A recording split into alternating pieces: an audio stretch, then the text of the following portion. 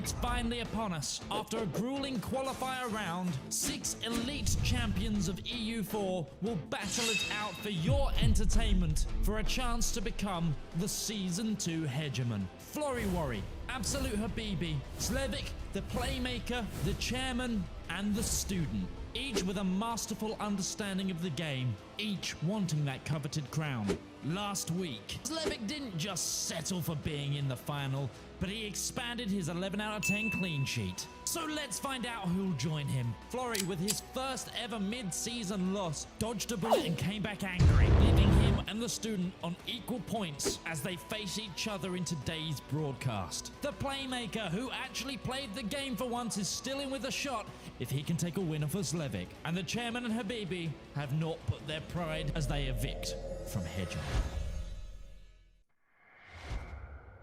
Well.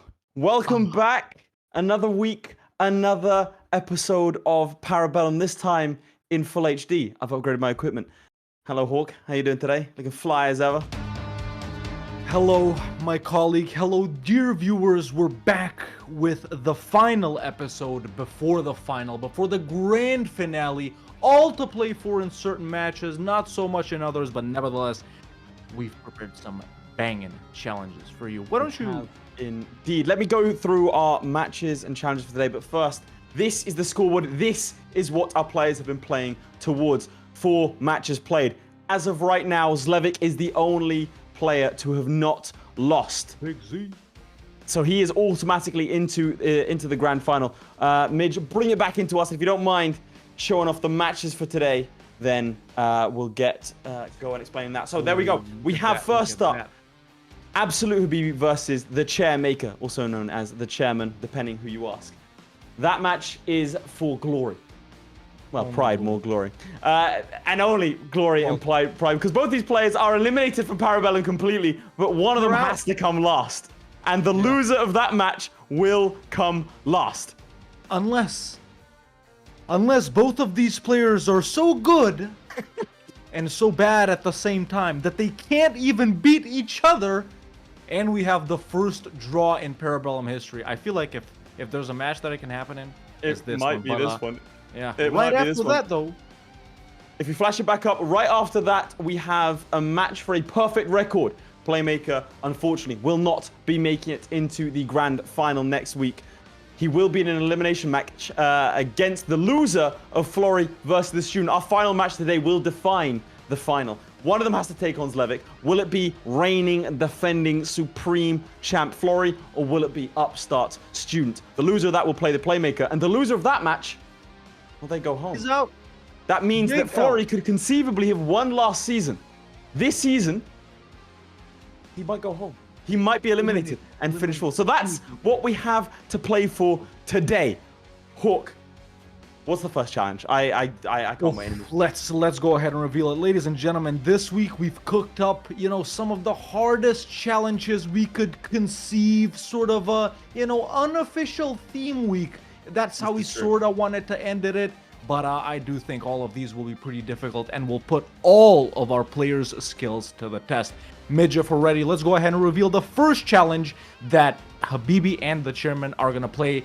When it rains, it Manipurs, starting as Manipur own the most provinces. Now, Laith, as a person specialized in playing one province minors in eastern India that border Burma, why don't you explain why don't you tell our audience about Manipur here? What makes Manipur is colloquially known as one of the hardest starts in EU4. You begin with a lack of ability to make any friends, so it might be relatable for some of you at home, because you have a different faith to everyone else. You are, in fact, animus, so people don't like you. You've got a terrible province, and frankly, it's a region that's hard to expand into, because if you expand south, well, you run into the Ava tributaries, and west is Bengal. North will give you nothing but Tibetan mountains. So very, very difficult. Like Hawk said, all of the challenges today are going to be the hardest challenges we have.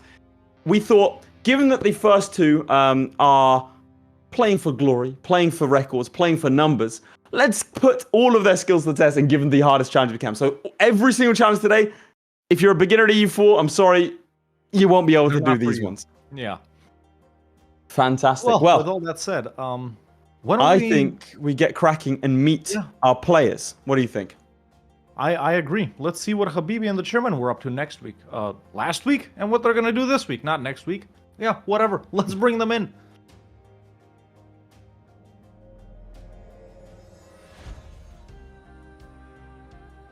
Habibi currently sits bottom of the leaderboard, a far cry from facing Florry in the finals last season. There's only one more match left of this season, one more chance at getting points on the board. Will we see the Habibi we know and love?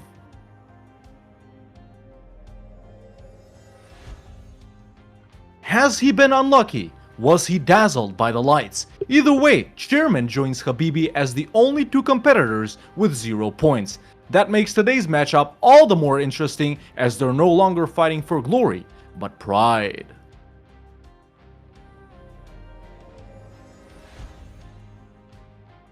Apparently, Chairman's PC crashed, so we might have our first ever DQ. Oh, he's back! He's back! There he is. Habibi's virus did not work. It did not get rid of the Chairman's connection. Oh, mate, next time. Well, we'll start with Habibi. Unfortunately, no points thus far. How confident are you're going to finish with 2 points at least with a win over the Chairman, putting him last instead of you? I'd say 50-50. Okay, Either he wins or he doesn't. This is true. Why are you so small, Hawk? Why I don't am I know. so Maybe small? you're just too big. Habibi's tiny, Hawk. Fix this immediately, or you're fired. Fix it. Chairman, are you familiar with putting people in the dirt? Because that's what you're going to have to do today. You're going to have to bury Habibi at the bottom of the leaderboard. How comfortable are you with that? Like he said, 50-50. I mean, like the challenge that we have today, you know, I've done this, like the achievement for this nation and stuff. So, I mean, at least that, but it's very much RNG involved for that very first war and stuff. And then after that, you have a...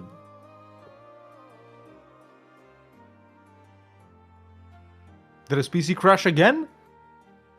It just might have, ladies and gentlemen. Habibi? Well, going back to now, this isn't Habibi illegal. right This here. isn't illegal, to be clear. If Habibi does, not against the either through hacking or voodoo, if he stops the Chairman from participating, he will win by default. I mean, it worked for the Playmaker against Lady Saffron early on in the qualifiers. Habibi, how do you respond to claims that you are currently trying to crash the Chairman's PC? No, why would I do that? I was gonna ask him, just for the audience's sake, what is this first ward? For the audience, I know this. Of course. I know this, you know, being such a great player. But yeah, what is the first war? You know, like I said, it's RNG based, man. You got honestly two against choices. For the sake of the chat, dude. All right, fine. You either got Qatar or you got Trapiro. That's all I'm gonna say. You got either one of those two. Kale's out of the option here because they're a tributary. So okay, tough. It's tough. Yeah, it's tough. That's what we're trying to say. But of course, yeah, Chairman. Now it seems that a few days ago, reporters caught you outside of your local stop and go. You gave them a quote that you know, something related to, I don't know if you caught that in the intro, and if you want, we'll repeat the quote, or not the quote, sorry. We'll flash up the picture if we can. Like, I don't know if you have that right now. I have it right there. If Midge is ready to go back to the other screen, I mean, So let's see that, and we want Midge, you should to we go give, back like, to the a direct Chairman? response to the There you go. audience. So this is what you reportedly said. If they, Habibi, beat me, I will cut off my testicles. Oh God, no. Is this that wasn't you? You're saying? No, I mean, there's a picture. I mean, I don't. Well, if you look at the stream in Discord right now, we have a photo of you. Yeah. So it's all been caught on camera. That is you. Are you trying to say this is AI generated, and it's not you? Yeah. I'm gonna say that's AI generated. You know, he just doesn't have enough long hair. That's what it is. That's how you can tell it's. You know, not me. I see it now. I see it. So you know, Laith, we gotta stop working with some of these guys, man. You know, it's just Talk sport. Get rid of them. So to be they're clear, not Chairman, reliable. your testicles are going to be safe even if you lose. Yes. You know, I mean, like, I guess technically I don't necessarily need them because I don't need any more kids. So I mean, I'm sure Habibi makes can more attest to that. I'm sure that Habibi can attest to that. You know what? Let's make this interesting. Chairman, if you lose, I will cut my testicles off. You heard it live, ladies and gentlemen. Not AI generated, by the way. It's real.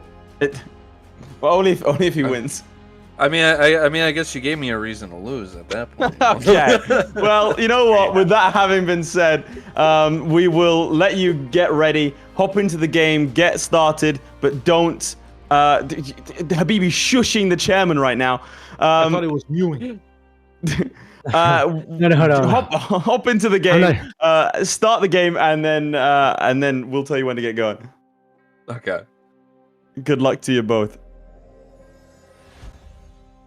Here we go, ladies and gentlemen. That was Habibi and the chairman, getting caught in some AI, whatever you want to call it, fake report. I don't know. That picture of him, it might not have been recent, but as far as he had his hair tore up. Yeah, but look, I feel like this match, people might think, well, there's nothing on the line. My balls are now on the line, ladies and gentlemen. It is all to play for. Yeah. So literally, the bloodline ends. It will today. So today could be the day my bloodline is cut short. Have there ever been higher stakes? The final might be happening later, but ladies and gentlemen, my bloodline could end in this first duel. Am I regretting this decision? Kind of. Maybe. But listen, and yet, speaking of regret, you know what you guys won't regret? That's right, becoming a subscriber on Twitch or a member on YouTube. And we have an awesome unlockable back for you guys again this week, ladies and gentlemen.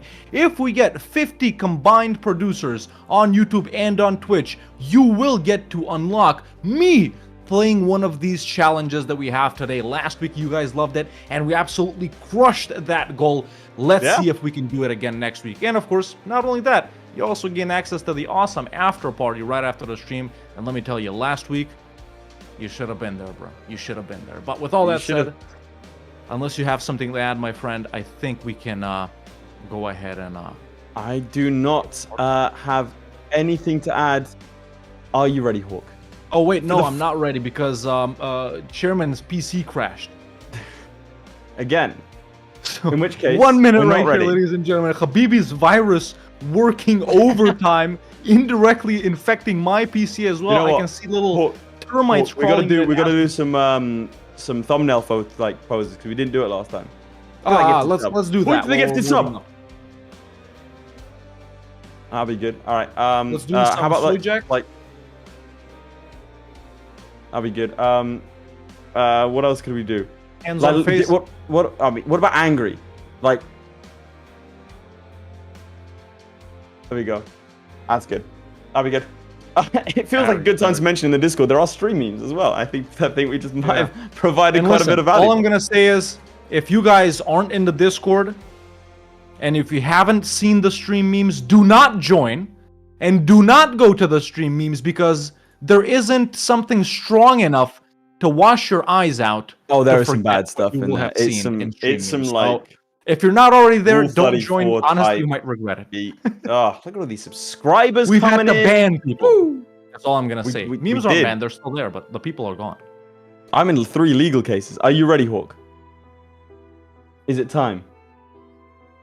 Now I'm ready. Okay. For the final time outside of the grand final, season 2 finishes today. On the count of 3, 2, 1, go. Boom. We begin with Manipur. Here it is. So this is the country. This is the country of Manipur. This is the current situation. If we look around up here, let's see what allies could we get. Oh, what's that? No one. No one will ally us. No one likes us. We have to grow as much as possible. There are, if you wanted to attack Kale, no, you can't attack Kale because Ava will kick your ass. Ava and all its allies, because Ava has a bunch of tributaries. You want to go north, well, they're double your size. You want to go west, you have to deal with Bengal. The only real viable strategy is to either smash Ava early and aggressively, or try and head north. I think you can. I've done it once before, but it is very, very risky. You can also get very lucky because these 2 provinces here are also animist and they do have a degree of unrest. Yeah. If separatists rise up, they will be able to defeat the Kale for you and they will be able to get you 2 extra provinces. Otherwise, Manipur's sitting here with 5 development and nothing really to run home about. Like I said, if you want to go for Tripura, it's extra dev. Get him if you can, but unfortunately, there's not really like you don't want. Yeah, that's the problem. You kind of do want to go north and try and go after Assam and beyond. Now, national ideas wise, you have looting speed plus 25%. Damage and looting, not that good, great. honestly. Really not that great. No. All right, we've got a message on screen. What is this? If it's a draw, does Lath lose only one testicle? I'm gonna say agree yes. to that. I'm gonna answer that. Makes sense. Say yes. Yeah. You do have a tribal monarchy, which means income from vassals plus 20%. So really, there are better don't tier ones in this, but good enough. But you can't really get much worse. At the starter position, you're not going to get any vassals. Yeah. Look at that. We are 7 towards our goal. More than 10% of the way to unlocking 50 producers, and therefore you can see. By the way, one thing Hawk didn't say, as we wait for the players to get cracking with a war or two, which they need to do very, very quickly. If you don't unlock this today, if you don't get 50 producers, then the footage is lost forever. No one ever gets to see it. We don't get to see an embarrassing Hawk L or an inspiring Hawk W. You never see that. Also, I saw someone join the general chat. Yeah. I could have eaten burgers or something, you know? Hawk does make good burgers. But yeah, let's, I was going to say flip to my POV, but there's really not a lot to check out. Or is there? Let's actually go to my POV because I can see that the chairman is gearing up for a war right here. Now, he may have, gotten slightly lucky. He did say at the start, chat, that he has done the achievement, that whole animist achievement or whatever it is. As we can see, he's built up his army a little bit and he's got the free company up, spying on Kachar and on Tripura, and improving relations with Lan Shang. Lan Shang is these big red guys over here. You gotta get some of these big guys over here to help you versus Ava and the small guys. But, me having played Manipur as well, I pretty much did this exact same start. My goal was to conquer like all of the border provinces in India without anything else. So really, I fought Tripura, I fought Kachar right here, and then I went into Sadia, Assam, Koch. But by the time you get done with these guys, that's it.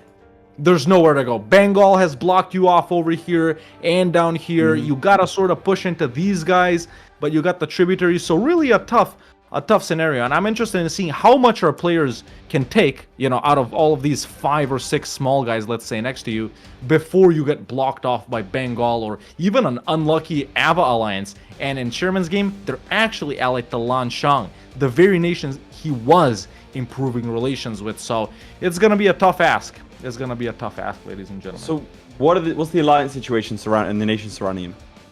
So yeah, Tripura allied to Sadia, which is actually good.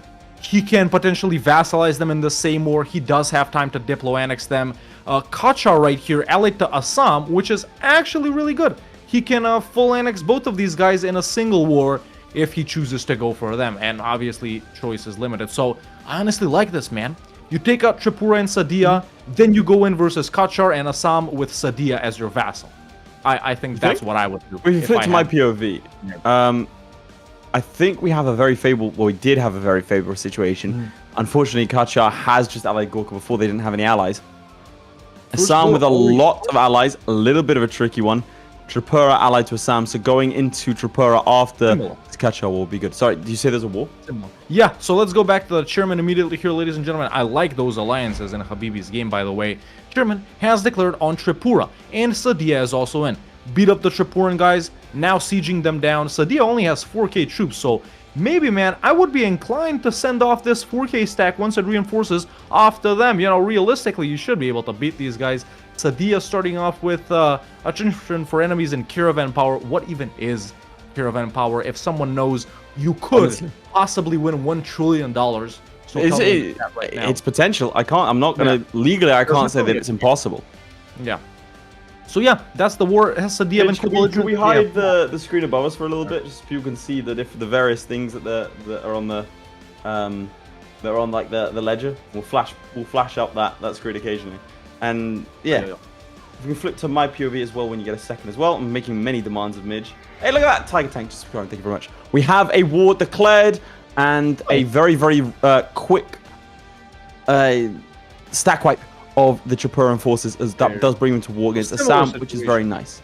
Yeah, if you can go, I would. I think it's slightly better in the chairman's game. Because Slightly? I'd rather vassalize Sadia and conquer Assam, so... Would you white piece Assam here? Oh, no, he doesn't know. Can we go to... Oh, he does know. Oh, who's this coming is in? bad. Assam are coming in. This And might be a restart.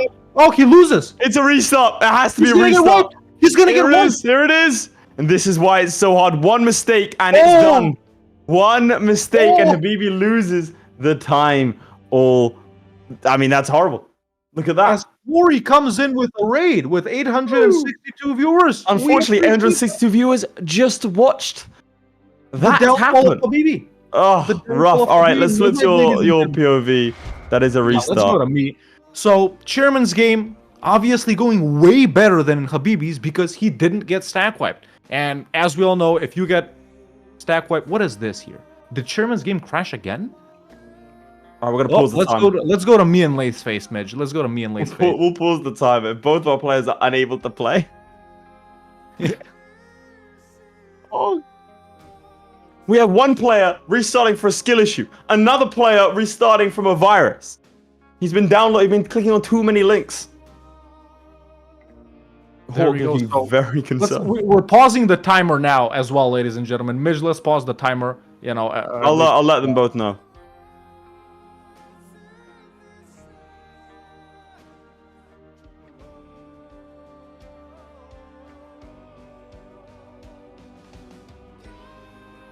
But there we go. Sorry for these technical difficulties, folks. This happens when you know, Habibi infects everyone's PC with viruses.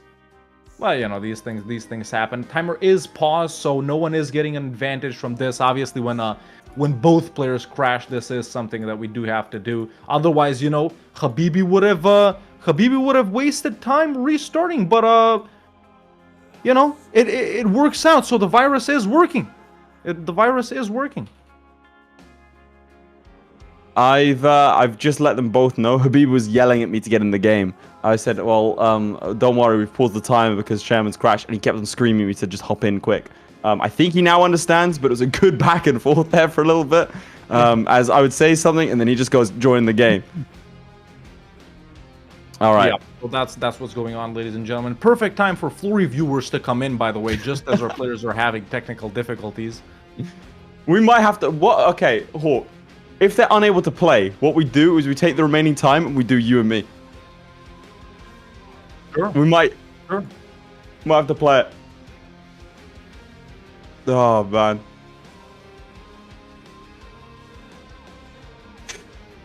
All right, we're restarting. I think we're all good. Chaps, let's get some numbers, if you don't mind. Spam the numbers in chat that you think of provinces that they'll get. How many provinces do you think is a realistic aim?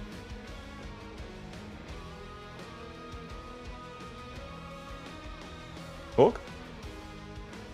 I thought you asked chat. Yeah, I was all, you know.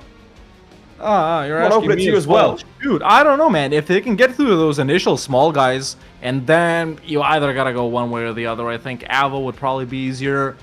They should be able to get around 40, maybe 30, 40 provinces here, realistically. Yeah. 30 or 40? Yeah. I mean, I'm not gonna lie, with the restarts and the tech issues and everything else, maybe I think 20 or 30. maybe 20. Maybe 20 or 30. You know what? I'm gonna say one more thing. If he has more tech issues, we just let the timer run. That's on him. We just run the timer, you said? Yeah. I mean, we do one just because Habibi was having tech issues as well. But like, as we know, the speed of your PC and your connection, that's all inherent in EU4 skill, and therefore, if you crash, That is you're true. unskilled in That is EU4. true. A skilled player. You ever seen Florry crash? No. No, it's never happened, actually. Actually, has never happened. He's never restarted either, which is goes to say something about the man. Okay. Just as a brief reminder, you can see the current scores. Both these players are playing for last, and it's a blinding start to the battle for the bottom of the table. Which of these contestants will bury the other at the bottom? We shall see. Then our next match will be Zlewikk versus the Playmaker. Zlewikk fighting to protect his perfect record. Playmaker trying to build some momentum into that final match of his coming up. He will be playing the loser of Florry versus the student. The loser will have to play him. So And the loser of that then gets eliminated, whereas the winner of Florry and the Student will be in the grand final. So we might see a Florry elimination. That is happening last, of course. That's right. I'm very excited, actually, for all of these matches today, man. Even though, you know, this first one, it's only for pride, and then the second one, basically it decides whether the Playmaker is a third or fourth going into the elimination playoff, which doesn't mean a lot for him. But then, you know, the last one, man, basically that's Florry and the Student decide who plays in the final, who plays versus the Playmaker. And I think, Zlewikk. you know, it's like I got a feeling that Florry is gonna lose, man. Yeah? I don't know why. Are you in the game? I am now in the game. All right, officially. we're gonna restart the timer in 3, 2, 1. We're going again.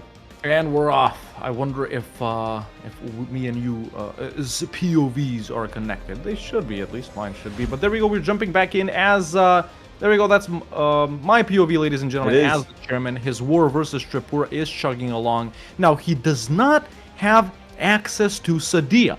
Will Kachar here give him access? They won't. Interesting. Can he go through Kale and then Mongyang? No. But let's see. Bengal has given him access, but Assam won't. So I don't get that. He might actually have to go all around through Tibet and Mongkwang to get the Sadia. But he doesn't want to make sure he needs to make sure he does not take the access too early and allow them to leave. Oh wait, he's going through Assam. Yeah, now he is. Yeah, nice. Yeah, now he is. Okay, so they have given him access. So let's see that little troop right there. What is it going to be? 4K. Yeah, honestly, I'm expecting him to vassalize Sadia right here. I would, just because I would. And we all know I'm the best, so why wouldn't you do something that the best would do? I mean, you know? he could go after... What's the guys north of him? Kachar? Yeah, he could go after Kachar. Once he's taken it, and then he can take everything. That's true. That's true. So declare on Kachar, but then Assam would be in as well. So he's got to do with them. And they do it. Assam has 8K troops, man. Assam has 8K troops. Yeah, they're not a pushover. But by that point, you should have 4 in tech. Well, that's at least what I'm sort of betting on here. Yeah, is he focusing on Mill? He is focusing on Mill, no advisors. But yeah, well, I mean, right now the sieges is going, nothing else happening. Let's see how Habibi's restart is going. I mean, he's already 50 province. No, he's restarted. He does have advisors. And this one is a 50% cheaper advisor right there, which is very nice. He has his full monarch points coming in, which is very nice. And I believe that the situation is going to be a similar one to the first. Actually, no, it's a little bit more favorable. Much like in your game, an alliance with Sadia for Tripura versus that dastardly one with Assam. What so about we'll see. Assam. So same alliances. Same alliances, exactly the same. That's about as even as it can get, ladies and gentlemen. That's about he's 5 minutes behind, but still, we can see. I think ish. Now, I want to explore this Ava strategy. What do you think? I think that if you get Tech 4, I think it's a possibility. The main issue you're going to have is one of not having 9K troops. But if you were to go after, for example, Kale, I think you can take 20K.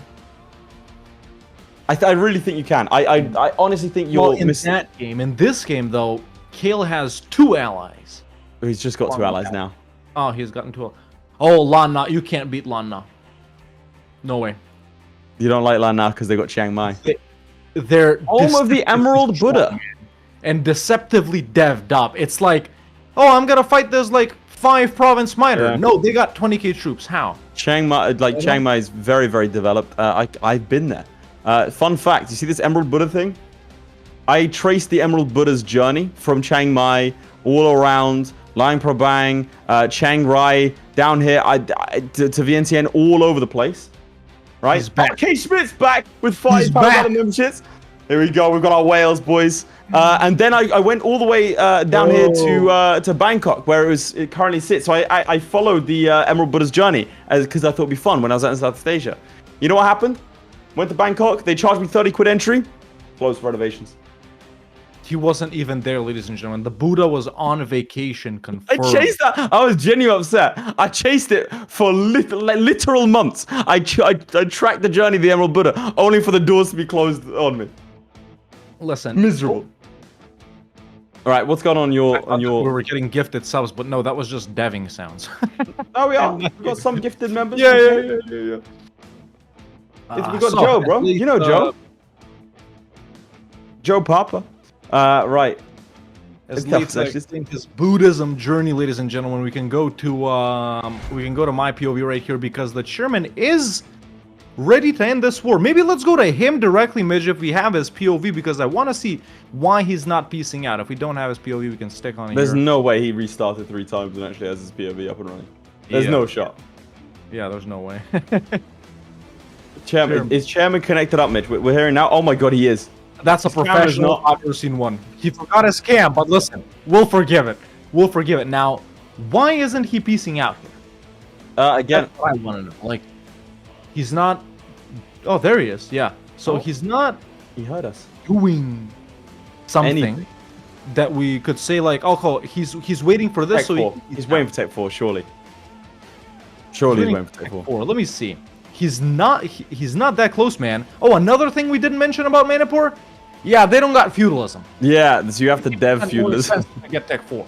If it wasn't hard enough already. See, so he can't be waiting it, man. He needs No, I think he is. 168 mill points to get it. Oh, that's why. Look, he can't vassalize Sadia. Look at the wars they're in. Oh, so he's gonna end up in a defensive war. Ooh, Bengal. But no, Bengal is fighting No, someone else. Bengal is exactly. Take me through that. fighting, and coach. Yeah, so let's go to my POV and I'll show it off, ladies and gentlemen. So here's what's happening right here. Why? Oh, there's a war. He just decked on Kachar. There you go. Assam wouldn't come in because they got stack wiped. Yeah, Assam wouldn't come in. The reason he's not piecing out is probably because Meng Quang has also declared on Sadia, but I would piece out right yeah, there. absolutely. Because you can get 3 provinces right here without fighting Ava. Meng Quang is an Ava tributary. That would be huge. And it would give you access to Gouge. Yeah. Or Khan, I sorry. thought it was, isn't it Guge? Or are you right? Is it Gouge? It's definitely Guge. I don't know. I'm not. Any Tibetans in the chat? Tell us. Yeah. You know? Any Dalai Lama respecters in the chat, ladies and gentlemen? Sorry about China. Now, what's your opinion, Laith? Yeah. Who's the real Dalai Lama? What's my opinion on who's the real Dalai Lama? Well, there's down the pub. There's this guy Dave, and he really, like, he says it's him. I believe. So him. I believe him. He's really compelling. Yeah. He's bald and everything.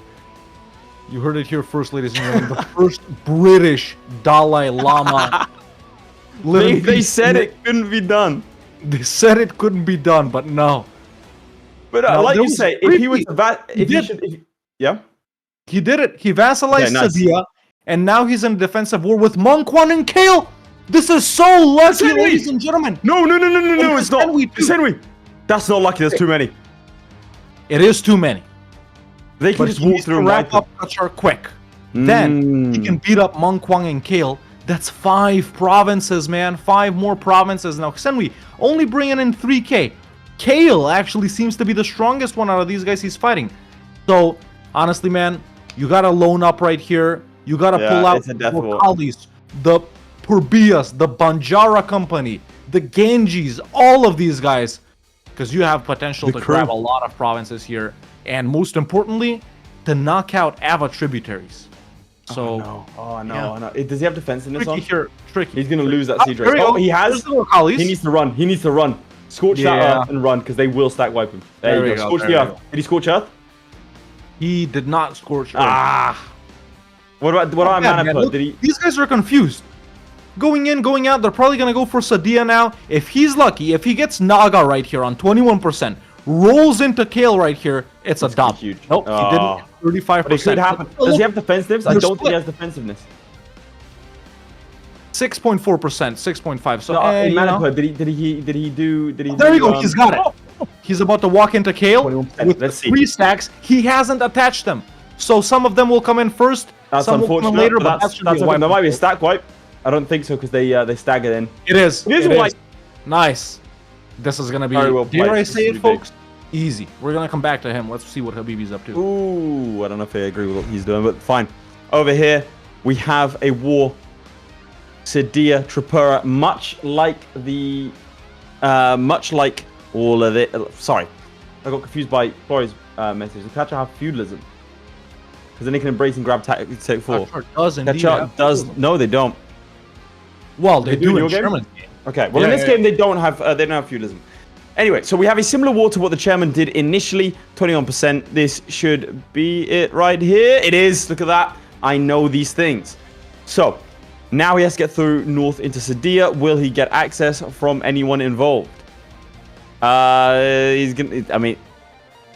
No, he physically cannot get there. Oh, wait. He probably could go through the northern lot. Round here. Gotta do some all the way glacier around. skiing, ladies and gentlemen. Has to be. I think that's the only way you can really get there. Yeah, get around. Yeah, because I... Otherwise, again, the deck over here is not a terrible thing. The only problem being that Assam holds their troops over here and Kacha holds their troops over here, so you are outnumbered. Obviously, the AI doesn't pay their troops fully. We know this. Oh my god, I gotta show you this. Let's go to my game, man. The luck that Chairman is having right now. Remember how Bengal was fighting Coke and Assam? Yeah. It didn't do anything with Assam. Oh my god. They still exist ally-less. So a perfect situation Ally-less? Chairman has to know about as he pieces out. Good luck! He's been attacked. Battle down here. He's about to lose that one. No, he's gonna win. Yeah, he does. No, he lost. Yeah, he lost, but he's about to piece out Mongkwang. So, you know, after he wraps all of these guys up, man, which realistically he should, he's got free reign on Assam because their truce with Bengal is massive. So this is how this war is progressing. He's getting sieged. He's sieging. I think he's going to be all right. His vassal has pulled out troops. Not bad. I got to say, not bad. Not bad at all. I mean, it's going very well.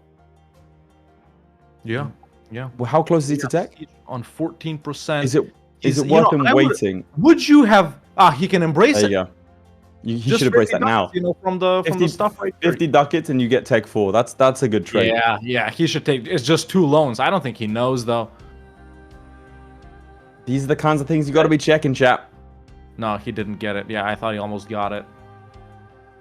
20%. He might lose his capital here. Losing that capital would be very, no, very... there you go. He's got it. That's nice. So going back to relieve Manipur right here, the winged hussars of Burma coming up the mountainside, ladies and gentlemen. Oh, disease outbreak as well. I mean, the gods have favored him. And he has embraced feudalism.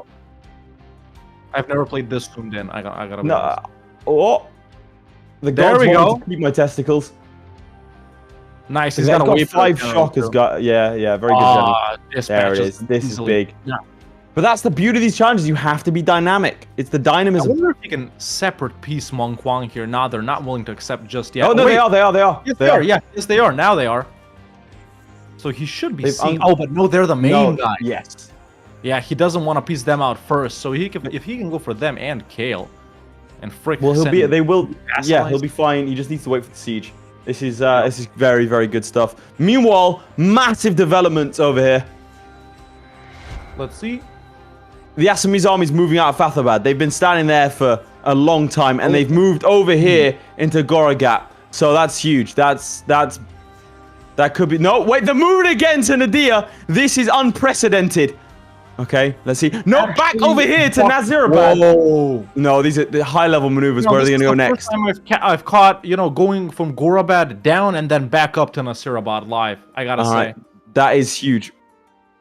He's currently currying favors because he's allied over here. So let's see. Who is it like? He's allied with Koch and Hisenwi. Interesting. I think he's probably maybe... Like, he can't bring in...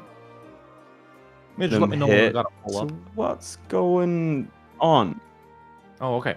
Well, now that we've seen the starting situation, ladies and gentlemen, we've seen how both of our players' games are developing after a little hack. That wasn't Habibi destroying our games. It was Kim Jong-un himself from North Korea hacking into EU4's mainframe. He was like, we ain't got a EU4 in Korea. We're all on EU3 here, so he's kind of jealous. But number 1 for Florry, number 2 for Chairman. If you think Florry's going to win this duel, you put 1. If you think Chairman's going to take it away, you put 2. So, only the best production here, as we see finally mill access has been granted. He's going straight to Sadia. So, Florry is actually... Look, you can see Florry starting to win now. He's taking control of Habibi's game. We're going to see what he can do with only 38 minutes to go. Very generous of him to cloud gaming into Habibi's computer. And you see the instant effects. Look at that stack wipe. Well on his way to winning these wars. And it looks like it might be a deck soon. Fantastic. Let's go back to Chairman, ladies and gentlemen, because he is putting big numbers on the board at 22 minutes in, and Chairman's up to 9 provinces. Peaced out Kale and Mongkwang. Oh, stack wipe! There it is. Insta deck on Assam. Look at this. And he's a big stack wipe as well. I mean, this is the Chairman we've been missing. This is the Chairman of Katara. Oh, he's allied the Jumper. It's a good game. And Bengal doesn't have strong allies. I actually don't believe this. They haven't allied no one big. Malwa's not that big. You know, they got the 5 vassals, but he can beat them. Oh, no, Hawk. What? Oh, that's why he crashed. He was loading up cheat engine. Oh my god. Romanian technology combined with North Korean hacking tech. This might be the end. If he implemented that from day one, easy win. True. No question. But I mean, we'll see how he gets on. I mean, it's not illegal unless you're caught. Bengal's getting taken out by Orisa. Yeah, they're not having a very good time, are they? No, they actually have negative 30. Who's in that war that they're against? It's just Orisa and boys. Yeah, and Jarkon too. But Orisa's my POV. Quick. Let's go. You just about missed it. But Habibi was resting his troops over here in Assam. Unfortunately for him, Noble Rebels rose up and static wiped him. So he has just unfortunately lost a good chunk of men there that he really couldn't afford to lose. But he has been deving up. Manipur, actually one of the greatest cities of the Southeast Asia. So that's great. There you go. Good point here by Hegemon Kalishevsky. Chairman said it will be a very RNG game, and that's true. He has a lot better RNG than Habibi. Would you agree with this? I'm just going to say I've received a message from my girlfriend. This is genuinely live. Fun fact, my girlfriend is from Assam, and she sent me a message saying, can't believe you'd get everyone to invade Assam on our anniversary. It is, in fact, our 2-year anniversary, and I'm encouraging everyone to invade our homeland. So everyone in chat, can we just like spam, oh no, stop invading Assam or something like that? Maybe it'll convince her. Maybe there'll be a 3-year anniversary if you spam. I don't know. I don't know if there will be at this rate, buddy. Is it really your anniversary? Yeah, 2-year anniversary. And yeah, I'm doing Para Bellum. Say hi to What did I tell you? What did I tell you, right? We've been saying this since day one. Kids, get out of here. Partners, gone. It's only EU4. And I'm here on my anniversary for EU4 Para Bellum.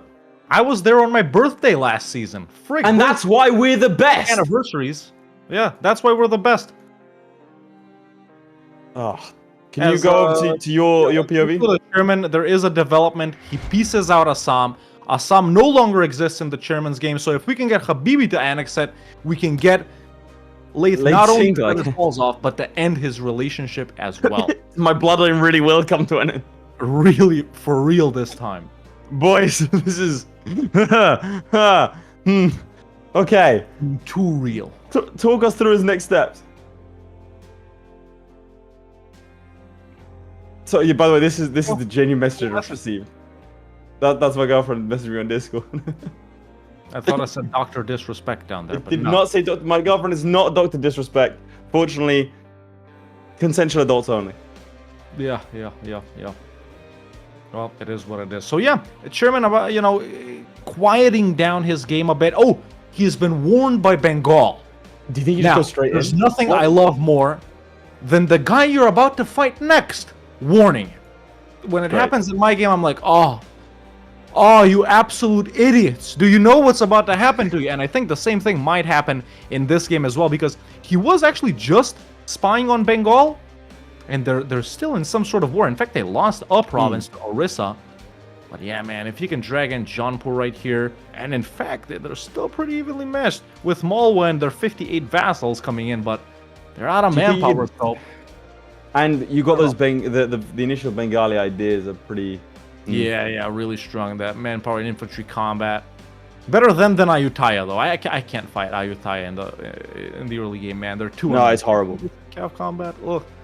But yeah, now, man, honestly, going for Ava directly might not be a bad shot here. At this point, they're like the Lanshang. If he can pick up Ayutthaya or Khmer, or Dai Viet, then how likely is that? Easy. How likely is that he gets those alliances? How likely is it? Well, actually, there's a pretty good chance with Ayutthaya, I'd say. Not with Khmer. Not with... there's the deck! Live on Bengal, ladies and gentlemen. Calling in Jaunpur.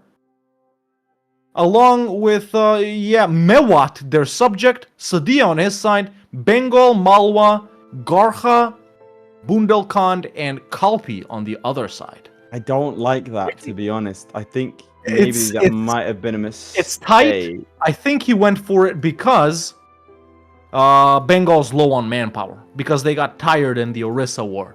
What's Jampur's tech? Tech is 4. Everyone's 4, in fact. Okay, good. That's a big win, actually, initially. And if he knocks out Malwa quick, this could be now, good. We gotta can you show me something that we've seen time and time again that players don't do? Malwa. Of course. Can you show me him getting Malwa out of the war? For a separate piece. Oh, they'll just wipe piece soon. Yeah, it's actually really quick. Yeah, it does it. Hey, whoa! How did he do that fast? Jumper went and stack wiped them over and over again, putting the chairman's game on their back and will be traveling. Perhaps they can save my relationship as well, but I don't think so. It will suffice just to save that. That's actually... And he's so excited. You can see the glee in that man's eyes. That is full of life. It might look like he's dead inside, but believe me, that's just a front. You know, we haven't seen RNG this good, ladies and gentlemen, in perhaps almost exactly a week since we've seen Flurry play, as we all know. But with RNG like this, I'm expecting big checks to hit my PayPal from the chairman today because, chairman have the luckiest game ever. He really do have it, man. He really do. Yeah. Useful eyes, this is unheard of. It really is. Too many techs overpowered, nerf it. New patch. You might have to. Yeah. So I think he tidied his war up. Massive. Okay, right. Flip to my POV. Huge developments. The troops have returned home. Wow. Oh, there's a war deck live. I called it. Nice. There we go. Who is it? He's declared war on Kachar and Assam. So this is not looking good for me personally. Yeah, Assam has a lot of troops, man. Serious one of the OGs. Thank you very much for subscribing. Yeah, Assam has one of the a lot of troops. Let's see what tech is looking like. Both have tech 3, I believe. He has tech 4. Yeah, this is gonna be rough for a 3-province minor. Unfortunately, even if chairman wins and my balls are safe from the bet, I don't know if it'll be safe in my personal life. But he should win this with tech 4 as well as the terrain. Although that's not fun dice rolls to go up against. Yeah, that should be a wipe right there. Oh, he brought in Hasenwi. I don't know that was necessary. We have a person from Assam calling in live, ladies and gentlemen, via satellite phone. Blue says, "Hello, I'm from Assam and the amount of suffering here is unbelievable. Ever since 29 minutes and 15 seconds ago, life has become unbearable. I wish for the sweet release of death." So, you know, we have... I mean, you know, sometimes some situations in real life aren't as important as EU4. So, Dead Blue, I'm sorry. I'm going to have to let your people suffer here because, let's face it, EU4 is more important. So, I'm sorry, Dead Blue. It's terrible, but the chairman needs the points. But this is promising here. This is very, very promising. Let's see. I like that. Might be a slower start, but... It might be a slow start, but we know that Habibi can get going when he does. When so that... I'm gonna give when them they go and get stuff, really. Go for it. Mrs. Lath justifiably angry at the invasion of her homeland. Don't, because she'll read it and get mad at me. Oh, God. Right, anyway, Assam unfortunately being sieged. Maybe there'll be an uprising at some point that we can hope for. Who knows? Otherwise, it does look like he's going to be adding some more provinces to his collection, and like I said, he can get going. Unfortunately, he is going to be blocked by the Ava lot. Oh, hang on. Kale has a lot of allies. What? Oh, that was you. Yeah. Oh, that's not. There's a lot. Yeah, there's some terrible allies down. Like these alliance chains are nasty. What about he's gonna be bordering the black guys up north? Mong Kwang, was it? Or yeah. Mong Kwang. Yeah, no, that's still not good because they also have a bunch of allies. It's actually even worse. Alexa, play numbers on the board by Pusha T, because if we flip to my POV, ladies and gentlemen, we'll see the chairman wiping huge Bengal's ass, and he'd like to say because he does so many. He does like to say that. From the 1, 2, 3, 4, 5, 6, 7, 8, 9. Not even the cheapest provinces, man. This man's taken Dhaka right here. He's taken this 8 dev one. He's taken Chittagong at 13 dev. AE, no, only Bengal hates him.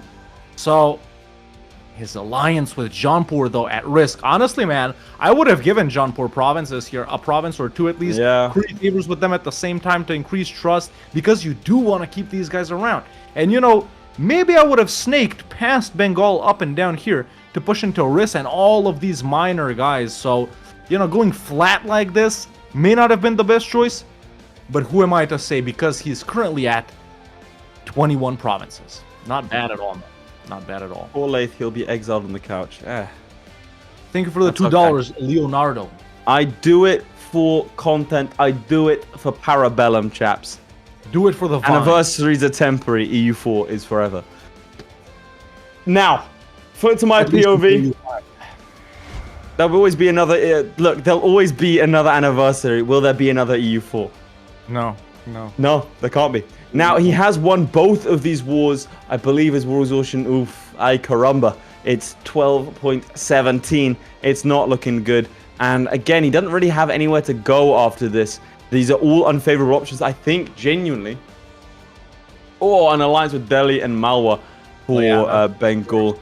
I think he has to smash down south into Ava. I think that's the only realistic play. Out of Assam, he will border you. What about pushing into the plateau? Not a good idea. Look at this. This is the hardest war he could fight. Kam, Guj, Limba 1. Right, they got strong alliances, man. And also you as well. It's not good. Tricky. So we'll see where he goes from here. He's also at risk in the... he's also at risk of Bengal declaring war on him. I don't think he has the best alliance chains. Is he working on alliances? He has Hasenwi and... he did have Koch, but they got attacked by Bengal. So that's also going to be detrimental to him when it comes to trying to secure himself allies. Right now, no one would really ally him. Arakan would. A couple of the stateless guys would.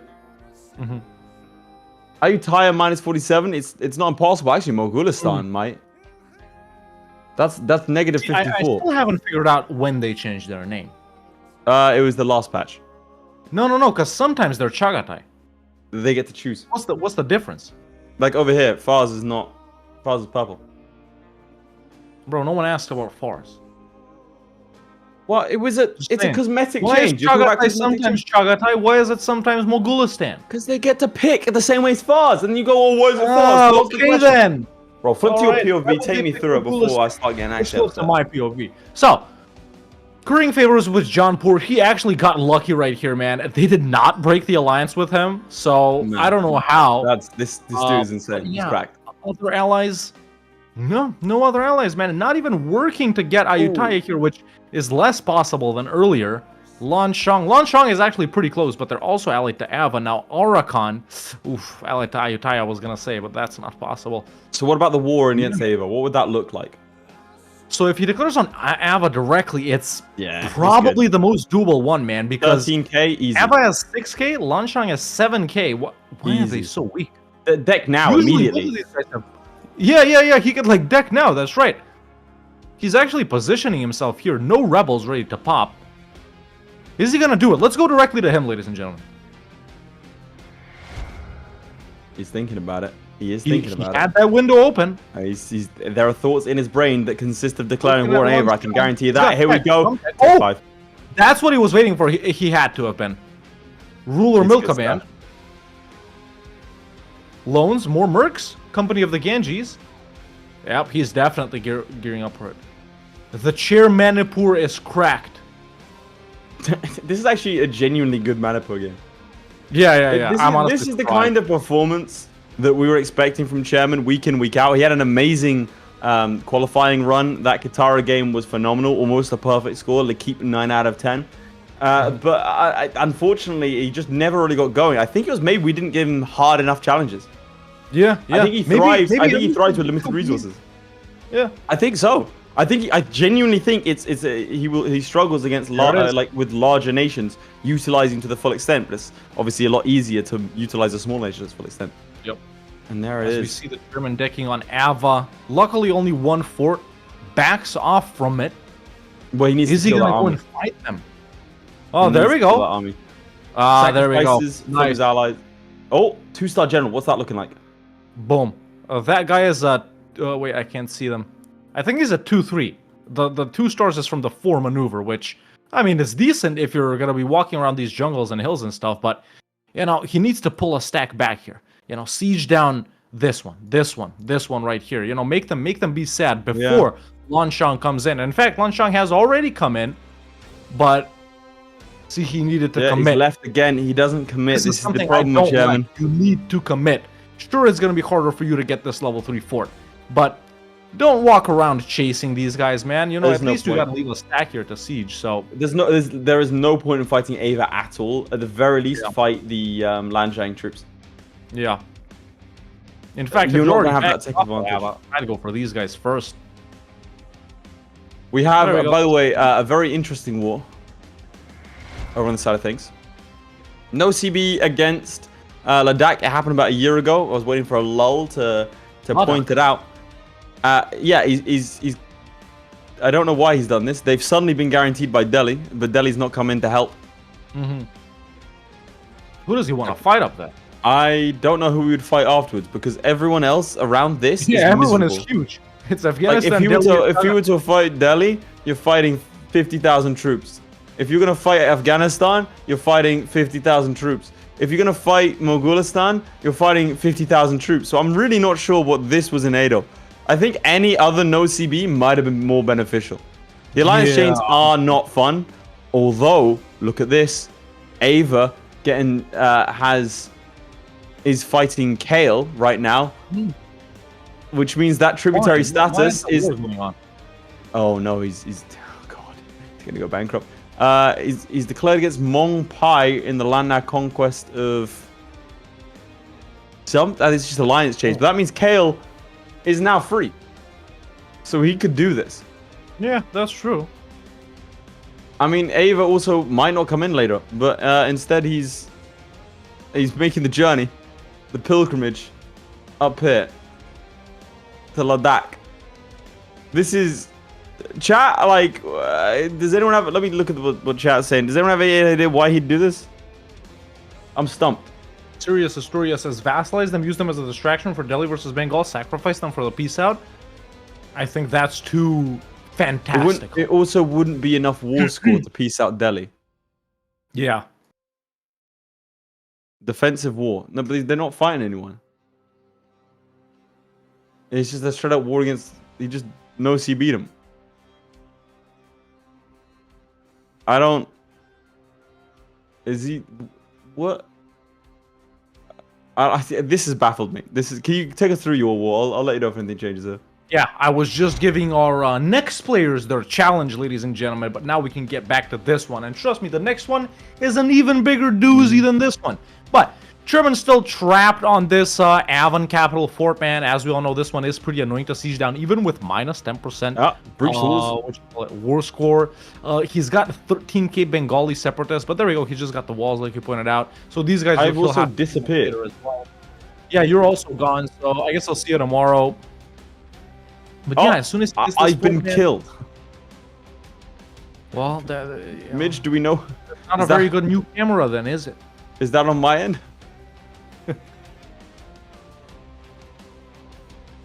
So yeah, as Lathe turns into a play button and camera crossed out symbol, I can take you to this. So 35% on that fort, man. Oh, he actually got lucky. These Bengali separatists walk straight into the Avon guys, ladies and gentlemen, beating their ass and sending them packing all the way to this province right here, or maybe even further to their allies Lan Shang. So that's good, you know, as soon as you get this fort. 35%, boom, he's got it. Okay, time to carpet Ava. No, Well, actually, no. I agree with this decision because the Bengali separatists were at 21%. So you went to help relieve that fort. They got the fort. He said, frick it, I'm going back. They already got the fort. So, yeah, there we go. Now he's about to, and can Ava be full annex here is what I'm trying to see. Yes, they can. For, only 88 aggressive expansion. Will he get coalition by everyone? Sure. But actually, no, because a lot of these guys that will coalition him actually become his tributaries if he full annexes Ava. Then he just releases them. He's got truces. Simple. I'm back. Unfortunately, my girlfriend threw a brick at my head. I was able to dodge, but it did dislodge the camera very temporarily. Don't worry. Not it's more fine. important than EU4. Could never be. Could never be. Is okay. Let's see what Habibi's up. The brick is destroyed. Habibi right now. He's gone home. Habibi's gone home. He had rebels to deal with. Wait, he's still in that Habibi versus Ladakh? Yeah. He never made it. I don't get that one. No, he can't get military access from I think he'll just get like auto pieced out because of 5 years sooner or later. Yeah, I think so. He's trying to improve relations with Mogulistan. Oh, I think. Any allies? Did he pick up any allies? No, he's at war. He's got nothing, and also he's lost all his troops. He might just lose the war. I don't. Losing to Ladakh? Question mark? I don't think I've ever seen that happen. Playing on where you fought no CP for no reason against Ladakh. Well, in the battle for the bottom, hand this man a shovel and he might go further. We have no idea. Do you want to flip to my POV? Because frankly, this is blinding me. He has 112 over... He didn't core any of these things. Why? Why is it so expensive? Lan Shang is out in... Wait, what? Look at his governing capacity. He's a stateless society. He flipped stateless. He had to flip stateless. Why? He didn't have to do that at all.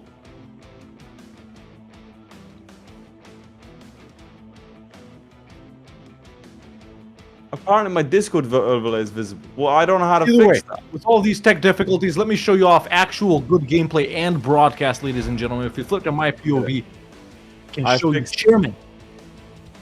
Full annexing Ava right here. All of these guys getting ready to coalition him. But, as I said, it's not a problem. Because he's just gotten Twangu, Senwi, Mangyang, Mangpai, and Xipa as his tributaries. Now, sure, this does mean he can't fight them, or he's going to have a really big truce with them, if he does release them. But he can fight Arakan now potentially. Oh, and he has gotten coalition.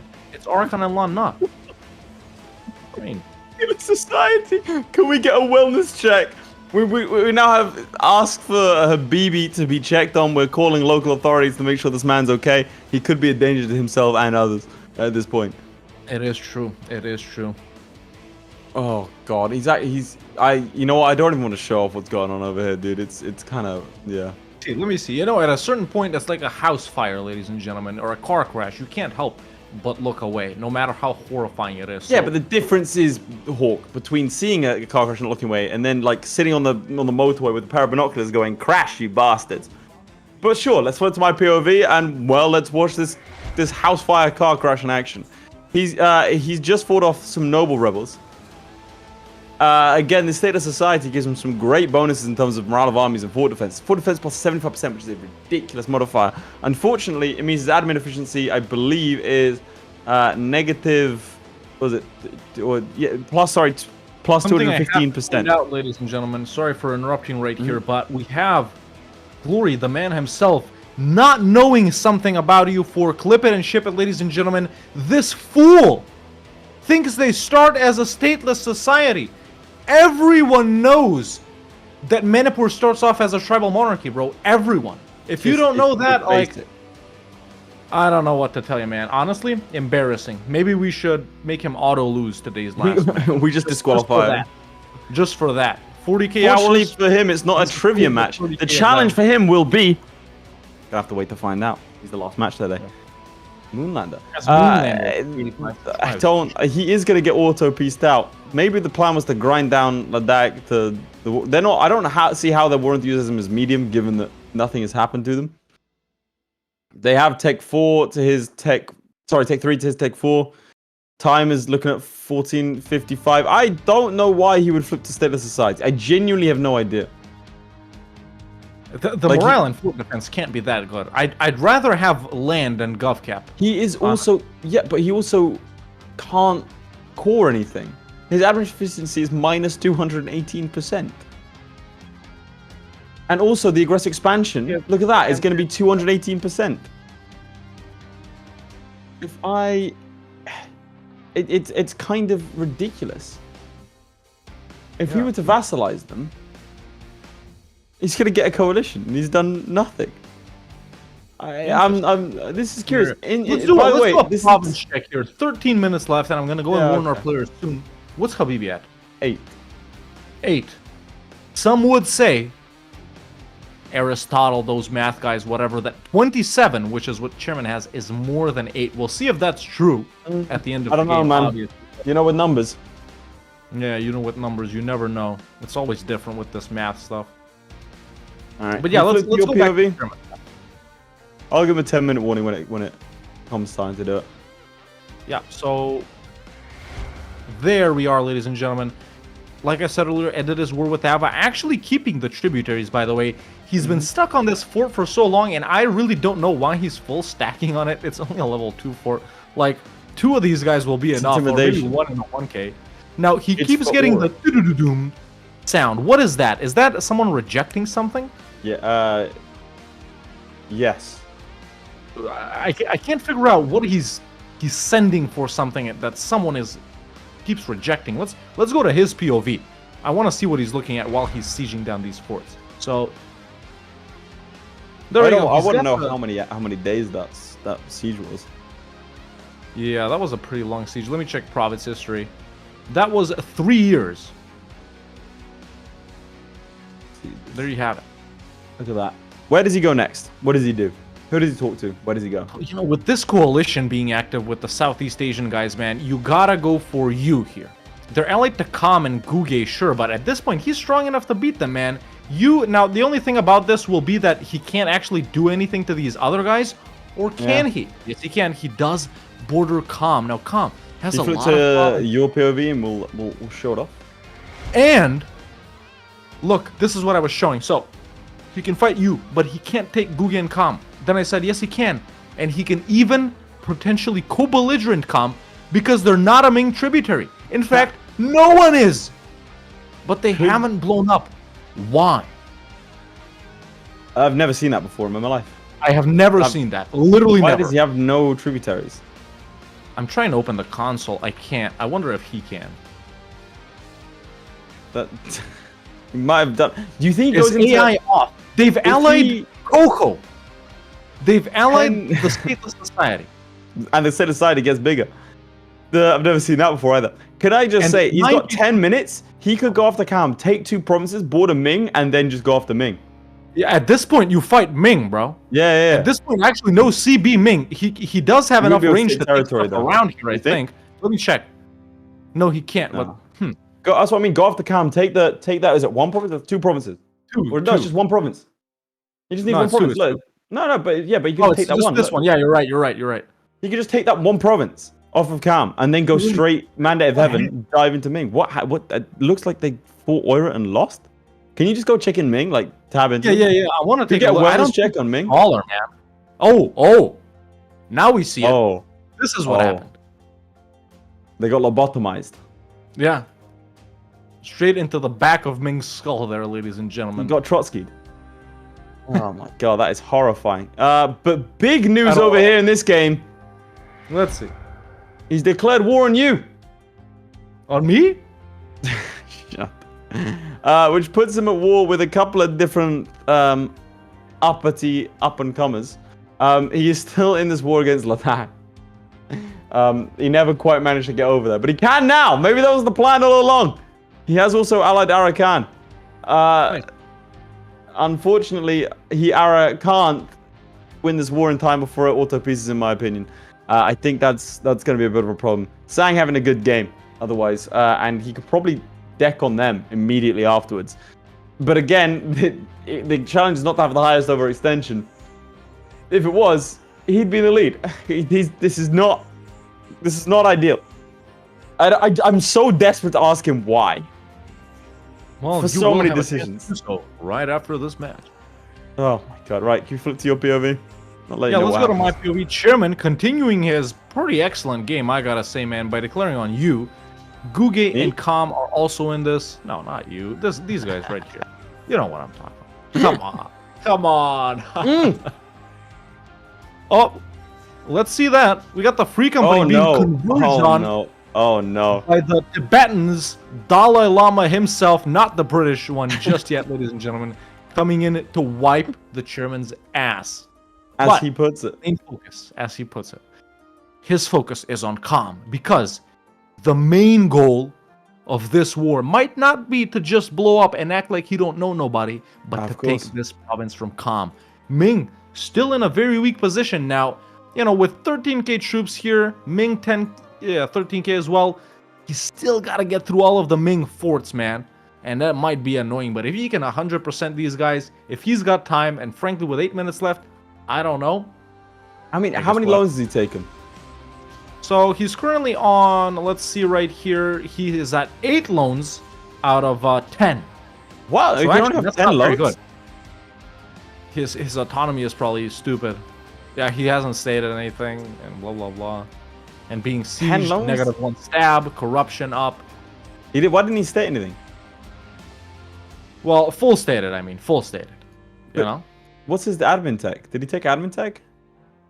He's at 3. Ooh. Okay, for a second. I guess some of these Bengali ones were like super expensive. Yeah, I mean, that's kind of why you don't do that, I guess. He could have also lowered autonomy in the other places to try and help out a little bit. Yeah. That does make a Ming war a little bit trickier, but he does have 20k troops, which might be enough to take on Ming, to be honest. Especially if he rushes straight to the capital. Grand company up. We'll see. We'll see. Did you give our players whatever minute warning? Very nice. Very nice. So, yeah, pretty close right here, ladies and gentlemen. You know, a tough game as Manipur. And, you know, whatever may have happened this season for Habibi and for the chairman, you know, it wasn't their best showing. Hopefully they'll be back next season. They did, after all, put on a show for us. They entertained you more than 5 hours these past few weeks. So let's get some claps and some 07s for Habibi and chairman in the chat, because these are the final 6.5 minutes. You'll be seeing them for quite some time. Quite some time if they decide to requalify. Because again, both of these guys have finished in the bottom half of the table. If you finish in the bottom half of the table, then you are eliminated and not safe for the next season of Para Bellum. So last season we saw Kara, Corbett, and the student eliminated from Para Bellum, and we've only seen the student come back, and he had to requalify. That's right, but he's back big time with a huge chance to go into the final versus Zlewikk, undefeated, by the way. But you'll have to wait about an hour and a half more to see who goes into the final. Let's not forget, he was in a very similar situation last season, where a win would have put him in the final. He lost, and then he lost the elimination match. So he's 1 win away from being in the final and got destroyed. So if you do like the sound, because remember, we had the last 2 streams start without any sound, make sure to subscribe, become a channel member, so then we can remove Midge. We're going to take him outside, and we're going to execute him live in the after party in Minecraft. Oh, God. Just like that. So I think my girlfriend's shooting at me. She didn't like the fact that Sam's there. Well, all right. As the chairman moves on with this presumably final war, we're already there. You know, sieging down Nedong right here, -28. He's got Calm's capital. He does peace out to border Ming, nabbing 2 provinces from them. Very nice. Ming is occupied by rebels over here now. Is he? Oh, he's out of the U war immediately. Nice. It was all to get a border with Ming. 10k troops immediately on Ming's army. And there's the deck. There's the deck. Insta deck. Amazing. War for the Mandate of Heaven. Now, the CB is for Beijing. Now, has he spied on Ming? He hasn't. I would have done is spied on Ming in the meantime. Claim this, because at least he can farm war score with a regular conquest. By the time he gets to Beijing, I think he might not have the time to get to Beijing.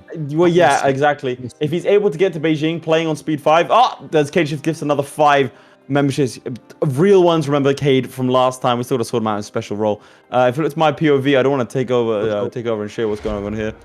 Limber 1 has been pieced out in Habibi. Don't do it. Habibi, don't do it. Don't do it. You know they're going to get stack wiped. You know they're not going to make it. They might. Does it? They might. Oh, just about made it. So they'll still lose, but they are getting stack wiped. He is still going to feed. Not sure why he'd do that. He sent 1,000 men to die. Yep, nope, he's realized now. That's not great. Unfortunately for him, that's not gone well. Also, another thing that I think was unfortunate, he also pieced out Limber One. Why? Couldn't tell you. I guess we'll never know. And Ladakh is safe from the perversions of the Manipuri. Finally. He's also been encouraging development over here. I think he teched to he was trying to get Renaissance. But it cost too much. We now have a 31 dev province, which is good to see. Yeah. I think he's going to take Calm, but I don't know what he's going to take from it. Yeah. Would Habibi be winning then? What's his dev? No, he wouldn't be winning. His dev is currently... I'll check up here, it's easier. 76. Oh, huge battle. Midge Flip immediately fighting the Ming. Let's see. There it is. We're catching it late, ladies and gentlemen, as he dispatches 20k Ming troops, sending them back to Beijing. But I don't think he needs them, because you said regular CB, but if you check how cheap these provinces are because of the CB he's currently got. Yeah, they are super cheap, but I wonder if he can get enough war score to actually take provinces here, man. You know, he could potentially come away with more than whatever amount of provinces. But he does need to march to Beijing, which he's not doing. Yeah. I don't know if he can get through all of the forts to Beijing. Right here. There might be like 2 here he needs to get or something, but going for Canton, man, it is going to cost him a lot of time. Level 2 coastal fort. I don't think it was worth doing. Someone keeps rejecting something or whatever he's sending, man. I don't know what's happening. Can you go over to look from the Ming perspective? His capital's actually getting sieged, by the way. Yeah, his capital is. Did they destroy their forts? Because sometimes they do that when they're in real trouble. No, the forts are still there. Oh, and he actually has to go through. No, if he gets access through Oirat, he can get access through Oirat and go around. No, you just go around. Look, he can actually right now. He could just go straight north through Oirat and go into. No, he can't because of the Terra Incognita. Yeah. All right, I'll give him a 1 minute 30 warning and then 30 seconds after that. All right. But yeah, as we're close to wrapping up here, ladies and gentlemen, you know, the chairman probably. Oh, he gets Canton, bro. He got Canton. I actually don't believe that. It still won't be enough because, unfortunately for him, it's still not enough. Maybe he could take a province or 2. No, he can't because he doesn't have 10%. He needs to spread out. Yeah, he just needs to spread out. Every month that ticks by, he's losing war score. Yeah. And unfortunately for him, he should have spread out before Canton. He has a nasty habit of putting 20,000 troops on a fort that needs 6,000. Why are you fighting them in rebels there? So there we go. Maybe he'll think to carpet siege right now, but still not splitting the main army. There we go, sending the Grand Company to Guangnan. About 50 seconds left right here, ladies and gentlemen, in both the chairman and Habibi's match. His capital as well. If his capital falls, that's not even going to be a peace out versus Ming. No need to beat up these rebels. They're on a fort. Where has he sent the other army? He's actually sending it back to unsiege his capital, and with 30 seconds left, does he need to? Bankruptcy looming. I think he just went bankrupt. He has gone bankrupt, ladies and gentlemen, with 20 seconds left. Someone in the chat said it. I'm going to say it too. Chairman going out with a bang. And if bankruptcy while fighting Ming, starting as Manipur, isn't a bang after getting this many provinces, I'm happy with that. That's a pretty decent performance.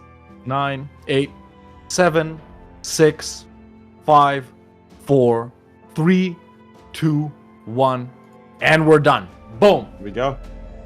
That was when it rains, it Manipurs in Habibi's and Chairman's final match of the season, where they needed to start as Manipur and own the most provinces. I think we all saw how these games went, ladies and gentlemen. This one took a turn at the end, so why don't you, you'll give the number first, but like you say, own the more provinces. That's what we saw. So we saw an early restart from Habibi. We saw that the chairman has played this before and fought a very, very successful campaign, even taking out a big dog like Bengal, which we didn't expect, and finally going bankrupt against the Ming. So very, very nice. Finally, a good performance from him. We haven't seen that for 5 weeks, 4 weeks, so it's good to finally get one. Can you reveal how many provinces? Because there was a twist at the end with Habibi, so you might be surprised. Go on. let's see. I can let you know, dear viewers, that the chairman has gotten 29 provinces in his game as Oh Manipur. my Very god. close to 30, I said. Super respectable. You know I who got like it. closer to 30? Habibi with 31 provinces. I'm lying. Habibi got 11. He did finish up his war and got and picked up these 3 provinces here. And that is that. Habibi is coming in after 5 weeks of long, hard work. Last and no wins. Eyeballs. Zero. Zilch. Nada. So what will happen now, chaps, is we have 2 more matches for you today in the final episode of Para Bellum before the grand final. I am now going to go and interview our 2 players, and we're going to ask some interesting questions, like why did Habibi go as a stateless society? And what did Chairman have for breakfast this morning? We don't know. So, but before that, why don't we go ahead and reveal the challenge in which Zlewikk and the Playmaker will be competing for glory as well. Will Zlewikk end on a perfect score? Will the Playmaker be 3rd or 4th in his 3rd place playoff? And we'll go and talk to Habibi and Chairman, like they said, while Zlewikk and the Playmaker are warming up. Just for a couple of minutes right here. So, Major Florryworry, let's go ahead and flash up the next challenge. We can't let these people keep waiting. I'm so excited about this one. An awesome nation you guys know and love. Again, the theme of this week is hard challenges. We figured, let's give these players who have nothing to lose something to play for. And that something today is. Boom. Starting as Granada in the Reconquista, owned the most provinces in Western Europe. Granada, one of the hardest starts in EU4, as you all know. Let's see how many provinces they can get.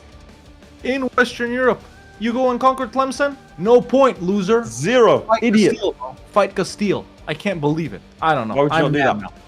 Okay, while they're warming up... I'm now going to interview Habibi and the Chairman, and let's ask them a couple of questions. Let's drag them in. Right, Habibi, Chairman, we can reveal that the Chairman, you do take it away there. You do finally, after a couple of weeks, have points on the board. I think it was 29 to 11 provinces. Nice. If you don't mind, I'd love to ask a couple of questions. Yeah. As that challenge. Habibi, the burning question I have for you. Why go stateless society? I didn't know that. I've never gone stateless society. I thought I could switch through reforms. I had 100 reform progress. I thought I could use it for war and then switch back to core and take claims, but it's a locked one. Yeah, I've never done it. I never played in this area. Yeah, but it's locked. Yeah. Mitch, do you want to get the timer going so I'm aware of how long I'm able to keep these fine gentlemen? Yeah, because I'm not gonna lie, I was very confused. What was the logic behind the war in the west?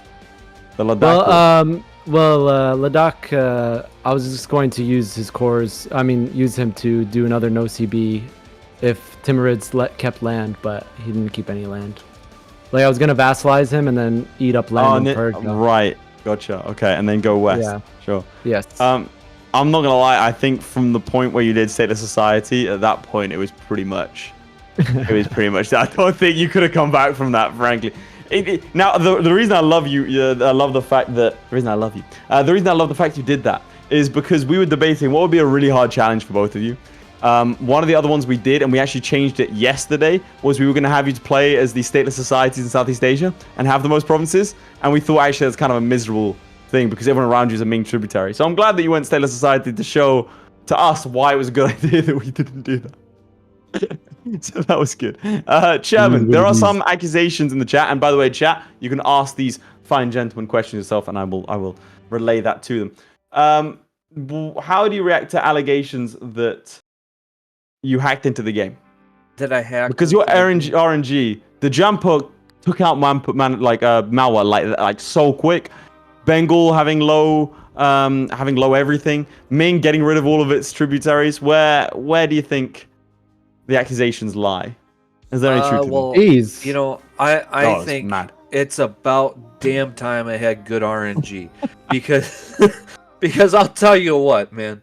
With the last week against Flurry and stuff, if I didn't have the horrible RNG, I at least would have been a lot closer than it would. Yes. Have been, you know, and that's really the thing. I did not hack into anything. I promise you guys that. It's just for once I had good RNG, which is good because this whole week recording videos, I've had horrible RNG. Today, it's starting off the week. I think it's finally flipped. I think my games are finally starting to turn a corner now. Nice. Well, unfortunately, games are starting to turn a corner, but it is a little bit late for that. There are some questions like, are you happy to save my balls? You know what? I am. You know, I'm happy for you. I'm happy that you will be able to continue your line and stuff. You know, me too. I'm also very happy. I'll start. This is a question for both of you. I'll start with Habibi. It's from Lord Seru. Which challenge did you find the most fun in your sort of Para Bellum experience this season? Which one was like none of them? None of them.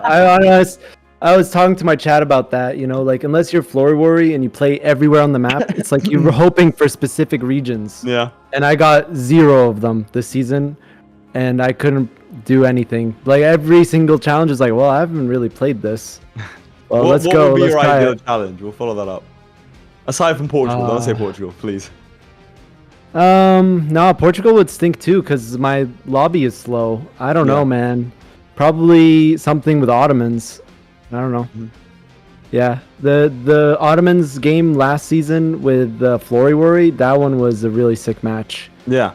Like, you know, that was a really good match. Yeah. Well, I think it did come down to hardware and software, like a hardware and internet connection for you. Like last season, we saw the point of Florry, and like you were 1 match away from winning the entire thing, and then this season 0 points on the board. It's the biggest upset I think we've seen. Yeah, it's weird because I have fiber internet now. Like my internet's supposed to be better, but it's like there's like more latency or something, or the game is like just laggier. But I'm not gonna blame lag. No, I think the other players. I'd blame lag. If I was in your shoes, I'd be claiming foul play. I'd be yelling at people. It'd be horrible. Chairman, we'll move on to you. What was a challenge that you liked? I mean, maybe this one because you won it, perhaps. This one's definitely gonna hold a place in my heart. You know, just because I won it.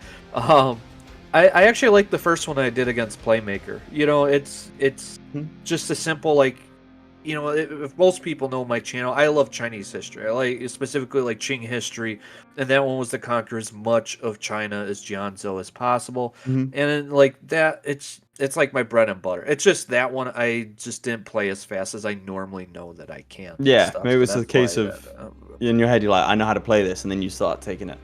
You know? Exactly. Going straight in. There's a couple more, but I'll ask you the same thing I asked me. What, like, aside from the oil run because you played it, what kind of challenge would you think you receive it and you're like, yeah, I know what I'm doing, this is good? You know, it's hard to say because I mean, like, to be honest with you, the only challenge that I've done that I didn't know what I was doing was the Katara one, ironically enough, because that's the only region I haven't played in, was really like in the Great Lakes region of West Africa. Otherwise, I've played everywhere in this game and stuff, so I guess like my most ideal thing would be maybe something in Asia, just because I know how to navigate Asia. We'll just say that. Habibi, we've got one that I think I'll chuck at you first. It's a donation there, Gunter. And I'll ask for, because obviously you've been 2 seasons now. What sort of, you get the challenge, you got 30 minutes. What are the kinds of things you're looking for to prep? I don't know. Just like I don't know. You guys were pretty good. There were pretty good challenges. More creative this season than the last one. Definitely, there's like less prep work, and this season showed, people who had a wider array of knowledge of everything on the map, and different start dates, custom nations. Yeah, I think we tried to, because the problem is we don't want to run the same thing, and we're like, okay, when we approach the challenge, we want 2 things. We don't want people picking Ming. Like, we have a Ming test. That's our stress test, which is like, if you can pick Ming and win, we don't really, that's a bad challenge. The other thing is, like you said, the different start dates and the custom nations, which is like, what kind of things from EU4 can we use to really fuck with these guys? Like, how can we really stress them out as much as possible? I want them to really, like, not enjoy this. Was the kind of idea. So you could also have like save files. Like you'd have save files of the players load. And you're like, all right. You should say that. Yeah, it's like you load the save file and then there's a challenge related to the save file. Like maybe it's like the Napoleon one again, but like with like a different setup, With like the full buildings and manpower stuff. and yeah. Yeah. Like so you're not just France with 100k manpower and 0 buildings and 1700. You have an actual economy. Yeah, it would be fun. Like, or maybe you just like start at war with everyone. You can't just piece it out. I don't know. That would be pretty cool. No, I like that idea. I mean, I'll reveal something to you, Yes. which was something we were looking at last season for your match against Florry. And then it was actually one we were looking at for your guys' challenge today. We were like, what we could do is have like a punishment challenge whereby we give you, if you remember that Timrid save from last season that Florry did for his World Conquest one, we were going to give you that and just say like, you're not allowed to pause, survive. Yeah, it's like whoever lies with the most provinces or something. I think those inverse ones are really like we definitely want to do those. They're really hard to plan for though, because if we mess up, then you have something you can't play. Like also another test is like if someone can pause and win, it's kind of hard to like okay, but don't pause, guys. Or is someone who's slower would have an advantage, like me. I'll be honest. Done it. I'll be honest, I've been kind of doomer this entire season because it's just completely different. Like last season, it was just like very smooth. I could play normally. Like if you watch my stream, it's just so laggy, dude. And I'm just there like going, I don't know why. I really don't know why. Week in, week out when you're struggling with those sorts of like. Yeah. No, I'm not gonna give up. But like, I'm not moving anytime soon, so I'm probably gonna tap out from Para Bellum. Got a live retirement, ladies and gentlemen. Yeah, at least for now. Maybe next season I could like I don't know figure out something else for the matches. But yeah, for right now I think that I'm tapped out from Para Bellum. If you guys want to have me as like a special guest, you just DM me. But yeah, I'm not gonna try to requalify or anything like that. Fair enough. Well, ladies and gentlemen, let's get some W's and 07s in chat for the service of this man. One match away from being the grand champion last year. Full season. He's a 2-season veteran. And he's announced his retirement from Para Bellum Challenges. I'm retired. Thank you very much. What a bombshell to end the interview on. Well, thank you both very much, and especially you, Habibi, for your efforts this season, and obviously your efforts last season as well. Very, very sad to not have you back next season, but I'm sure we'll bring you in some sort of special guest. And also maybe as a consultant, we can ask you about the challenges now, because that'll be very useful. I can help you prepare challenges. I can I could be a commentator. You can bring me a special guest, whatever you'd like, man. Just DM me. I can't play. I can't play like this. It's unplayable for me. I'll be completely honest. It's understandable. Well, chaps, thank you both very much for this season. Habibi, unfortunately, we're not going to see you again. Chairman, we might see you next season if you decide to requalify. That is it for these two. Goodbye. Yeah.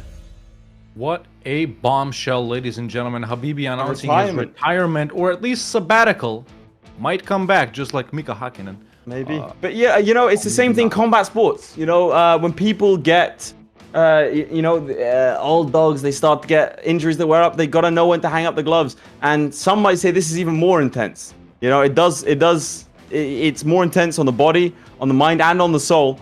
But the massive shout out to Habibi. He's been an insane challenger from day one. Good sport. Because I'll be honest, we've had conversations with each other behind the scenes about his tech issues, and it sucks to do that. Florry said, "I'm the oldest here." Hopefully you don't retire anytime soon. Otherwise, we're gonna have to try and find a whole new roster. But we'll see. I mean, Florry did take his first loss. Maybe the 6-time reigning champ might not bring home title number 7. We'll have to see. One of the all-time greats in Habibi tapping out. Florry saying he'll never retire. He'll never give up the gloves. And that's what we'd like to see. Now, on to another veteran against an up-and-comer. It is Zlewikk versus the Playmaker. Do you mind flashing up the challenge? Both of these guys have their places secure. Zlewikk is already in the final. The Playmaker is already going to be guaranteed in the third place playoff match to decide if he gets eliminated. So we're expecting big plays. We're expecting risk takings. That's why we put together this hard challenge. That's why the last challenge was hard. And the third one is also going to be difficult to decide the final. So we'll see. Now, Hawk, how do you feel about this challenge? I feel good. I'm very hyped for this one. Let's give a quick reminder to the chat that if we get the 50 producers today, that's combined subscribers on Twitch and members on YouTube, you will see me play a supercut version of one of these challenges today. And who knows, it might have been the Manipur one. Did I beat Habibi and the Chairmaker? Could be this one. Will I beat Zlewikk and the Playmaker? Could be the last one. Will I beat Florry and the Student? We don't know. But that's what we call a free win in ranked play. Without further ado, I think it's time we see what Zlewikk and the Playmaker were up to last week, and what they might be up to this week, and what the press has said about them as well. Absolutely. Let's meet Zlewikk first.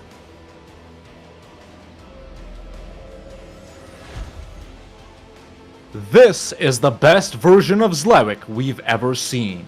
He currently sits top of the leaderboard, and we'll see him again in the grand final next week. Only 2 questions remain. Can he keep his perfect score? And who will be his opponent in the final? And against him will be the Playmaker.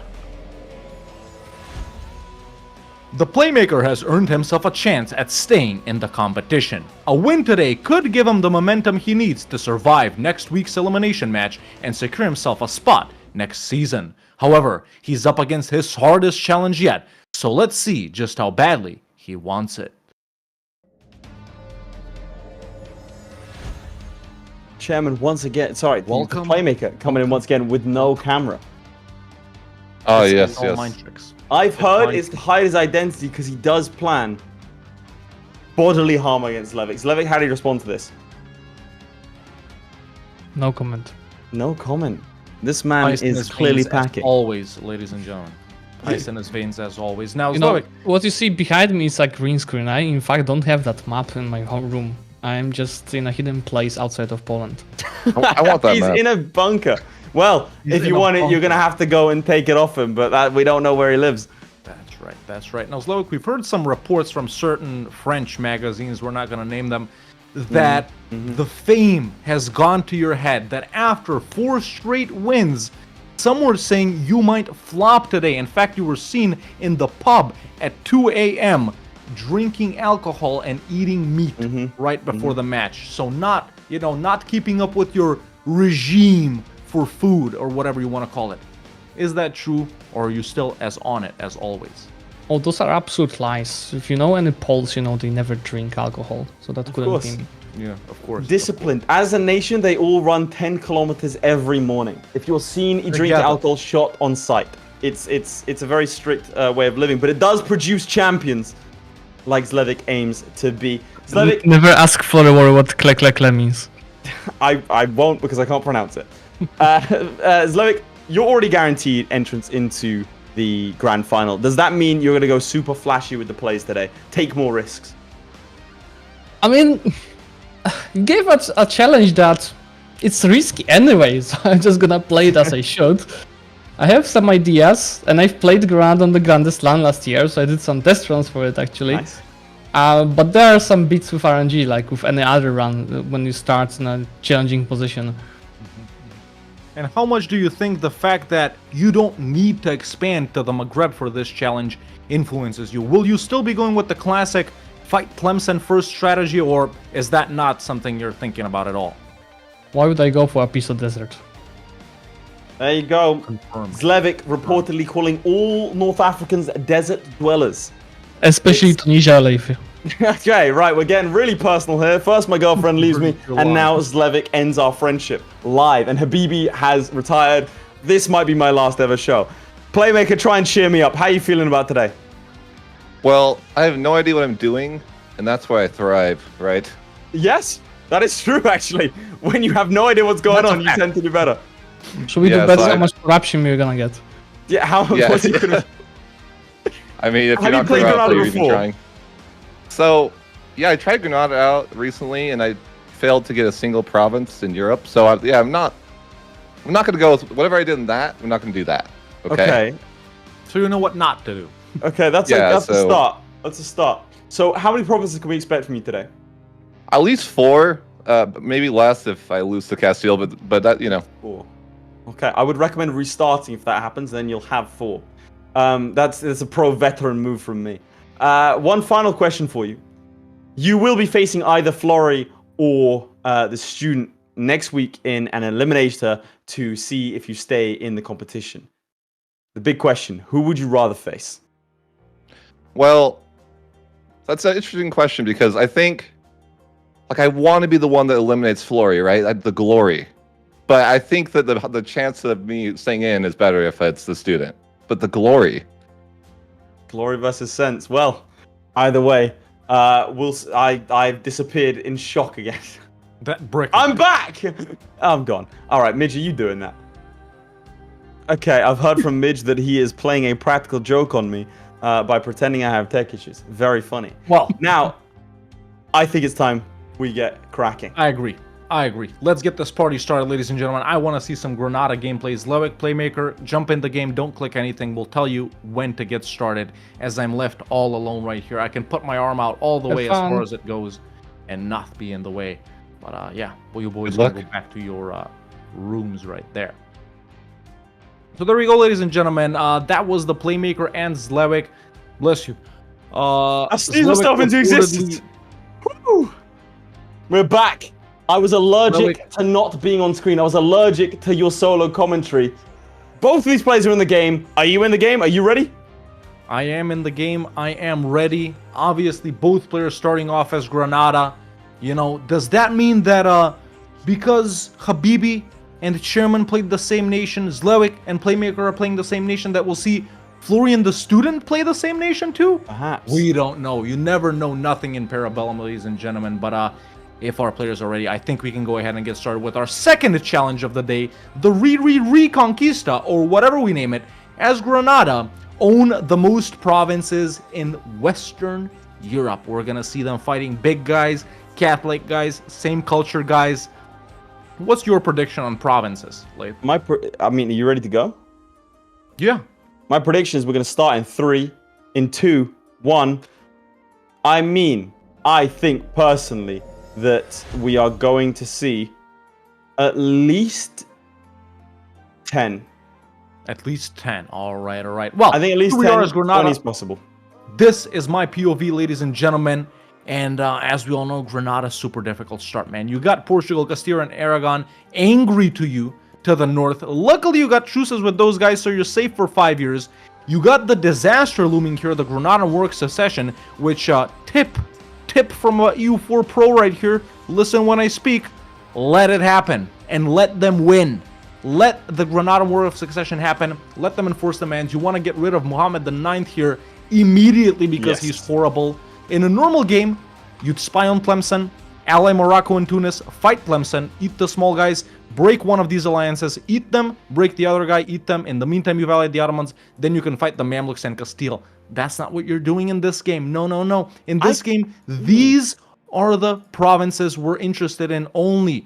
Western Europe. So, what would you do here, Laith? I can't say I agree with your strategic analysis there. I think, given that you can get so many provinces in this first war, when I'm thinking of playing this, I think I go all in. Ally Tunis, ally Morocco. You can bring them both in. Remember, Muslim units are stronger than Western ones Western units at the start of the game. You can get potentially Tech 4 quite quickly. Castile has a really nasty 15% morale of armies to contend with. If you look to my POV, I'll take you through what I'm showing here. So that is really, really unfortunate. But you do have an advantage in the fact that you have 2 mountain forts that can be taken. That's true. I think I would still take Tlemcen because it gives you a larger tech space to take more land, and you can get Tech 4 in the meantime. But the second you get Tech 4 and Castile doesn't, you call in Morocco, you call in Tunis, you smash into Castile as quickly as possible. I don't think you mess around with swallowing any of the smaller guys. You go straight in for the big meal itself, particularly this gold mine. Once you have this gold mine, the world is your oyster, and you can go wherever you please. Dip into the Irish miners? Perhaps. You want a little feast in France? Go for it. A little Italian adventure? Why not? So that would be my perspective. What Not bad, what is not that? bad. Honestly, I don't disagree with that. What about, though, if Castile gets some nutty allies, like Austria or France? Restart. You do Restart. that, especially if Restart. Restart? I think so. I think the momentum that you'd need to maintain no CB and that sort of those sorts of wars, I like, especially in like you say, in an area of Western Europe. Yeah. You want to be expanding in my opinion, in a singular area. I know that sounds odd for me to say, but you don't really want to be dancing like the HRE is basically there's no point, right? Yeah. There you go, Western Europe. The HRE, basically no point. If you're no C being here, there, and everywhere, and you have to fight all Catholic guys, I think you got 1 or 2 no CBs in you. Scandinavia, good shout. What was that, sorry? What if you become Catholic yourself? Does that change things? I don't think it changed things at all. I think that's a problem. What if you become Catholic and Royal Mary Burgundy? Now that would be a bold strategy consisting of a ridiculous amount of RNG. We don't see many begun inheritances in these games for the AI, Yeah, not too much. let alone for the player. So I mean, it'd still be interesting to see if we could pursue it. Over here, we do have the alliance chains of there we go, England, Navarra, and Portugal. Hang on, Cage Smith is talking. When he talks, we listen. Thanks for the shout out. Happy to bring another episode of Para Bellum. Also, Playmaker hype. Playmaker has a confirmed supporter. Now we do have 10 members and 19 subscribers, 29 in total. We are 21 away from unlocking Hawks POV Hawks challenge itself. If you don't unlock it, it's this forever. You know what? Let's see. There's a gifted member. If we get another 5 in the next 10 minutes. Well, there's 5. Well, there's 5. Do you want to go ahead and reveal? Yes. Thank you very much for the. Are we at 25? Are we halfway? Thank you, Nightbird. We're over halfway. Well, I can go ahead and reveal, ladies and gentlemen, since we're at halfway with this goal right here of unlocking the... Ooh! I'll get back to you on that one. Let's flip to my POV. Just real quick, I want to show something. Playmaker doing the no CB Ireland strat. So he started his wars. Now, I am going to go ahead and reveal that the challenge you can unlock of me doing is this one right here, the Reconquista. That's right, ladies and gentlemen.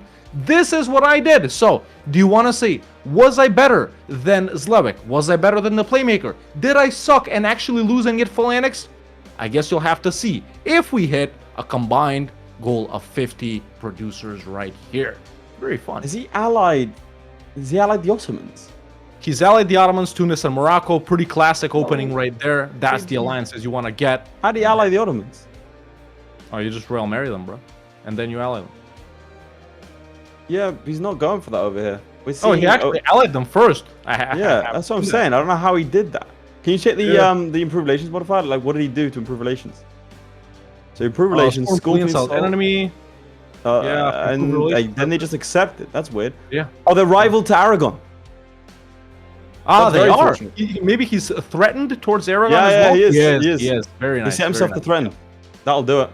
So, something I was going to say is, once you... This is actually really lucky, because what I do when I play Granada is I delete this fort. That makes these guys siege you down real quick. Now, he didn't delete his fort, but these guys spawned there anyway, which is excellent for him. He gets to keep the fort, and these guys don't get I never delete that fort. That's a terrible idea. Let these guys win. And Cade coming in with another 5 gifted on YouTube, by the way. Look, it's neck and neck right above me, ladies and gentlemen. YouTube won last week bigly. Yeah, bigly. True. YouTube is currently 1 ahead, 20-19. YouTube viewers clearly superior to Twitch subscribers, as we all know. And it's crazy because Twitch has always been superior, but last week, man, and this week, all the Oilers are on YouTube, so... Our opinions can be bought. Prove us wrong. Now. Let's get some WKs in the chat, ladies and gentlemen. What's the strat in Ireland, do you think? Bruh, fight one guy, vassalize him, because it's too far away, right? But you can vassalize him. You're both in Western Europe. Fight all the Irish guys. As Sinar comes in with 10 gifted memberships on YouTube, let's get some W Sinars in the chat, ladies and gentlemen. YouTubers winning big. And then, man, you hope for a lucky outcome with Scotland's relations. Now, in Playmaker's game, not lucky at all. They're guaranteed by France, and they've allied Burgundy, so there might still be a way to do this, because they're also allied to Tyrone. So what you do here, you eat all the Irish guys, build up navy, declare on Tyrone. That's how you fight Scotland without fighting Burgundy and France. Take as much of Scotland as you can. And the Playmaker is wasting no time with this deck on Ormond immediately. So I like a start. Let's see what Zlewikk is up to. Zlewikk is over here. He has lodged an official complaint about lagging behind on speed 4. Now, I'm just saying, we've seen... Oh, that's a stack wipe over there. We have seen players a lot slower this, so maybe Zlewikk, the success getting into his head, crying foul. You know what we should do? If anyone beats Cade in terms of the Twitch subscriptions or YouTube members, we'll have sponsored by another person. I do think that he is going for this potentially. No, actually, he's not. He's just moved his troops over here. Okay, so I think what he's gonna do is rush Ceuta. So the plan here, I believe, is declare war on Granada, take Ceuta. The reason you would do this is because if you stand over here, you're going to get stack wiped when you attack Castile, even though you're in mountains. But if you stand in Ceuta, no one can come and help you because this is a blockaded strait. However, if you control both sides, Jebel Tariq and Ceuta, then you're okay. The problem with that is... Oh, nice. He does is it a standard alliance in Portugal? Just England and Castile? England and Castile. Yeah, well, over here, Portugal has England and Castile. There's a little trio of alliances, unfortunately. I never. You think it's possible for Portugal to ally someone else at the start? Like, you never see that. Nah, they can't. No. They're friendly. They're right next to them. But it's just Castile and Portugal right now. Mitch, how many people did we just get on Twitch? I just saying. Wait. Who was it? The subscribe. There's what? What just happened on Twitch? Mitch, someone just dropped 30. Mitch, can you talk directly? Mitch. So Cade just said challenge accepted, right? That's, you know, he said challenge accepted, and we just got a 30 sub bomb hitting us on Twitch. I'm trying to find the singular message that does it, but everything's going too fast. They can't get it. But it was YXOLLO. It was this guy right here. Yep, this guy. Let's get some coxil in the chat. Whatever his name is. God damn. GG. Thank you for the 30. All right, well, let's scrub that message. This episode is now brought to you by YXOLLOXOY. 30 gifted. Thank you very much. W, people spamming the W's. We're going to change our sponsorship sides. Friendship ended with Cade. Not really. New friendship announced. Oh! Cade is now gifted 20. That puts the 35. Friendship ended with YOXOY. Friendship started with Cade. The wars begin. That's insane. That's insane. Let's go back to my POV. Can I just quickly show something off? All right, yes. No, it's fine. Oh. Or not. Okay, once we get back to you. Now, did he score clean salt Castile? Yes, he got the general. He's 5-3-2-3. Really good siege. I was going to show that off earlier, but Playmaker already putting numbers on the board, just like Cade and Ilixoxy, by having 5 provinces. Currently in the lead, by the way. And he continues his declarations now versus Thomond and Ulster. So we're doing all right. We're doing all right. That's it. That is how that game is progressing, as we have a war here and a war between the YouTube and Twitch Oilers, ladies and gentlemen. But congrats! You guys have unlocked the goal. You will see me doing this challenge right at the end of this. And all of you new Twitch subscribers that got gifted, and all you new YouTube members that got gifted, you're all now producers. You get special access to the Discord, as well as access to the after party, which happens immediately after the thing that you unlocked with Hawk playing this challenge. It means after this week's episode, and after every episode, we sit back, relax, and discuss the final, which will happen next week, and we discuss the challenge that happened, or the challenges that happened today. So thank you very much, chaps, for all that. Also, you get unedited footage, like for example, one I did a couple of weeks ago, because people said I lied and cheated, and I won't have that on my conscience again. Not again. Not again. It's been on my conscience several times. I have been caught for cheating several times, but not this time. Not this time. This time we won't be caught. Let's flip the time- yoke and tell us what Zlewikk is doing. Zlewikk, it looks like, is prepping for war against Castile. He does have a rather nice. Look at that, Cade. This episode brought to you by Cade again. He has a rather disappointing 2-1-2, a 0-2-3 as an heir, and an even more disappointing 2-2-4-3. Now that siege is actually very important for getting the Ceuta off and running, but the problem is if he sieges down Ceuta and he loses Jabal Tariq, he's in a bad place. This can be taken because they can walk straight in because they own Cadiz, so they can go straight into Jabal Tariq there. Problems abound. Problems abound. England wouldn't come in.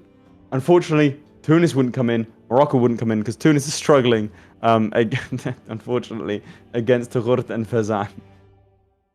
Like, really, Tunis? Not on the grand stage, man. Come on. Chat demands a Playmaker loan counter so you can watch him accidentally bankrupt himself. Midge? Playmaker loan count? Demands. I'll let you know right now. He's at 12 loans Oh, out look of at this. 37. 12 He's loans. gearing up for. I think he might be gearing up for a solo war. He's gearing up Surely for not. Zlewikk, he's not. He couldn't. Is he that guy? England isn't willing to come in. He's not allied to the Ottomans, Zlewikk, is he?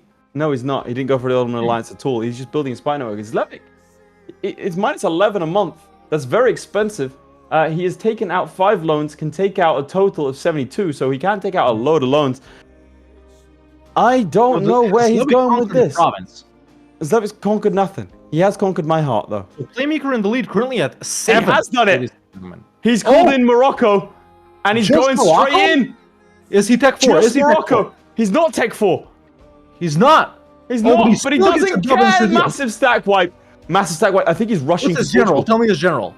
His general is a 2-2, but I think your high one's a 3-5. This is dangerous. I think it's a stack wipe. I don't know that he makes this. He has no way of getting across. That's tough. He has no way of defending himself. He needs to hide in the mountains. I think it's a restart.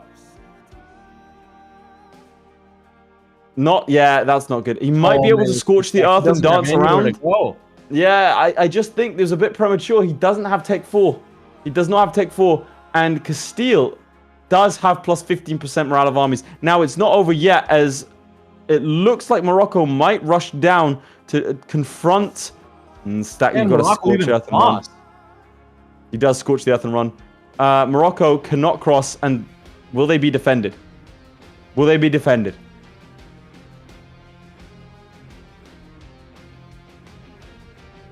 Sus, what are you doing? Right there.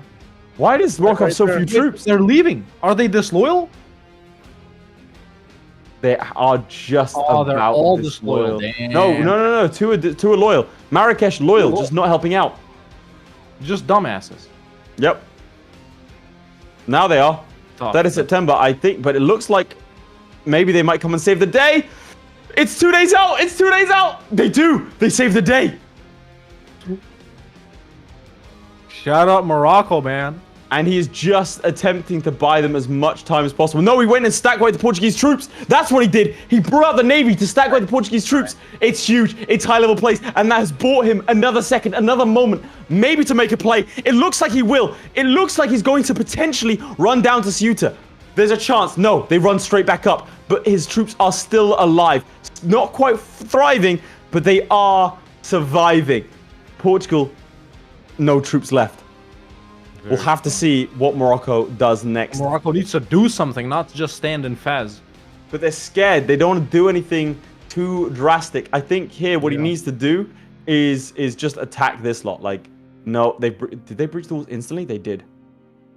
That's not going to be surviving for very much longer. You've got to go around and attack this 5k. And that's exactly a veteran move here by Zlewikk, as it looks like Ceuta will once again be approached by Moroccan forces. What's the ruler he got from the Civil War? It's terrible. 1-1-2. Or 2-1-2, sorry. Sucks. In Playmakers, it's a 3-4-3, so much better. Very, very lucky indeed. There we go, a stack wipe. Now, that is an interesting move. I don't think I'd agree with that. He's desperate to try and make some money moves here. Potentially on the 5th they'll come through. Yep. And again, now he runs into the same problem of nowhere to retreat to, nowhere to go.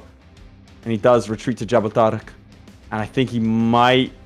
I think that wasn't a play there. You let them get settled on their forts. You put in the full defensiveness. These are mountains anyway. And you just settle and wait. And That's what he has to do. Things he can use, right? I think he's already used one. Yeah. Down here. He just needs to Go back hope. to the Playmaker briefly.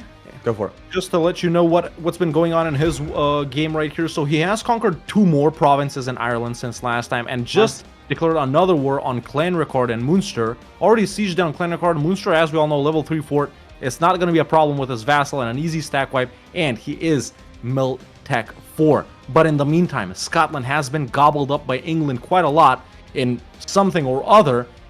And now we have the French reconquest of Caux, so the main war didn't happen. This is interesting, man. Very interesting indeed. Potentially on deck on Portugal here might be on the cards. It has to be on the cards. What else on the cards is the fact that YouTube has extended their lead over Twitch. No, they've just taken the lead over Twitch thanks to Sinar with 5 gifted memberships. You have in fact unlocked that. Not there. So 40 minutes in. Oh, big battle, big battle. Over here. Siege so quick. Yeah, look at that, please. So, breached walls and a 7% was over here in Granada, but he has stack wiped the Portuguese. The Castilians came off and went back, and that split second decision, able to repair the walls. Now, down here, 28%. There is a chance, there is a dream, and that dream is Moroccan. Let's see, will they take Ceuta? There's every chance they might. 28%, breached walls. Let's see. This would be the time to do it. Knock out Portugal here as fast as possible, in your opinion? Ooh, 42%. I think what he does is he gets rid of the allies and no CBs them towards the end. Yeah.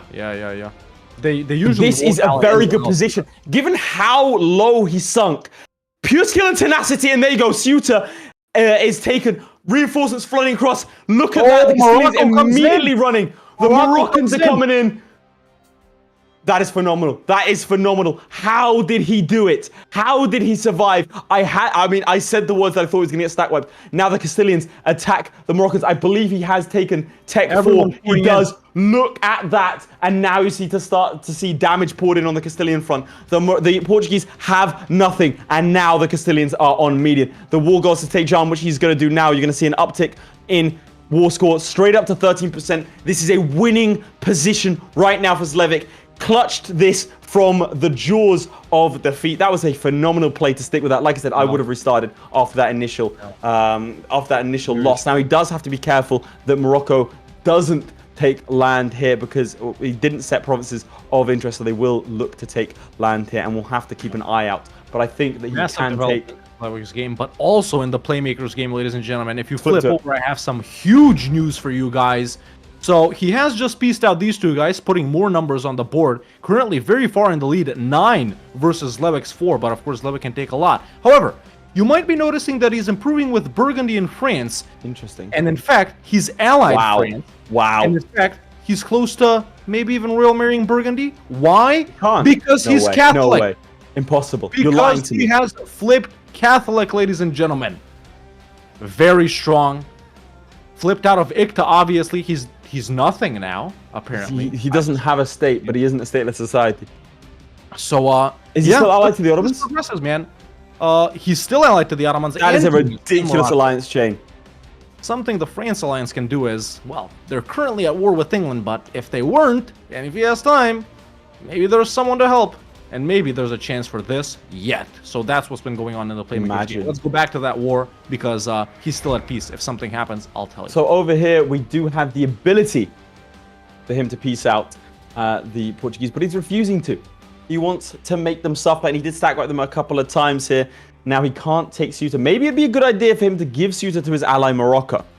The reason for that is if any future wars happen, they will be able to support him no matter what, and that is particularly compelling given the fact that he's also allied to Tunis. That's another 13, 14, 15 pay. Need it, so no reason to not give it. Exactly. So there's no reason to not give it, as you say, but he might want to save all that war score for himself to take land here. I would highly recommend against this because they are a co-belligerent. What you would do here is get rid of the alliance between England and Castile, come off to Portugal later, give that land to Ceuta. Yeah, for sure. Absolutely. From here, you take the peace deal. Well, let's see, Aragon's alliance is allied to Austria. Now that is painful. That is unfortunate. Did they lose Naples already? They did. You might see an OCB Naples on the cards. That wouldn't be the worst thing in the world. They're only allied to Ragusa. Sure. Not bad. But, I mean, and some of that land, not rich in the slightest. Some of it, obviously, very rich, but then you've got... I mean, it's all pretty decent, to be fair.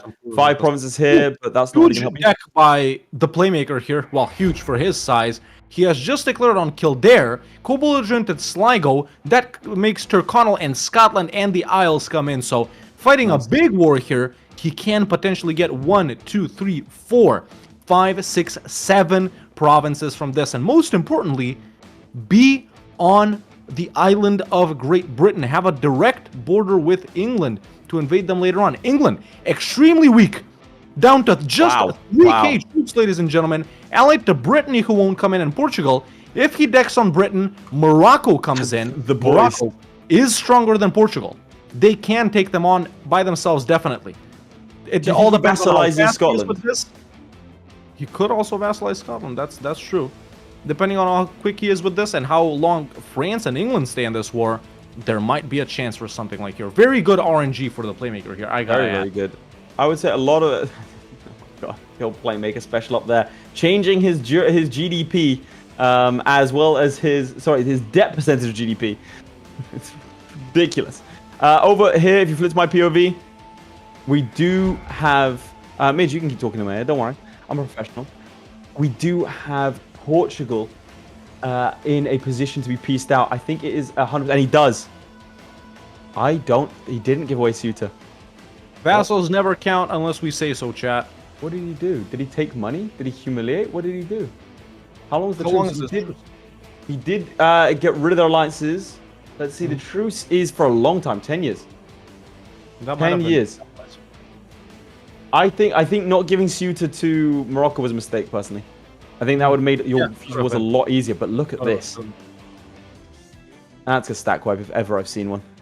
And he knows it. That's why he's not bothering to put out his troops. He's now spreading out to try and take land ahead of Morocco so we can secure as many provinces as possible. There's the stack wipe. There are only 5,000 Castilian troops left to contest the Granadan reconquista of Iberia. A more traditional strategy. And now we'll get to see the fruits of his labor as he will proceed, presumably, to take a lot of provinces here. He can take a good amount. Unfortunately, it will result in a coalition. At this point, definitely using this extra diplomat to improve relations with the French would be ideal to try and stop them from joining that coalition, because they're the guys you've got to look out for here. I'm a little bit miffed at this decision to not hand over Ceuta to Morocco. It has to be said. I can't lie to you guys. I can't hold that facade up. What's the current score? 56 YouTube members to 54 YouTube subscribers. It's a very close race. What was that, Midge? Say that again. Twitch subscribers, 54 Twitch subscribers, and 56 YouTube members. The War of the Producer is closer than, well, it's actually almost as close as this duel today. Yeah. Let's go back to the Playmaker here real quick. I just want to show off his corruption because it is currently at 17. Someone in chat said, how does he do it? I guess we'll never know. But something I'm sort of, I don't know what to think about is no galleys, man. Why? Like, at this point, you really got to be building up a navy if you plan on going over here. He doesn't have money. Help get some of these sieges done faster. But, look, France, man. Could France potentially make Portugal break some alliances here, huh? Wait, can you look at the English deck now? Look at the England deck. Portugal now. No, on England. England won't come in. Castile will. But if Morocco and Tunis? That's an easy win there, I think. But if you look on... because together, by the way, they'll be able to defeat the Castilian navy if they get the drop on it. Can you check the England deck? So if he decks on England, it's just England. Yeah. And they got 7k troops. He's got to go for it. He's not even spying on England at this point. I don't think he knows. I don't think he knows about what's going on with England right here. Can we go to his POV directly, Mitch? Yeah, let's go to him directly. Do we have the technology? Waiting for... Because frankly... Can we go to Playmaker's POV? I'm calling in a strike. And there we have it. This is POV directly. I don't think he knows about England. Surely something's going to twig. What is he looking at? What is inside this man's mind? Full coring, just regular coring. He is coring favors right now. Now, France is rivaled to Castile in his game, so I think he's looking to drag France in versus Castile, man. Can you look at the Castile deck? Can we flip to your POV and you look at the Castile deck? Yeah, so if there's England. The last of England's troops are dead, by the way. Yeah, if he wants to deck on Castile right now, Portugal wouldn't join because they're being sieged by France, but France wouldn't help. They're in debt, war exhaustion. Yeah, and that debt and war exhaustion are going to stay after that war, so I don't think that's reliable. He really should be noticing England. Yeah. Because if he manages troops. to land on Scotland, which is why the boats are needed, he could take 100% on England here. Insanely easily, too. Is he building up anything? He's not building boats. He's not building troops. I think he's just staying in this war, maybe until Scotland gets bored even. Yeah, I feel like he could... My idea here would be, like you say, to use your provinces to build a bunch of galleys, especially in the Mediterranean, gather them up, fight them. If you can piece out the other Irish guys, then absolutely. And then fight them, land on Scotland. Can you get access through England, by the way? Mill access? Yeah. No. So he would have to land on Scotland, which I think is very tricky, but not undoable. And then he gets the cause reconquest against England, and he's off to the races. England is not in a good shape, and they will presumably be piecing out very, very soon. Not at all. There we go. France is only waiting for Lisbon here, and it's a -7, so it won't be waiting too long. But yeah, currently, Playmaker's game not going bad at all, man. In fact, his RNG is very, very favorable. It's just that, now he started spying on England. So now he does know. And He's seen it. Isles got that somehow? I think Scotland just gave it to them. Via an event. Good stuff. Yeah, but he has noticed. He's spying on England, so we'll see how that develops. Currently, his score almost halfway through 9 provinces. Can we flip this level directly, please? Because I believe we are going to be looking at a peace deal here. Aragon has declared. He has started to improve relations with France, by the way. What's the score? What's the year in your game? 58. 53 here, so a big speed difference. There we go. There's the peace deal, and he does take the Liberate Cortuba mission. Do you think he's going to format? He might form Andalusia. He might form Al-Andalus. Requirements. I think he needs one of he needs Alicante. Yeah, he needs one of those two, and then he can form them. And they have some great ideas. Granada starts with 50% tax, but yeah, Al-Andalus is pretty... Let's go to me. Let's go to my POV immediately. So look what's happened, ladies and gentlemen. I was right. France piecing out Portugal, making them end England and Castile alliances. They're left with 3K troops. England, still super weak. Only allied to Hamburg, 7K troops. Oh my god. And they've made Meath pop out as well. Now he's spying on the Irish guys. He's spying on England. Does he not see this Portugal thing? He's got a core on them as well. Just deck now, Dragon, Morocco, and Tunis. That's it. He doesn't need to do anything. They can just go there by themselves, and he can take half of Portugal easily. Just give Ceuta to Morocco. Who cares? You don't even need to. Like, that's the thing. You don't even need to give Ceuta. He doesn't have to promise land. Can we go to his POV? Love Hope being the only YouTuber to say what correctly? You're asking me? Yeah, well, he says you're the one that says it's correctly. Sligo. Can we go to the Playmaker directly? I want to see if he sees. Yeah, let's go. He has to. He does. He's bringing his guys home, but he doesn't need to bring his guys home. Yeah, he doesn't. He can just let Portugal. Oh my God, dude, the RNG this guy is having. It's actually really. This might be the best RNG we've seen. Yeah. This is even better than the chairman's RNG. This is ridiculous. Romanian siege engines working tirelessly, ladies and gentlemen. I'm gonna give him a halfway warning, okay? Yeah, go ahead and give them a halfway warning. Look at this.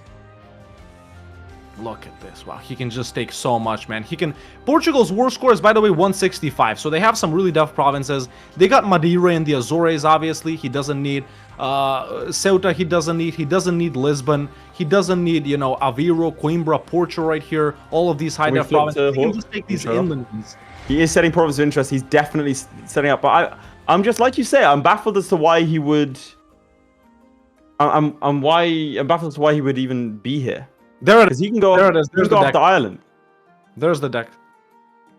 Like he can go after Ireland. Not even calling in Morocco and Tunis, by the way. Did he not? He's by himself. Why not make it faster though? Why not let them do your bidding? You can fight the Irish guys in the meantime. Take out Munster. Yeah, this is a very confusing play. He could fight he could fight the Irish miners up there and get a couple of ex-provinces and just let them do the dirty work for him. This is he can do 4 wars at the same time. He's going bankrupt. Look, he's going bankrupt. We flipped him directly.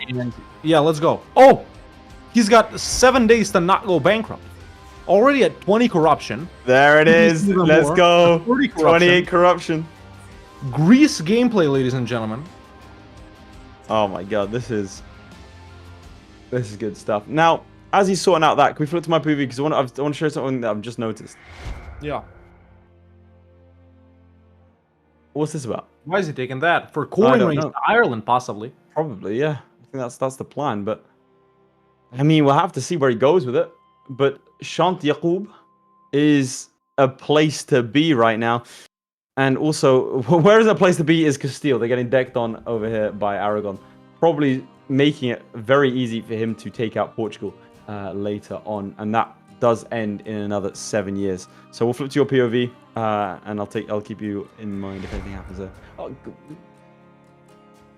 Yeah, so over here he's still in this, in this Portugal situation, as we can see. right. Can I show you something real quick? I've never seen this before.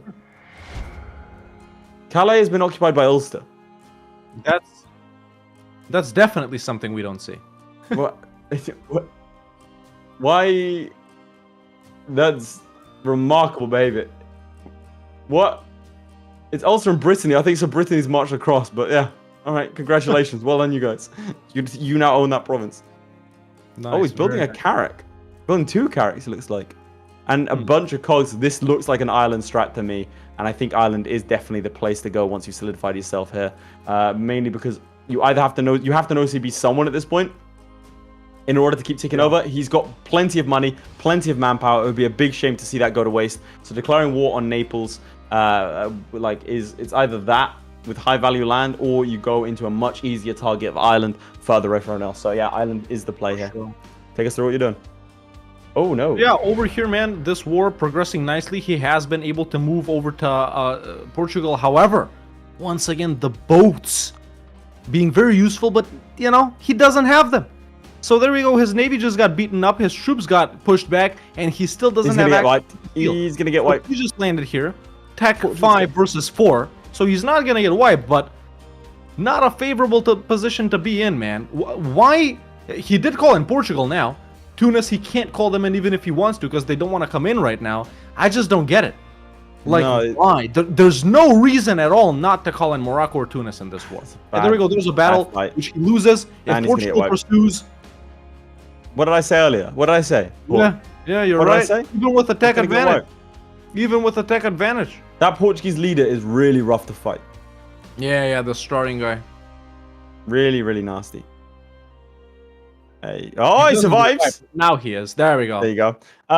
This was completely unnecessary. This was completely unnecessary. You didn't have to do this. Plus, if he wasn't there, Portugal would ask for access through Castile and march down that way. So all he's done really is hurt his own chances. He's hampered himself. I don't get it. I think. I'm actually mad at this. I'm not gonna lie. One sec. Zlewikk wants me to hop in a VC. Yeah, I'm actually mad at this, chat. Like I said, there's no reason. He's gotta be just throwing, bro. Someone said it in chat. He's gotta be just throwing. Like I said at the start, chat. Dragon Morocco and their boys in Tunis, they'll crush Portugal for you. There we go. Now Tunis is willing to come in. Is he gonna call him in? He's not. Not calling them in. I don't think Playmaker looks at these, because otherwise he'd have picked a gov reform. And at least he'd be making, unjustified demands right here. He doesn't see these, I don't think. Big development, by the way. There we go. There's Tunis. What's the development? So I've hopped out of Zlewick's game. Mm-hmm. That was an executive decision of mine. Can we flip to him directly? Because it's 62 in your game. He's pinged me extensively, so he's 6 years behind. Mm-hmm. So we can help out the Playmaker. That's your call. Bear in mind that this is just an exhibition match. Yeah. The reason I hopped out as well, he's in a regency. But his rule is 8 years old. Zlewikk Regency, ladies and gentlemen. Classic Zlewikk Regency. So this is going to be his POV for a little while here. If he starts to catch up, if he gets within 3 years of Playmaker, then drop out of his game. Yeah. We don't want to unfairly. Okay. Let's stay on Zlewikk a little bit. I like seeing his what do you want to call it? Like his APM, his APM, what he's thinking about and stuff like that. So. Yeah, I'm not. And don't worry, guys. We did enforce a graphics mod on all of our participants, so they're all uniform and looking the same. We made it a rule. We did have to threaten to dock points, Hawk threatened violence. It was a whole thing, but that's why we won't see any more of Habibi's. Well, we were not going to see any more of Habibi anyway, but too soon. We're not going to see any more of Habibi's graphics mode. We're not going to see any more of that terrible thing that Student likes to stare at. Because bear in mind, their game is coming up next, and that one does matter. That one is for the grand final to see who will be facing this man here. And bear in mind, Playmaker has taken early. In fact, can we get a poll going? One in the chat if you think Playmaker is going. Sorry, if you think that one. Let me get my numbers right. One in the chat if you think Zlewikk is going to win. Number 2, if you think Playmaker. And bear in mind, you can change your votes at any time. So spam whichever number you see fit. Now, let's go to the Playmaker real quick because there are developments in his game as well. So I just noticed he has just gotten another 100 Tradition General, by the way. Wow. This guy, not worth it. 5 shock, decent. And he's sieging Portugal. He did drag in Tunis eventually when they were willing to come in, but this was a needlessly expensive war in terms of resources, money. For someone who's always close to bankruptcy, the allies instantly. 32 corruption. And sure, he can take a lot right here. You know, these are the cheap ones. If he wants to go like this, he can. I mean, I would do it. And you know, he had the potential, if I'm being honest, to wipe these Irish guys out at the same time he's doing Portugal. By this point, he would also be fighting England. Let's be real. Yep. With the alliances, but now England has sort of recovered. Portugal is actually sieging him over in Ireland. That won't be enough to cause any significant war score loss. Well, actually, the war score loss initially is going to be pretty bad. Means he could have got. Yeah, but once they get Lisbon, look at the amount of men. Can you check? Can you look? You can pull up the wall screen. Pull up the wall screen, and we'll see the numbers difference. Look at that. 64,000 men. 65,000 men. Like. It was such an massive overkill. Coughing Baby versus Nuke. Like it's not. Yeah. It was not, and like the Coughing Baby just happened to be Portuguese. Yeah. And in the meantime, England's taken 2 provinces here, which is what that has cost him. So, I don't know. We'll see. He's still gonna do a massive peace out. Let's actually go to him directly if we can, Midge, to see the peace out. But yeah, just a little needlessly. We've been asking Midge to do a lot of things. He is currently yelling slurs at me, but fortunately he's not live right now, so we're not going to get banned. Yeah, that is true. I can hear them as well. I can't believe you just called him that, Midge. It's horrible. That was a banned word. Now, is he going to take the full amount? Don't do it. Do it. Don't do it. Do it. Don't do it. Do it. Max loans, there we go. Playmaker Gaming, ladies and gentlemen. 34 max loans, max corruption, maximum chaos. That is. Hell yeah. he's dead. With 20 minutes left, he's dead. Yeah. I'd call it right there. Yeah, he's not getting out of this one. I'd call it right there. But no. It's not a Playmaker challenge if he played a full game of EU4. He's looking at England. God. Yeah, he's looking at England. He can take. What about the Irish guys? Easy. Yeah, they are allyless. Leinster and Meath. Why doesn't he look at them? Yeah, this man is operating with 200% of his brain and only one eye. He could have. He knows what he needs. Autocracy for minus 10% unjustified demands, man. Save some Diplo points. He doesn't care. That's the problem. This man plays EU4 like he hates it. He gets there, but he finds the most painful ways of doing it. Now, while both players are at peace, let me ask you guys, if you're watching this show and if you're on YouTube, hit that subscribe button if you haven't already. If you're on Twitch, hit that follow button if you haven't already, because this is the final week before the final, ladies and gentlemen. Next week, in the 3rd place playoff match, we'll have the Playmaker versus the loser of Florry and the Student. And in the final, in the best out of 3, the most devious challenges we can come up with, we will have Zlewikk versus whoever wins out of Florry and the Student. So you don't want to miss that. So subscribe if you're on YouTube if you haven't, and follow on Twitch if you haven't already. And if you haven't, frankly, that's a little bit disappointing. Yeah, if you haven't, come on, bruh. What else do you want to say? Look at that, we got an honors list. Senior executive producer, Nightbird Skill, executive producer Tommy Jordan right there. Shout out our producers who helped make the show possible. Those are the highest tiers that we offer and the highest honors that we can bestow. Let's go to Zlewikk, Midge. Let's go to Zlewikk, see what he's up to in his regency while a Playmaker thinks of something to do. I think the regency is just existing, dude. What's the year in Playmaker's game? The year in Playmaker's game is 64. 64. If he gets within 2 years, we'll start hopping out. He's looking at no CB. He's tempted. He's thinking about it. He is. Meanwhile, I don't know if I would do that necessarily. I wouldn't want to fight Austria in this challenge. It'd be much better to fight Portugal. He just needs to wait a little bit. Potentially, I think fighting Portugal, to be honest, is better than no CB against Ireland. And the reason I say that is because you attack Portugal, you fight Aragon, you take both of their 100% from Aragon, separate piece. You take 100% from Portugal. You're gonna get a coalition. I've disappeared, and then you no CB against not no CB. You attack then Castile. Yeah. Really often break truce, whatever. You are gonna get a coalition, but you might be able to squeeze it, or actually attack Portugal in. You might be able to squeeze out a little bit more war score. That's true. That's true. And in the meantime, ladies and gentlemen, I have officially given our final competitors of the day, Florry and the Student, the most important match of the day. They finally know their challenge. So that is our final before the final, folks. If Florry wins, he goes on to face Zlewikk in the final. If the Student wins, he goes on to face Zlewikk in the final. If Florry loses, he goes on to face Playmaker in the third place playoff, and he could get eliminated. Same for the Student. If he loses, he faces the Playmaker in the third place playoff. He might get eliminated, so it's all to play for. One of these guys coming right up, Florry or Zlewikk, could either win or get eliminated. Do you realize what's on the line here, people? Do you realize, man? So stick around. We got 15 minutes to go right here. Zlewikk and the Playmaker are both crushing it. Lathe disappearing it, and I'm yapping it as we go through this Granada challenge. Both of our players are expanding in Iberia, funnily enough. Yeah, I like that. I like that. So Zlewikk right here, looking at some declarations, man. You know, Aragon over here, Castile, Portugal. He is focusing hard. So no looking outside of Iberia, you know? Which is honestly a little better in Playmaker's game because he has blobbed out in different regions.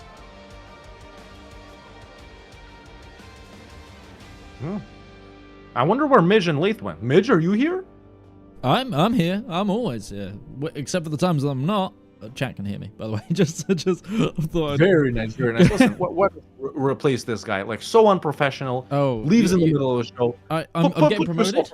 I'm getting promoted. Yeah, you get promoted. Frick it. Chat. Midge has been doing such a good job. I'm gonna let him yap on with me. So as soon as you put yourself right there, oh my God, take us through to what Zlewikk is thinking here. What Zlewikk is thinking right here. Well, at the very least, from what I can see, he's looking to try and get a war going, and there is actually a war deck on Portugal. Oh, nice. The problem I'm having right now is I'm also looking at another tab, trying to put myself on the screen and keep an eye on what Zlewikk is doing. He's getting those early bonuses now. Is the Portuguese? We can't tell. No one's in this game. I was gonna say, is that Portuguese leader still kicking? If so, it could be problematic. That is a risky naval battle, but yeah. Yeah, nabs it. We actually can't even see who's in this war with them, but we can see Aragon flopping around over there. So fighting Aragon as well. Tunis is definitely on his side because we can see them sieging Ceuta right there. So that's pretty good. He does have some helpers. I'm here now. Someone in the chat also says Austria is in, so we will see if Austria is in. There we go. There's Midge. Hello. Let's get some claps in the chat for Midge.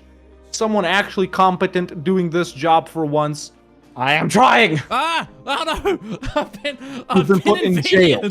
Oh no! I've been invidious. I'm canceling you, Midge. Ah no! I'm sorry, Midge. It's for hate crimes in Burma. Everything's on fire over here. What? Why are you cancelled? How? What's going on?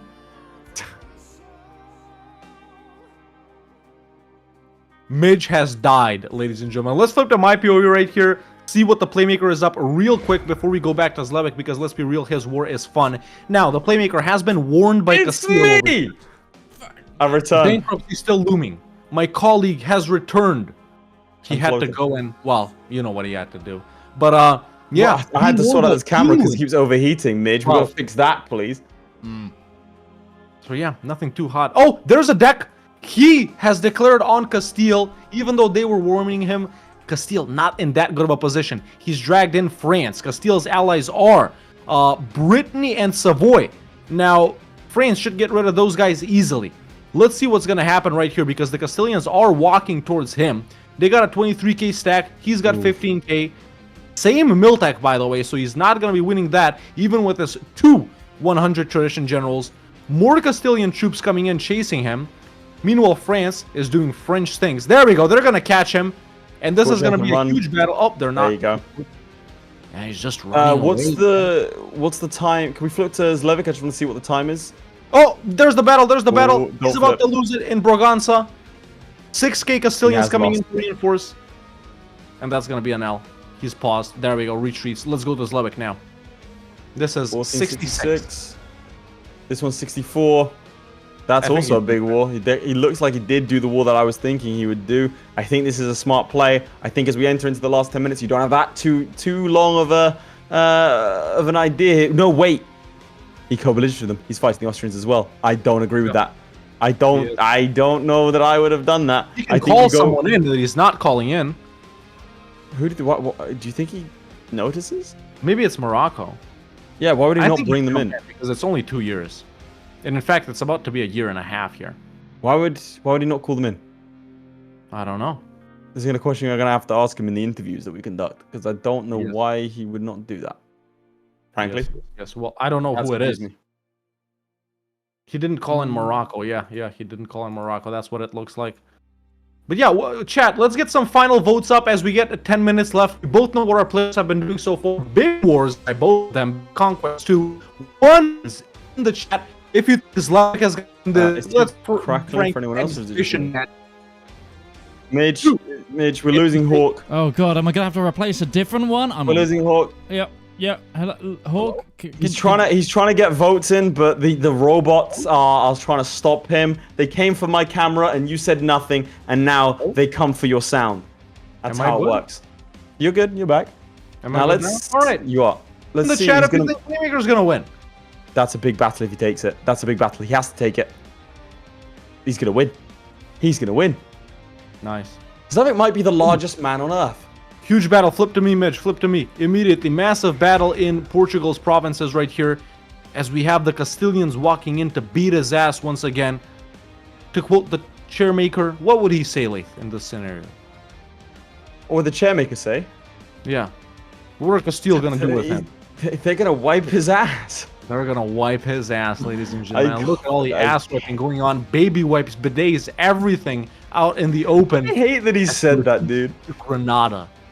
Yeah, this isn't working out for him, man. No, France is here. He's pieced out Brittany. As soon as they knock out Savoy, they're gonna come help him. Basically. I mean, they're stuck on Burgos. Yeah, he just needs to survive. You're right. 40 corruption almost. Wouldn't be a Playmaker one. What are we at in terms of numbers here? Cena, I think, gives another. So we've got 62 YouTube members to 55 Twitch subscribers. Oh, there we go. As Senor comes in with 5 gifted. He's trying to secure the victory. He's trying to secure the victory. Oh, Joe's becomes a senior producer. That's not just a regular producer. That's a senior producer. That's the kind of guy we listen to. W. Joseph and W. How you doing, Joseph? All right. Where do you think this will go? Oh, the French. Oh, there we go. Yeah, the French are here. They've turned up. Helping out. Now this should make life a lot easier because still gets knocked down to medium. Yeah. What's the time in Zlewick's game? If we flip to him. Let's go. 65. Okay, I think we drop out for the final 8. Hawk. From Playmakers as well? Yeah, I think because he's I think you hop into Zlewick's game. I can't hop in. Why? I'd have to hot join. It would delay by a couple of it'd be very long. That doesn't work. It wouldn't be instant. You would have to pause the game. We'd have to pause the timer. It's better if you just hop out. I'll go let him know. For me to hop out of Playmakers. Playmakers speed fighting, no pause. Yeah, but he's catching up. Like I feel like Zlewikk with his hardware has got a big advantage right now. He's caught up 7 years. Yeah, but he's on speed 4. Single player. Listen, I don't think there was a need to drop out of Zlewick's game. That was your call. There was. He was upset. He yelled at me. Wow. Yeah, he topped up the PayPal. All right, I'm gonna hop listen, out then. We gave Zlewikk an advantage. Might as well give the Playmaker an advantage now. I'll let him know. Let's go to Zlewikk directly here. Oh, we're already there. Okay, I'm hopping out. There we go.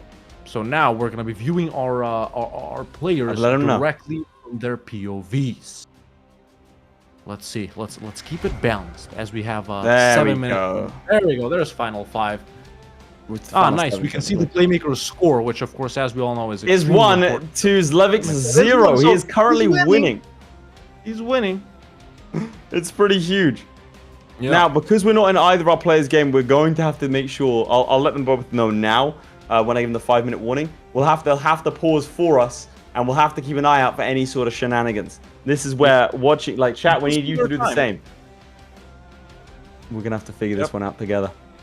No shenanigans allowed. Now, I think I can't hear he's any got sound. 6 minutes. He's definitely going to wrap up this war. Is Zlewikk. I think the Playmaker is going to wrap up his war as well. I think It's gonna be close. Bear in mind that Playmaker has more provinces of Portugal. So whereas Zlewikk has Castile, so they're kind of doing the inverse. I think it's very even. But Zlewikk is in 2 wars. But could be a big one here for the Playmaker. But Playmaker already has stuff in Ireland. Damn, this is gonna be tight. I This is gonna be very tight. This actually could be a draw. This is gonna be pretty even here. Either way, it promises a good showing for the final, and it promises a good showing for the 3rd place playoff. To be honest, it shows how good the skill level is this time. That a guy who has gone untouched is going toe-to-toe with the guy who is currently sitting in 4th. You know, and there's nothing to split them. Very high skill level on both of them. A L'Equipe 10 out of 10 might be on the cards, but we'll have to see. They are very rare. They've only been given out once as Some might say he had help this match, but you know, we'll see what the bookies say. We'll see what the bookies say. As we approach the final 5. Is that a peace out? No, it's not a peace out. No. I thought Playmaker peaced out, but no. Playmaker is exploiting dev. Yeah, exploiting dev. What's this corruption? I can't see. His corruption looks like 45. Is it 45? How does he even get that high, man? I don't know. Does he just debase current like constantly? Surely that costs more than he gives him. It's 45% all power, man. He can't get tech. It's like he has no feudalism right now.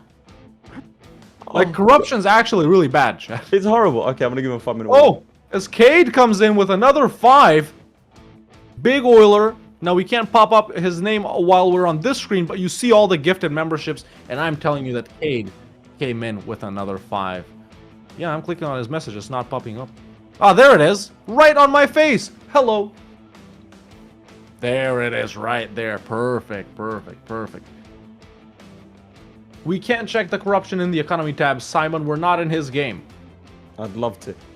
But now we see more of Zlewick's score, which is in fact 0, and less of the date in the Playmaker. So that is unhinged. I don't know why Midge would do that to us. He loves score, man. He's yelling slurs at me. I'm told to not bring attention to it and stop being a white. Well, I can't repeat that. Okay. Who do you think gets more provinces in this war? Surely Zlewikk gets more provinces out of his wars because he's going to get 1, 2, 3, 4, 5, 6, Aragon, right? 7, 8, 9, 10, probably 11 or 12. Yeah, he can do Aragon too. What is he doing? Is he going to give land to France? Surely not.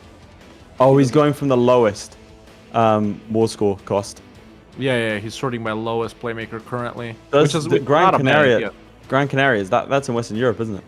No, it's in well, it's in the Maghreb, but it is in Northern Africa, but it's also in Europe. Yes, so for this challenge, it doesn't count. No, it doesn't count. It's in Europe, but it's sort of Western Europe.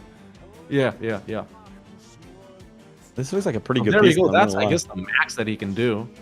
No, one more province? 2, 3, 4, 5, 6, 7, 8. That's like 12 provinces right there. 11. That's hefty. That's hefty. That's given everything else he has in Ireland and Portugal already, that might be enough to tip him over the edge here. Yeah. I mean, the time is basically even. These players have been playing for the same amount of time. One slightly more stable than the other. Wait, he's gone into Castile. Look. Zlewikk has attacked Castile. How is he fighting Castile? I think he just attacked him.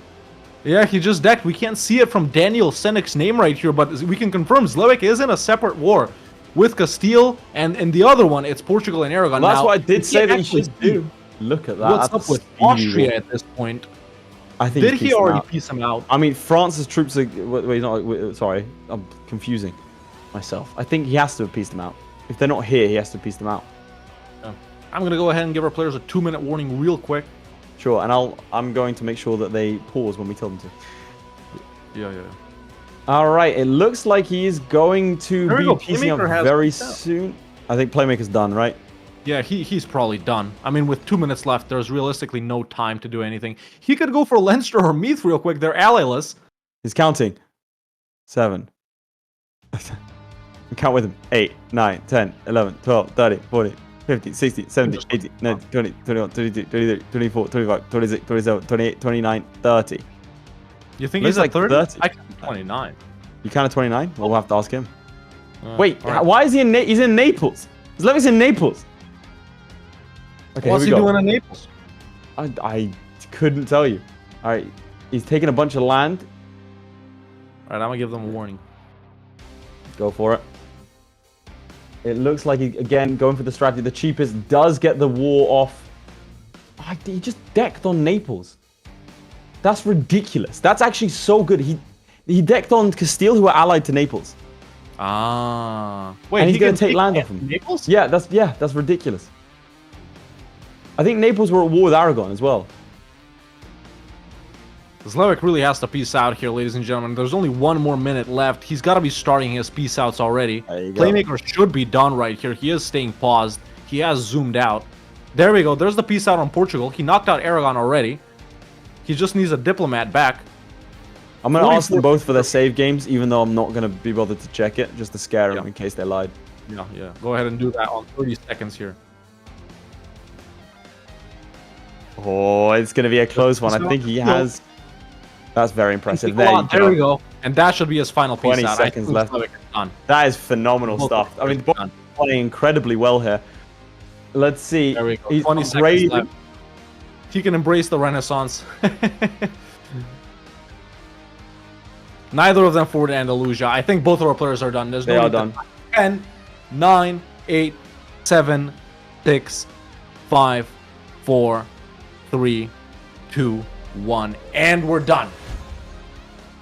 There you have it, ladies and gentlemen. That was the Reconquista. Starting as Granada owned the most provinces in Western Europe. Obviously, because we decided to drop out of both Zlewikk and Playmaker's game, we don't actually have the scores for you right now.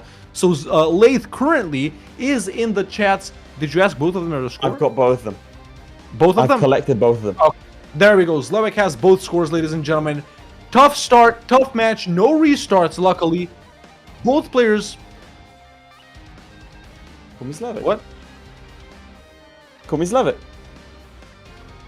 You ask Zlewikk and No, Playmaker. You said Zlewikk has both of the scores. Clip it. Clip it. Oh, okay, maybe I did Clip say it. it. Either way, Clip it. Zlewikk He's has trying to both of the gaslight me. scores. You see that? You see what I have to do with? I Nasty. just said Lath again. My colleague here has both of the scores. Frankly, an exhibition match for glory, for prestige, for all wins for Zlewikk, for more wins than losses for Playmaker. Playmaker's playing the playoff either way. Zlewick's in the final either way.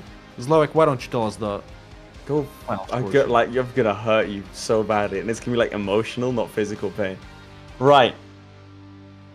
I can tell you that Zlewikk finished with 41 provinces, a very good score, getting a mad dash, a load of them in the end. That Castile did give him a bunch. Was it enough? Was that enough?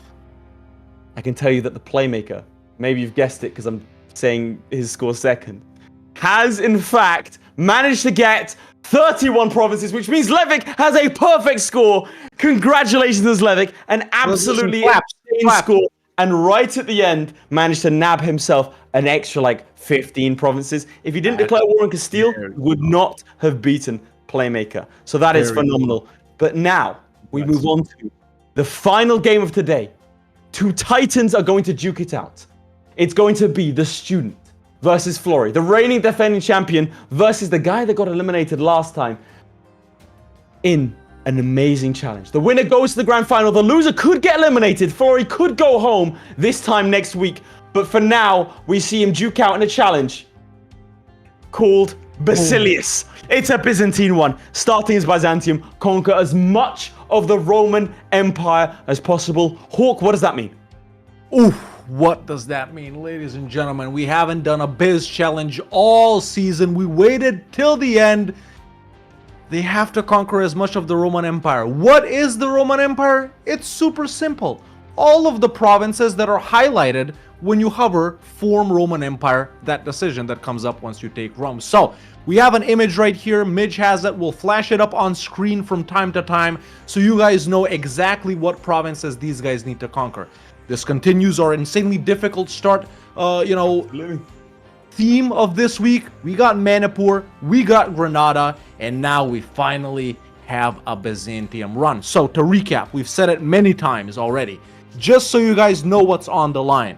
Whoever wins out of Florry and the student faces Zlewikk in the final and has a shot at eternal glory and becoming the champion. Whoever loses plays the third place playoff match versus the Playmaker and has a chance of getting eliminated from season 2 of EU4 Para Bellum, and they have to re-qualify next season if they want to play again. The winner, of course, stays in automatically. Absolutely. There we go. You know what's on the line. You know who's playing. While Florry and the student are getting their games set up and getting ready, I'm going to go ahead and talk to Zlewikk and the Playmaker. And 1 second. Thomas Arts has gifted 10 memberships, solidifying YouTube's lead. Thank you very much, Thomas. We've got a picture of presumably him there having a phenomenal time. Thank you very much. He's become a producer. Hawk, take it away. Interview Zlewikk and the Playmaker. Get their insights for us, if you don't mind. I will. Ladies and gentlemen, Zlewikk, Playmaker, congratulations to both of you, but I can confirm that Zlewikk is the winner of this challenge with 41 provinces, if I'm not mistaken, whereas the Playmaker has 31, if I'm also not mistaken. Either way, even if I may not be right about the scores, I am right about who won. Zlewikk, we'll start with you first. You keep your clean sheet for this season, 5 out of 5 in the main portion of this tournament. How does it feel to have won them all before going into the final? I feel like it's still not enough for the final. I mean, depending who's gonna get there, like both Florry and Student are super strong. So even though I'm beaten and I did beat both of them, I don't feel like, oh, I'm gonna go on the final, win all the matches. It's still not like that. That's right. Now, Playmaker, this was an excellent game from you as well, I gotta add. Of course, this was pretty much You said you never played it in Europe. I haven't. I just You kind did of so well. 31 is a really good score. I was really happy with it, but you can't beat Zlewikk, all right? It's just you try your best. I was this close. I don't know if you've seen the stream, but I'm showing that camera. I was this close of getting wiped by the Castilians because I did play a bit too aggressively in the first war. We did see that. Now, Playmaker, you had a great season as well. I will give you that. We all enjoyed, you entertaining us over here. This was an exhibition match for you as much as it was for Zlewikk. Zlewikk was guaranteed in the final. You're guaranteed the 3rd or 4th. Doesn't really matter. Now, who are you expecting to face right here? I don't know if you saw. Did you see the challenge that Florry and the student are gonna play? Let me ask. I haven't yet. You haven't. Okay, so I'm gonna tell it to both of you guys right now. It's Basilius, starting as Byzantium, own as much of the Roman Empire as possible. Now, with that challenge, who do you think has a better shot? Playmaker. Why didn't you leave it for the final? That's such a great challenge. I love that challenge too. Yeah, I have to give it. Florry is really insane at this type of thing, I think. But the student, if he can have some really cooked strategy, you can't count the student out because he always has something hidden up his sleeve. So I don't know, it's hard to say, but I don't know. And didn't Student play Byzantium in the last season? So when he formed Latin Empire? He did play Byzantium last season, I think, but that was like a multiple restart one. It was super, super hard. Yeah. So maybe But then he recorded a video of actual correct run, so I expect him to do the same. Can he go for Latin Empire for that run, or is it starting as We Byzantium don't or as have any Byzantium? conditions. The only thing you have to do is start as Byzantium. I'm calling it Latin Empire from Student. He trained it Is it last like the Latin season. Yeah. Empire? You think that's a valid strat? More valid than regular Byzantium? It depends how confident you are in the Byzantium strat. Because if you do it well, it's little RNG involved. Yeah. So I would personally go for the Byzantium strat. But he trained Latin Empire, so I think he's gonna do that. That might be the And way. he likes non-standard plays. Yeah. So He definitely likes non-standard plays. Yeah. For sure. We asked you both before this match, who would you like to see in the final, Zlewikk? We asked Playmaker, who would you like to face, in the third place playoff? Now, has anything changed after this match? Now that Zlewikk, you've won, Playmaker, you've lost, obviously. Now that you know their challenge, maybe you know how it's gonna go, who's gonna be a little better, or do you still have the same opinions that you had before the match? Yeah, I played Student last season for the third place, so I want my revenge on Florry from... I think it was already 3 seasons ago in the Masters in the final. You're sticking with, you want to face Florry, you want to take the title directly from the title holder, is what you're saying. And I've heard if you win against Florry, you take all of his 6 titles as well. I'm not going to confirm or not deny that. We're going to have to consult, John Paradox, maybe even Miss Clausewitz for that. But Playmaker, same question for you. Do you still have the same opinion you had before the match about who you want to face, A Student might be, let's say easier. Florry might be more glorious if you beat them, of course. Yeah, I mean, I would love to play next season, and I think the best chance I have will be against the Student. And that's not shots fired. I just think Florry is the 6-time champion, so that I don't want to play an elimination game against him, preferably. Yeah, for sure. There's one advantage of playing Florry now, because in the last 2 weeks he only played Para Bellum. He did not play EU4 at all. So he's kinda washed. 2 weeks washed. Oh yeah, I don't know. We'll see. Some might I say bet it's pretty good. old Florry was better. But now I'm gonna ask you same questions we've asked the other players. Habibi and the chairman after their match. Now that the main portion of this tournament is done, you guys aren't done, of course. You still have a couple of more matches, Zlewikk. 2 at least. Playmaker 1. What has been your favorite challenge so far this season? Playmaker, let's go with you first. That you've played. I really like this challenge a lot. It was something I was not very comfortable with, but I went into it, and I think I did really well for not really, I've never played Granada before successfully, so I'm just like, yeah, this was actually way better than I expected, and I had a lot of fun. And, I was like, oh, this is way better than I thought I'd get to. Yeah, for sure. And Zlewikk, what about you? What has been your favorite challenge this season? French one for sure. It's because it involves some... Yeah, it involves some planning. Even it's 30 minutes. You had to plan specific actions to succeed. You're talking about the alt start date one, right? Just so it's clear yes, for the yes, the audience. Napoleon start date France, yeah. And I liked it so much, I did stream it a few days back to see how much I can get without an hour limit, but with the 1821 limit. And I think I got to like 760 provinces out of 820 in Europe. So it is really nice and challenging try.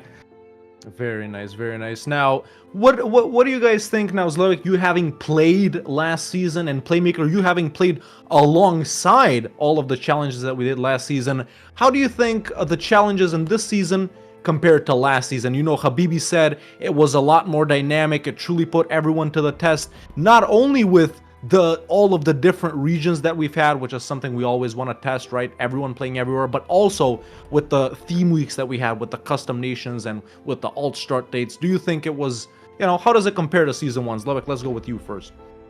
I have an advantage and disadvantage of this season. One, I absolutely love the themed weeks. It's just it's much nicer, right? Everyone's playing the same kind of theme, so I think it was a great idea. And on the other hand, disadvantage, I think you're doing too many conquest challenges. We got to see some, some alternate challenges like we have last season with Student, right, for the Italy. Yeah, for sure. We'll keep that into account. Playmaker, same question for you. Comparing the 2 seasons. Yeah, I really like the change in this season. Although I will say I really loved the Start Day America challenge from last season. But we kind of saw that in season 2 as well. That soon. Yeah. We thought about it, but we actually had a lot of concepts for the alt start date ones, and I'll tell this to the audience as well. You know, I was pushed back by my dear colleagues many times on a certain alternate start date challenge that I wanted to throw on for some of you guys. Some may say it's the hardest start in all of EU4. I don't know about that, but you know, you guys can research it on your own. Think about which one that is, and maybe we'll even get to see it next season. So if we bring back, I know which one. alt start dates. Well, I know which one. You know. It's Ming just before losing to Jing. Well, it's You not. think but so? I'm gonna write that Early one down. predictions, That's 100% the hardest one. insider info. I'm gonna That's how write you that- won. I knew it. Well, there you have it. Well, all right, we're pretty close to starting up our match with Florian, the student, right here. Any closing thoughts, Zlewikk, before you go into the final? Anything you want to say to the audience or to whoever? 2 words. Polska Górą! There you have it, ladies and gentlemen. A great sign off, as always, by Big Z and Playmaker. Same goes for you as well. Any last words before you face either student or Flory in the third place playoff? To be a little different, I just want to shout out Zlewikk. I learned so much from watching his videos. It's so cool to have like actually playing like full circle. Like learned a lot from the game from him, and actually getting to compete against him was actually so cool. I'm like, fan mail. Let me fan out just for it once, okay? Awesome. Really cool experience all overall. Nice Thanks, words, man. both. I'm really glad also that the community is growing. I mean, it would be so shame if it was like just me, Leif, and Hulk. It's great that there's so many more creators coming in, including you, Playmaker, of course, students, good Chairmaker as well. And yeah, it's great that the community is still alive, even though that game is 11 years old, right?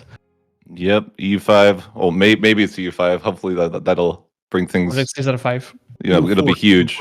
Get real. All right, boys. Thank you so much for this challenge. Thank you for entertaining us all season. We'll see you next week for the final time this season. But for now, it's goodbye. Thank you. Thank you. There we have it. Now, I can confirm I've been on the phone with John Paradox. Mm-hmm. Let's talk about the elephant in the room.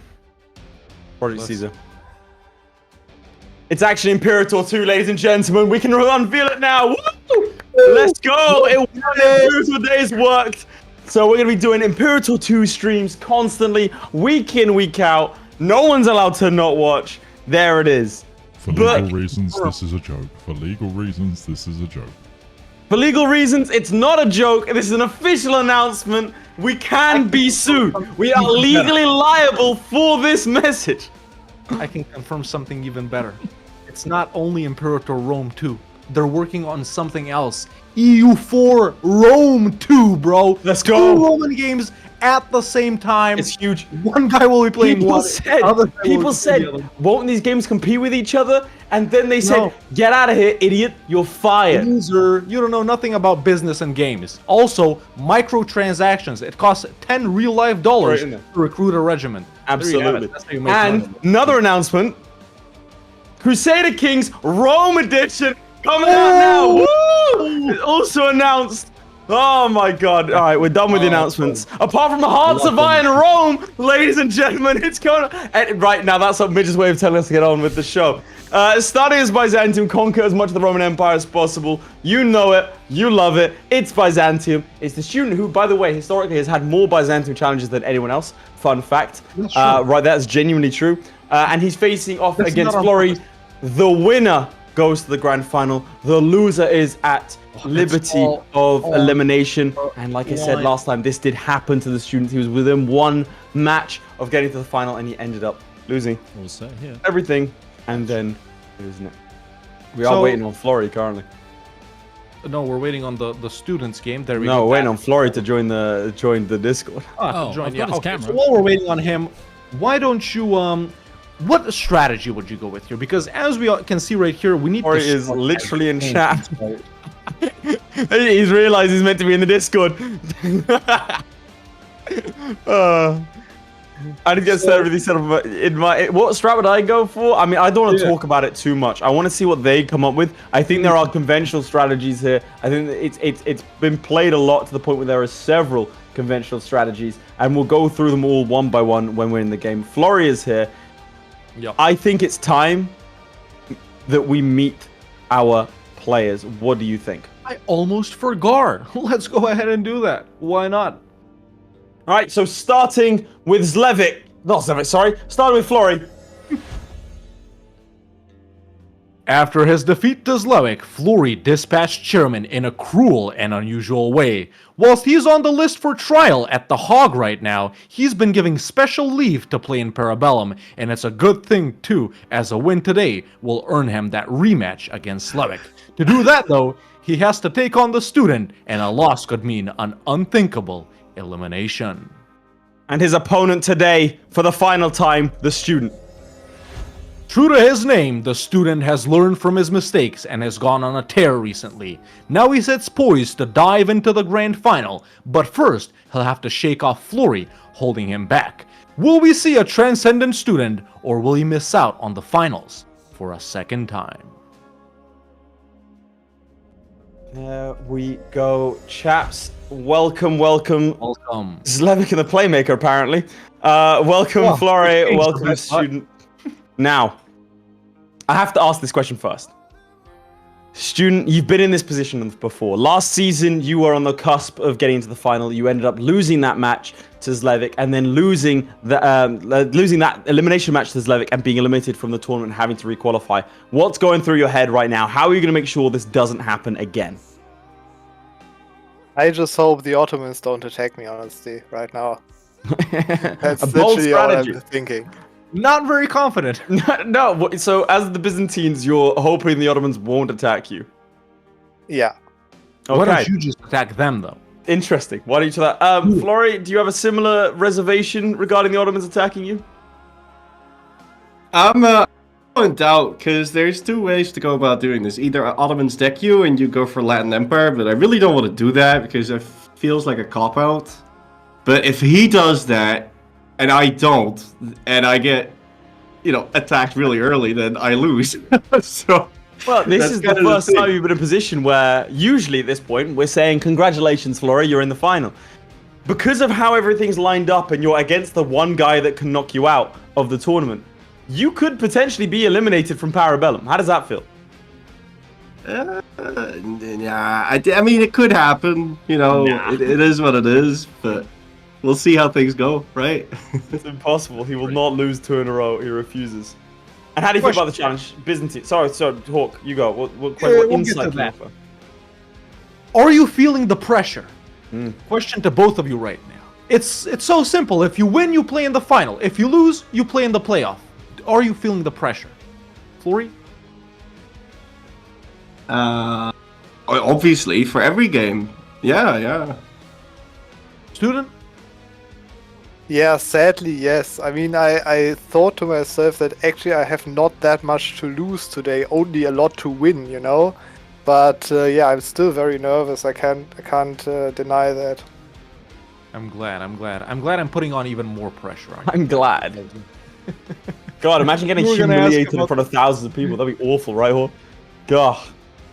It'd be You were terrible asking playing about, this one. I was just going to say... something? Well, I don't want... I'm going to specifically not ask about strategies because I don't want them to reveal anything. Yeah. Having said that, Florry, scale of 1 to 10, how familiar are you with the Byzantine start? Oh, I've played them so many times, but I usually play them on very hard, and then you need everything to be tick perfect. So what I really need to do this time is restart if stuff goes bad, but I hate doing that.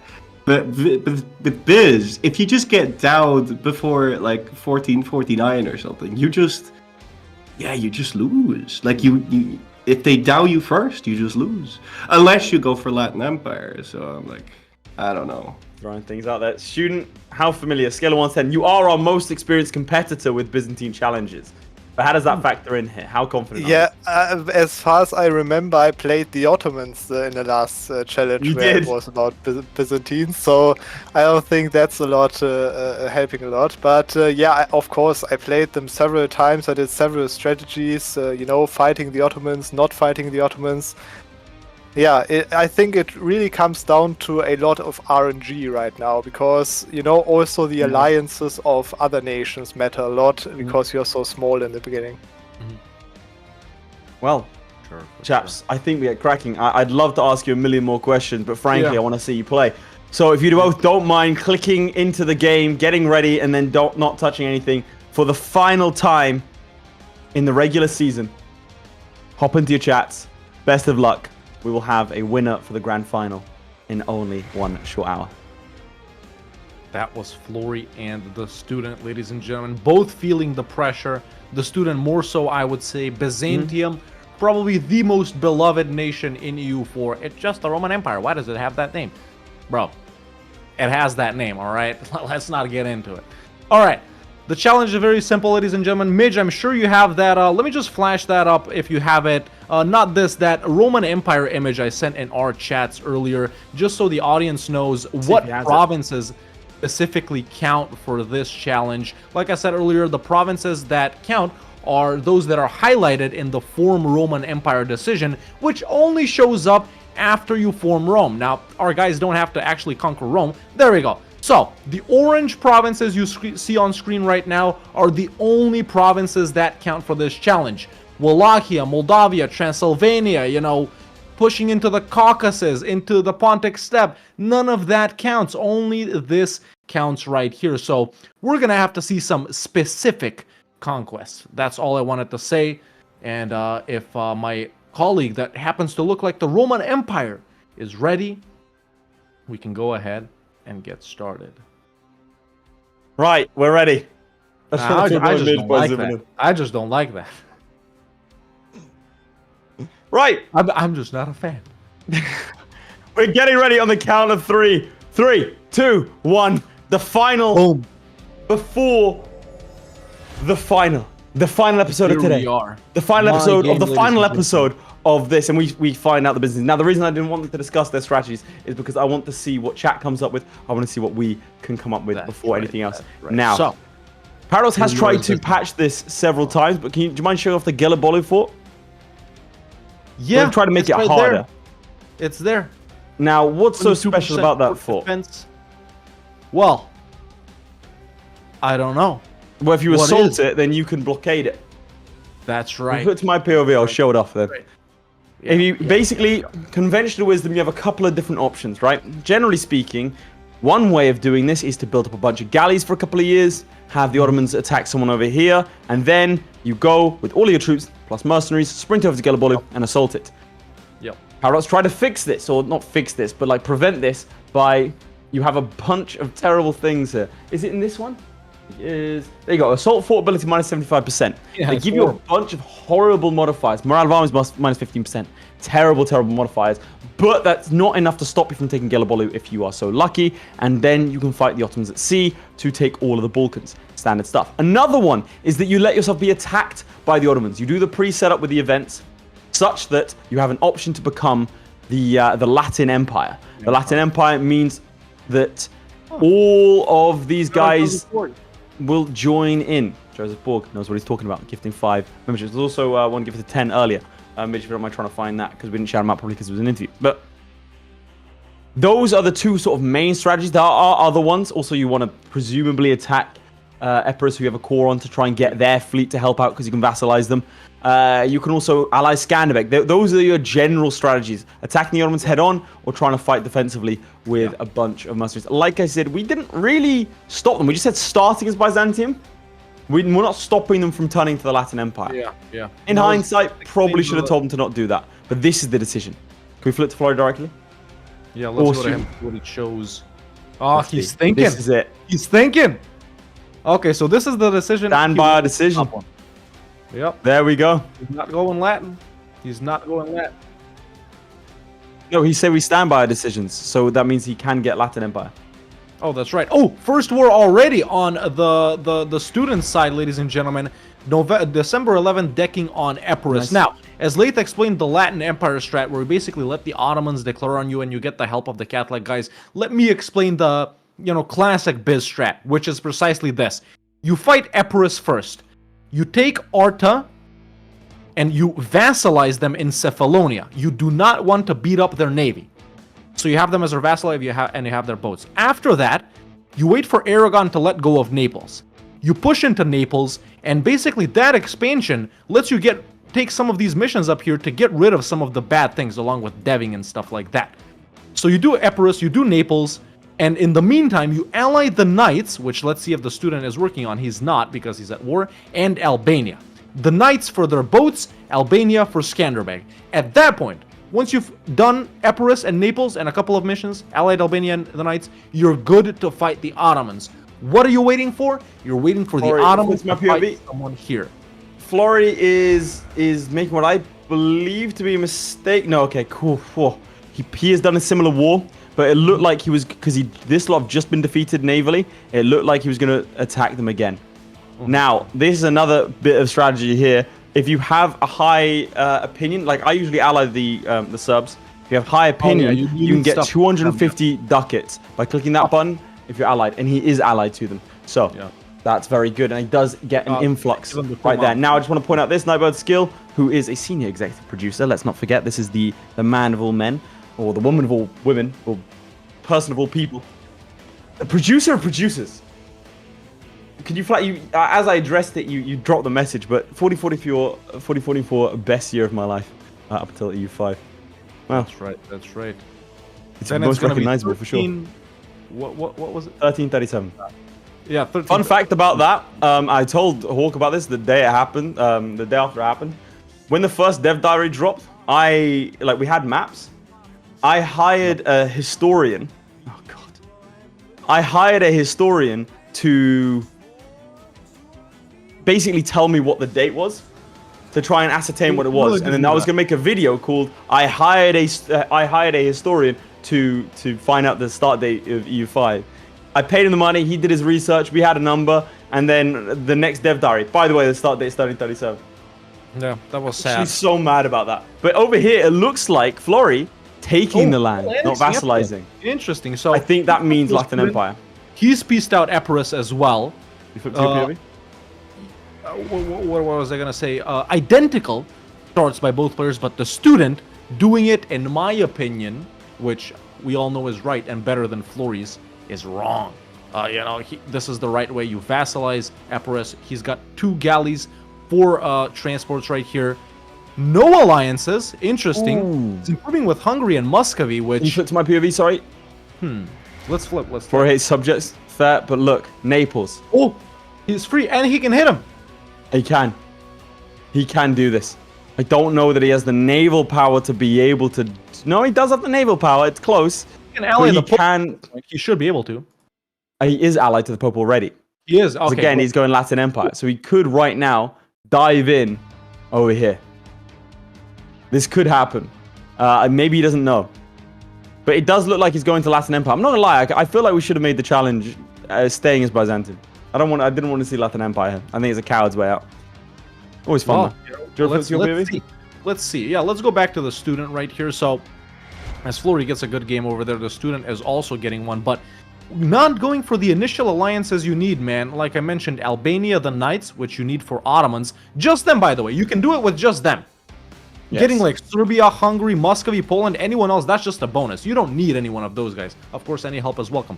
But you also need the Pope early on to help you with Naples. You can call in the Pope with the promise of land. You can just go for a couple of provinces here. Sure, you can or don't have to give anything to the Pope. But the good thing is, if you land on the Pope and call them in, you don't get black flagged. So you just invade Naples by land. And it's so easy to crush them. But they're still Aragon's junior partner in the student's game. So, student improving with Allied Muscovy. Nice. So he's secured defensively. That's what we know. Working on allying Hungary, he's actually pretty close. If he pops a Scornful like to the Ottomans or Bohemia or Venice or someone, he should be able to get them as long as Ladislaus doesn't come into power. But yeah, as soon as you grow a little bit, man. Independent? Going back to the strategy I was saying earlier, after you do the Epirus, Naples, and ally stuff, you wait for the Ottomans to fight one of these guys. Once they do, you hit them hard. Land all your troops here in Constantinople, get 28 merc companies, pull the boats out, let allies attach, bomb Gallipoli, you don't gotta assault it, get Gallipoli, allies are going for Salonik, go for Edirne, siege the Balkans, Bob's your uncle, you're done. How'd you know that? I know a lot. Flipped my POV. RNG all over the place today. Nice. Look at that. 200 of each. Very nice indeed. Naples still allyless, begging to be attacked. Yeah, he's just not going for it. He just isn't. It's kind of, frankly, I'm scared as to what this man has in mind. Like, I think he is trying to no allies, but he's not going for it. I think he's allied Theodoro Trebizond, the Papal State, and Serbia. A hefty lot of allies for sure. I'm curious as to what's going to happen here now. I'm very, very curious. If he gets 4 over here, he'll get the Hexamillion Wall, which is not really that useful. I'm just trying to see what else. Can we flip to him directly, if you don't mind? Yeah, let's go to him directly. Florry, if you don't mind, he's attacked. Like the Ottomans have attacked Jandar, so let's see if he's looking at anything here. That's an opportunity. He does choose a castle in Corinth. Oh my god, the Ottoman Navy in Florry's game is getting rinsed. Yeah. Who else is in that Chandar war, by the way? Who's their ally? They lost. The Ottoman Navy lost. It's at Kiyunlu. Akuyunlu? No, wait, it's just Ramazan. Sorry, Ramazan. So the Ramazani and Jandan armies, navies, just took out the Ottoman. He has to have seen that. He probably saw that. Yeah. That is remarkable. Florry now thinking outside the bounds and breaking out of his frame. You think he goes for it now? I think it might be dangerous to go for it. I mean, Sinop is about to fall. Ramazan is being sieged. I mean, I think it might be Ottoman's war score. Nah, the Ottomans have already won it. Like, it's not. Yeah, they've like, as in it's done. That was a nice little opportunity there. That was. I don't know if it was enough, but it was definitely a nice opportunity. The Ottomans have now built 2 heavy ships. Is that 3? How many heavy ships do they have? Let's see. They've rebuilt their navy and they've rebuilt it better. The Ottomans are building a lot of galleys, like a lot.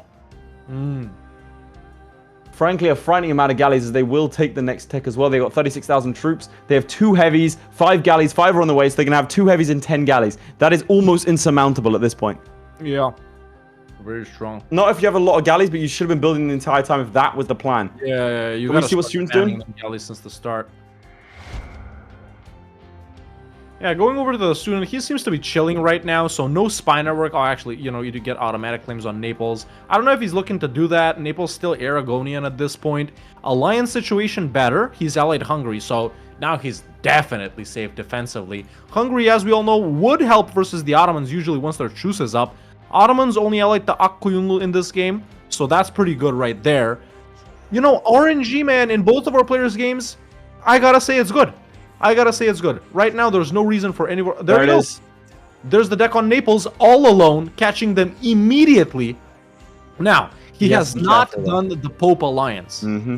So, the amount of boats, pretty similar. There we go. Wiping 2 Neapolitan guys. However, that's the stuff. He's landing only 4K guys right here, and it's the Free Company in Aragon. There's a naval battle right there. Allies to my POV for just a split second. Let's do that. Don't like the look of this, do you? Oh, they might be referring. Does Florry have allies? He's got a couple. Going Latin Empire, right? He's going Serbia, Papal State, Theodoro Trebizond. Oh, guys. I think he definitely sees it. I mean, the Ottomans, I can't see what else they'd be doing. They could go after Karaman, I guess. There it is. Yeah. They did. They decked? Let's go back to you. Okay, now let's Ottoman conquest of Sambria. Can we go to Florry directly? Ottoman conquest of Sambria. Stuff happening. He does have a big army advantage right now. So let's see. Does he go? He's just gonna get them together. Now, how would you? I'm not gonna lie. I'm sad to see a Latin Empire. I don't like the Latin Empire. But it is a very good strategy. 2 different strategies. No, I completely agree. I just think the Latin Empire is a lot stronger of a strategy, personally. A lot stronger. Nah, that's an AI strategy, bro. I think you're wrong. I think you're the very right wrong. way is staying biz. We all know that, but right way isn't morally correct. Yes. Now, Latin Empire is stronger. We know this. I've never played the Latin Empire. You just get everyone in Europe as an ally, basically, all the big majors, and they just destroy the Ottomans for you. We saw it in Para Bellum. Let's see, repair the army. Just give us a shout. AI do it. They very, very occasionally do, but they have to. It's that mission at the start of the game that they have a low chance of selecting. Take us through the student, and I'll let you know if anything pops up here. Yeah. Going back to the student, he has landed all his troops in Aragon. Naples hasn't come there, so we see the Free Company, the Hydukes, the Palace Guard, and the regular army over here. He should be able to, wipe Naples' ass right here. He is Tech 3. Naples is Tech 3 as well. There we go. There's the walk. I don't know if I agree with this. I don't like this attack.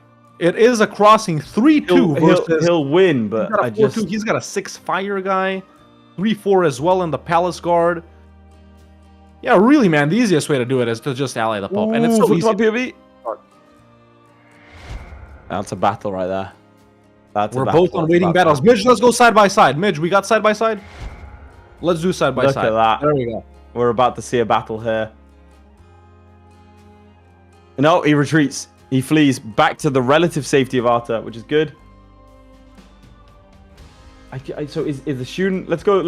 Ooh, I don't know about this one. No, he's going in for it. I think this is a good... Oh, gets 50 military. That's why you have the Purple Phoenix DLC installed. If student doesn't have Purple Phoenix, he's going to lose. Ooh, the battle not going too well. Rolling a 0 to the Ottoman 2. That's not ideal. 105 discipline. This is going to be a rough battle indeed. Going bit by bit, the Athenians trying to come into support. But I think he has overstacked a little here. Rolling a 0, a 1, and a 2. A 9 does help out, but I think it's too little. No, it's not! No, it's not. Wow. Damn. What happened there? What happened there? And forward to glory. The RNG might just be in his favor. It's the pendulum swings back and forth. We can confirm that the PayPal account has been filled, and therefore Florry should enjoy increased RNG for the rest of the game. That is very, very good indeed. It doesn't even look like he's doing Life on Empire at this point.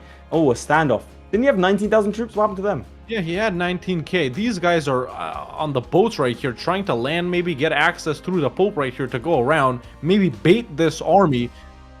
So once these guys walk over to the 2k, he can just walk these guys in. Is Naples going to do that? They don't just yet. Fernando I at Trastamara, the king himself, in a standoff versus the Byzantine troops in southern Italy, and he decides to frick off to Abruzzi. That was a very nice play from the student. Very, very nice play indeed. Nice. I like that a lot, man. I like that a lot. Why is he not going across the strait? Pull up. Is it ready? Why is he not going across the strait? Now he's crossing it. There we go. Yeah, there we go. There we go. Now he's in. Perfect. Nice. This was some nice baiting. Very good. Over here. All right, well, let us know if anything happens. You'll flip to my POV.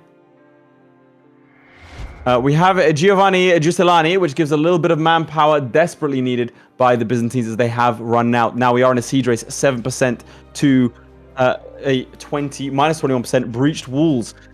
A little bit surrounded here. Cade gifting another 5. I thought he'd left, but no, he's not. YouTube destroying the Twitch subscribers. Where are my Twitch guys? They are not here today. They haven't shown up. Cade Schmidt, there it is, Latin Empire. There it is, Latin Empire. And now we see who joins. Who answers the call of Latin Empire? Not one of them. No one joined. No one? What? Why did no one join? Midge is saying that because the war's already started. That's not how the Latin Empire works. There we go. Hungary joins. Lithuania. We've got Poland. They're all joining. Venice. Austria. Go Diplo. Diplo view. Look at that. That is why I'm talking about this strat. And because of that, you might be able... There we go. You can get an alliance with Austria, Hungary, Poland, Lithuania. Everyone wants a peace. And he does, in fact, liberate Constantinople. He was on the verge of bankruptcy. Bankruptcy no more. And he should be... Now, the only problem with this is that he doesn't have the Reconquest CB. Yeah. So there is an argument to be made that instead of taking your cause back, you take land over here and then declare another war to Reconquest. I would say that's a terrible idea. You shouldn't do it. Could go Anatolia.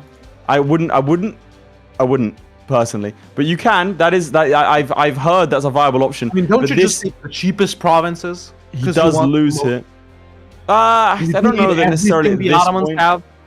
I think you would take a bunch of territory here because it's in the Roman Empire and the cores are cheaper anyway. Everyone that would get a coalition against you is already in the war, or they're the Mamluks and they don't matter. Yeah. So I think that could be a strategy. It's one that I might employ. Get a border with a weakened Karaman, go in against them. Sure. Maybe even go after the Mamluks after that, and then look, because this is a very weak Mamluks and a very weak Karaman. Very much ideal. He did take an initial loss against the Ottomans. Now, we have seen the Latin Empire strat once before with Zlewikk. If you remember what happened there, is it went to was it with Zlewikk? I'm not sure, but it went terribly wrong, and no one helped him out. Yeah, no one helped. That's right. And it was like super long. Yeah, but there we go. 100,000 troops bearing down on the Ottomans, and this should be a win, ladies and gentlemen. This is why the Latin Empire strat is superior to most others. Very strong, very strong. Now, chat, let me say two things right here. First of all, if you're watching on Twitch and you feel like you need to catch up with the YouTube Oilers over here, check your Prime Gaming subs. You may be able to subscribe to us for free if you have Amazon Prime. Yeah. How do they do that? How do they check? Super easy. Bruh. You just click subscribe. You click subscribe, and then it'll tell you. Twitch will be like, yo, you have a free subscription. You click that, check the box, subscribe with Prime, and that'll be fantastic. So check your Primes. You have one a month that you get to help out your favorite streamers with. Why not us? Why not today? Why not now? Why not Para Bellum? Let's see that number go up. And we do see some people have eyes. They can see they have Primes. They utilize it. That's the kind of innovation we need. The Ottomans. Looks like they've trapped some troops here. They don't blockade the sea, the strait though, and so those troops are allowed to leave. There it is. Either way, with 20 minutes in, Midge, if we can get the poll up, and I'm gonna ask chat to vote right here. Team whether you're on hello, YouTube Charlie. or on Charlie, Twitch. by the way, shout out Charlie. He also edits the videos that you see on YouTube. Oh, that's right. It is him. It is. Team YouTube all the way. Now, chat. Ones in the chat. If you think Flurry is gonna take this away with his Latin Empire strat, or twos in the chat if you think the student is going to take this away with his classic Byzantium opening. Let's see it. Let's see it. Damn, no one? Come on. Not a single person. Oh, there we go. There's some student votes right there. There we go. There we go. People think Flores won it. I wouldn't count him out yet. I would not count him out yet. Now, can you flip to the student, if you don't mind, Midge, and we'll let's see what's going on with him. Going back to the student right here, still sieging down Naples. He is blockading and everything over there. It's just this war is slow, man. It's a level 3 fort. Sure, he has to overstack right here. Otherwise, Naples would be tempted to go in and fight him. But you know, you just take this. I feel like could be enough for the first war with Naples. Not even that much a 54. You're not gonna fight that many Catholics this soon. You could even go for more if you're bold. Take everything except Naples for 100%. You're going to get coalition by the Italians, but who cares about the Italians, bro? That is true. I've heard reports that no one cares about the Italians. Can we flip to Florry's POV? Because he's been paused a little bit. I want to see what he's doing. Yeah. Chewing. Paused anymore. Stewing. Doing his best to make a Turkish nightmare. The Ottomans are fighting valiantly, it has to be said. They're not being stupid about it. But there's only so much you can do when 100,000 men start fighting you, and one of those things is your best. Yeah, I wonder if he's gonna get a snake border to Karaman, like you said. I'd probably go for a snake border to Serbia, to Albania, those guys, so you can just start pushing in the small guys simultaneously, man. You know, we're already 22 minutes in, and currently the student is in the lead. Sorry, Flurry is in the lead by 1, right? Because he has Cephalonia. Because he has Cephalonia. So Flurry is at 7. Student is at 6. Can you flip to my POV? I would want to show off a peace deal and see what you think of it. For these wars, though. Something like this could do. You also have the potential to get war ups and money. Money would be useless because of how the divvying of ducats works. Midge out the dungeon yet? No, I'm afraid not. Thanks to your donations, we can keep them fed and watered in there indefinitely. But this does give a border with Karaman, which would be very nice. They're only allied to Crimea, which would also be nice to nab. I forget. Are they part of the Roman Empire? Midge, we could get because they're there for the Basilicus, you know. No, they're not. There you go. Okay, so they're not. So they're useless.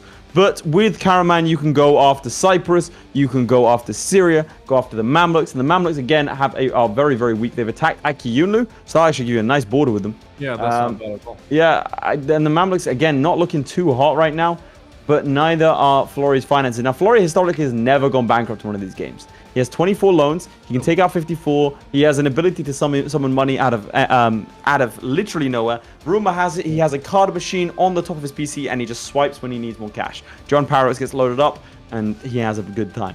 Take us through the Now student. let's go to the student's POV here real quick. I want to show off what he did on the peace deal before I take a 30-second break because I got to.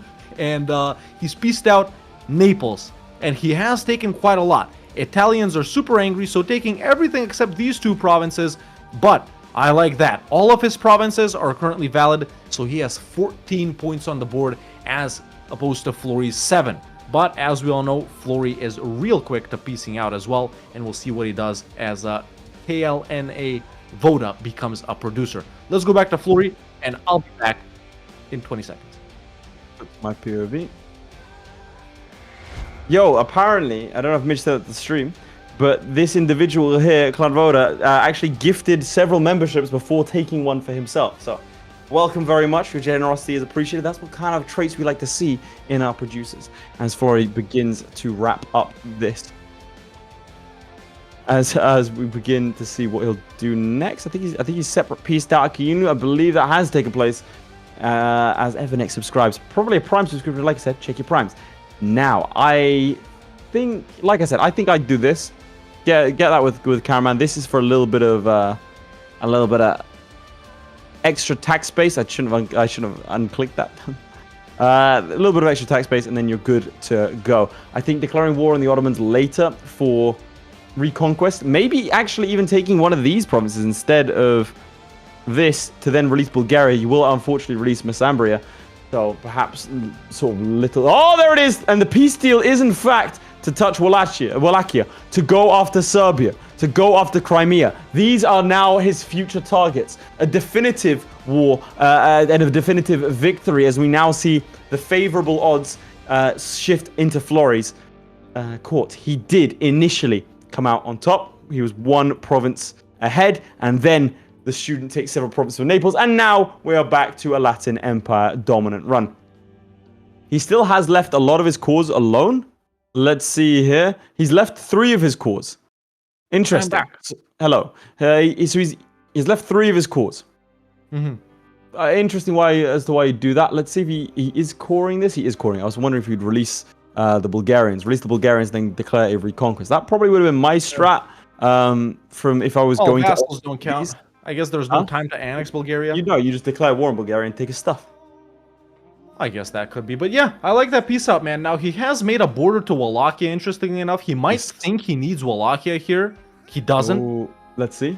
Let's see the map, if you don't mind, as we have another subscriber. We've got 77. Let's see if we can hit 100 by the end of the stream.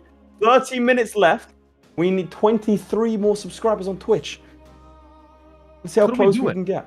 You might very well.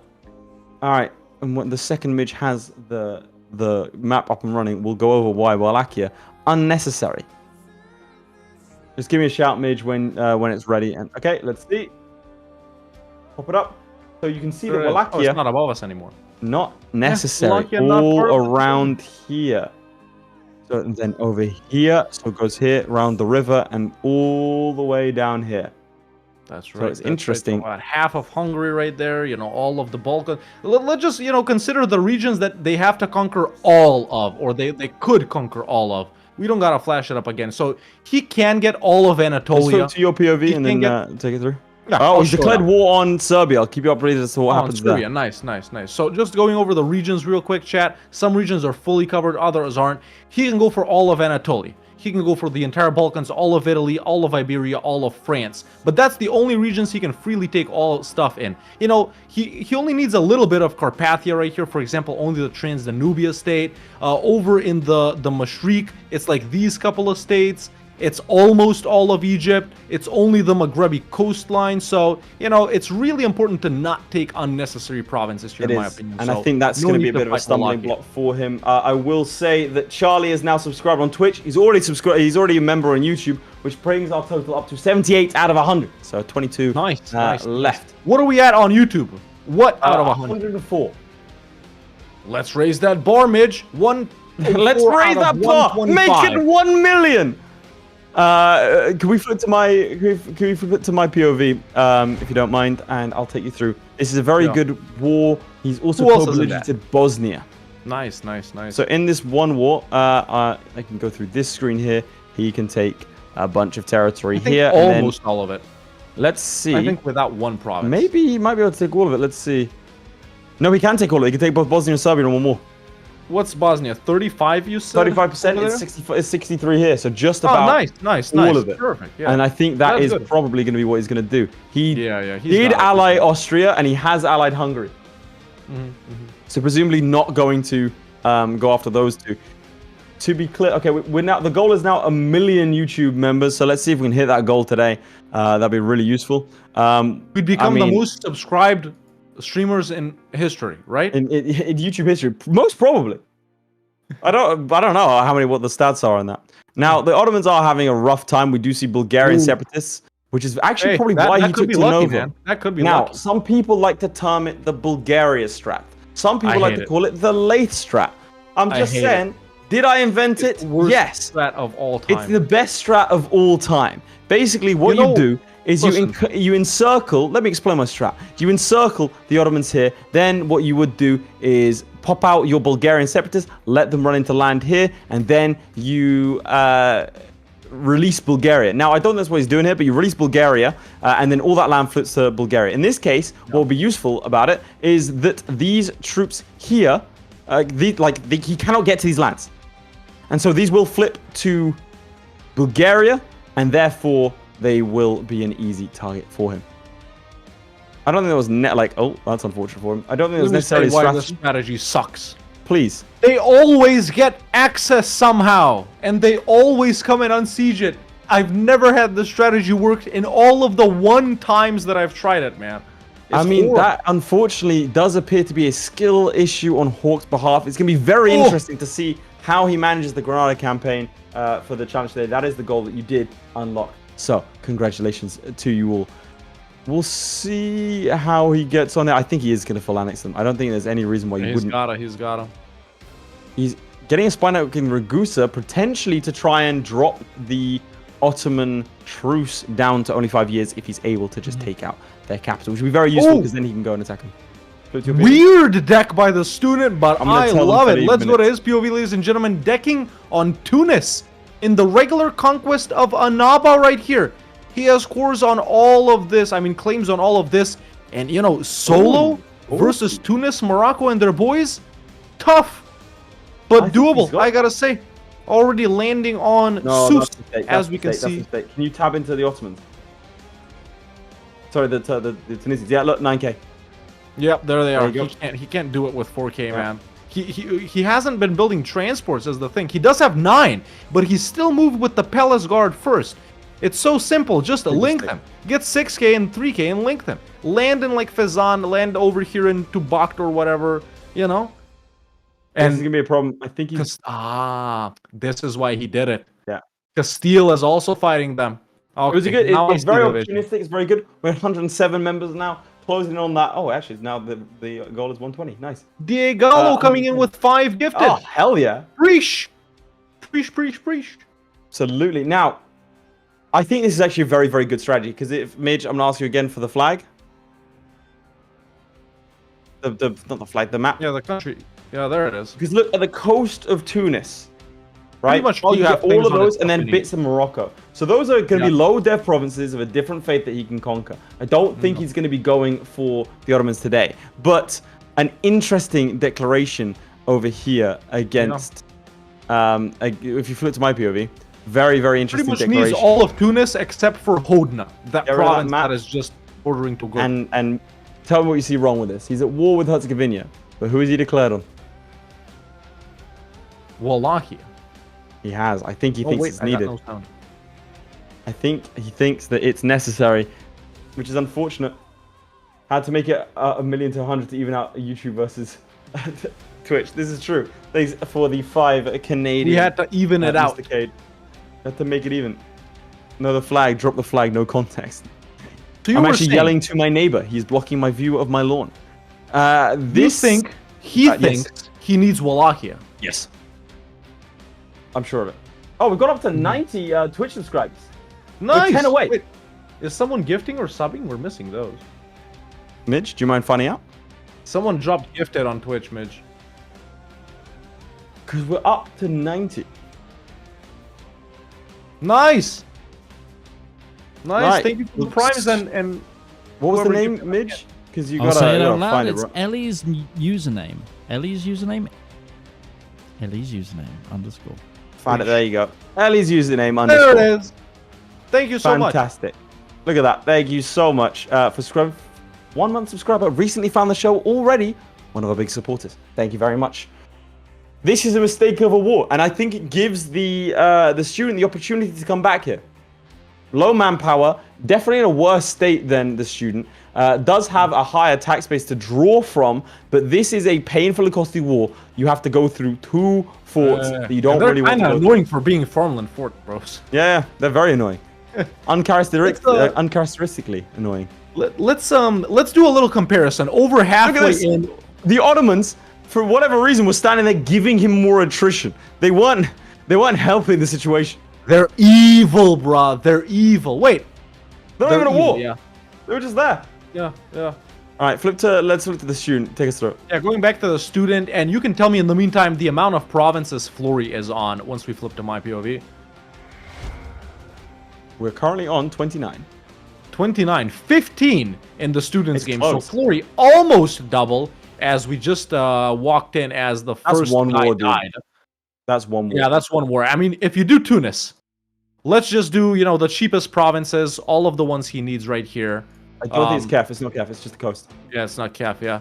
Oh, no, it is Kef. It is Kef. It's all of them except this one. Yeah, Okay. except this one. Yeah, so if you do something like this, Is he that's still award how many Morocco? Or did he provinces? beast them out? Morocco is 'Cause still in. Morocco is He still can go in. after Tlemcen as well. Yeah. From This could be Morocco, big. he needs 4 provinces. Oh, okay. Yeah, Fez is in too, I think. So it's these over here in Fez. So yeah, there's Oh, a big... Midge, what are you doing? Why have I got a Moroccan flag behind me? Oh my god. You Blasphemy! told me to drop the flag. Oh my god, Midge, get out of here. He dropped the flag. Midge is unfortunately going to be executed at dawn, so that's a Why? shame. We get some Fs in the chat. And that is his body hitting the floor. So can we get some Fs in chat for Midge? He would be sorely missed. Habibi's going to be our producer next season. We're proud to announce Shout out he's going to be the head producer. Shout out Habibi. Great competitor, even greater producer. And there it is. So big Fs. Yeah. Now, can we flip to very, Florry directly? very Because he's Yeah, let's go to Florry directly. We he's should go to the freezing. student directly soon too. Look at this.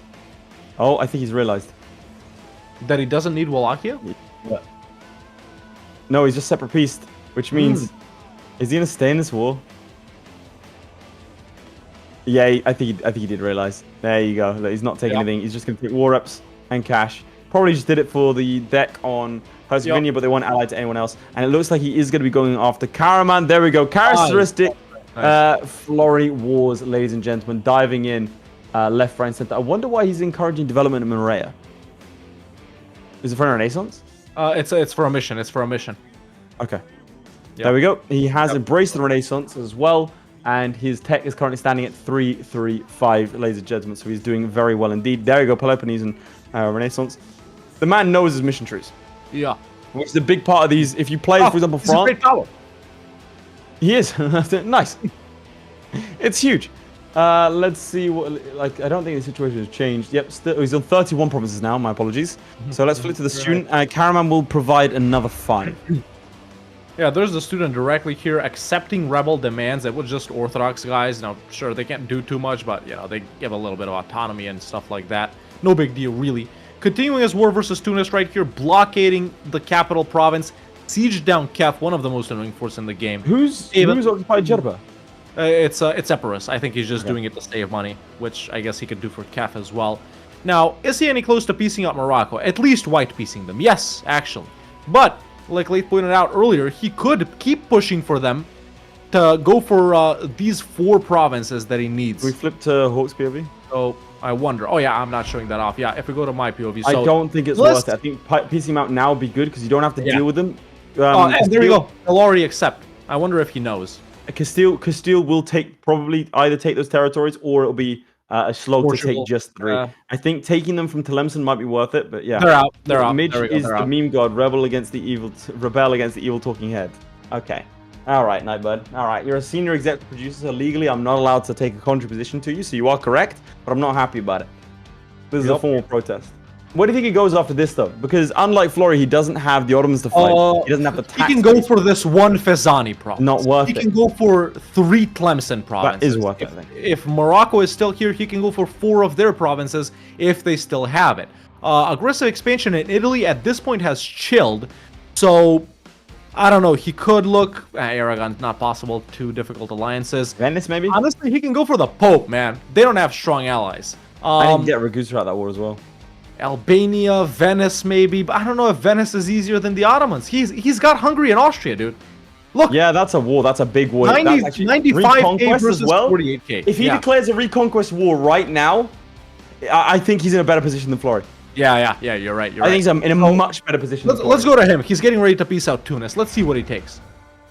So there we go. Actually selecting pretty much the same thing. Okay, for a second I thought he picked the wrong ones. No, we're good. There's the peace out. There we go. Perfect, man. Now, does he think up to 27? That's it's okay. So it's very, very close. They're within 8 provinces of each other. Yeah. Now let's see. Does he deck on the Ottomans? I think it has to be. It's a no-brainer deck on the Ottomans for me. What's the Ottomans? What are the stats of like the tech between the two? So Ottomans tech 5. He's tech 5 as well. Hungary is 3 actually, so they might not be that useful. Austria is 4. He hasn't gone for Albania or the Knights, which I feel like are crucial for the Mamluks for the initial war. Now let's see. He's spying on the Mamluks. He is. Mamluks aren't easier than the Ottomans. Although they are fighting each other. They are fighting each other right now. Let's go to my POV image, and I'll show that off. So this is that war. Ottomans decking on Karaman, who's actually allied to the Mamluks. That's very good for him, actually, because all he has to do is wait until they start, until, like, Halab falls. I think... And actually, Mamluks have naval superiority. You go now. Because they will be in Halab. You will be... Can you check? Look, the Ottomans are already in Syria. Can you go into the Ottomans? Yeah, let's go to the Ottomans right here. They're already there. Yeah, they're down here. And that's their entire army too. He attacked the Mamluks. He attacked the Mamluks. Yeah, I just noticed that. I saw that naval battle, so he hit the Mamluks. I don't mind it. I don't mind it.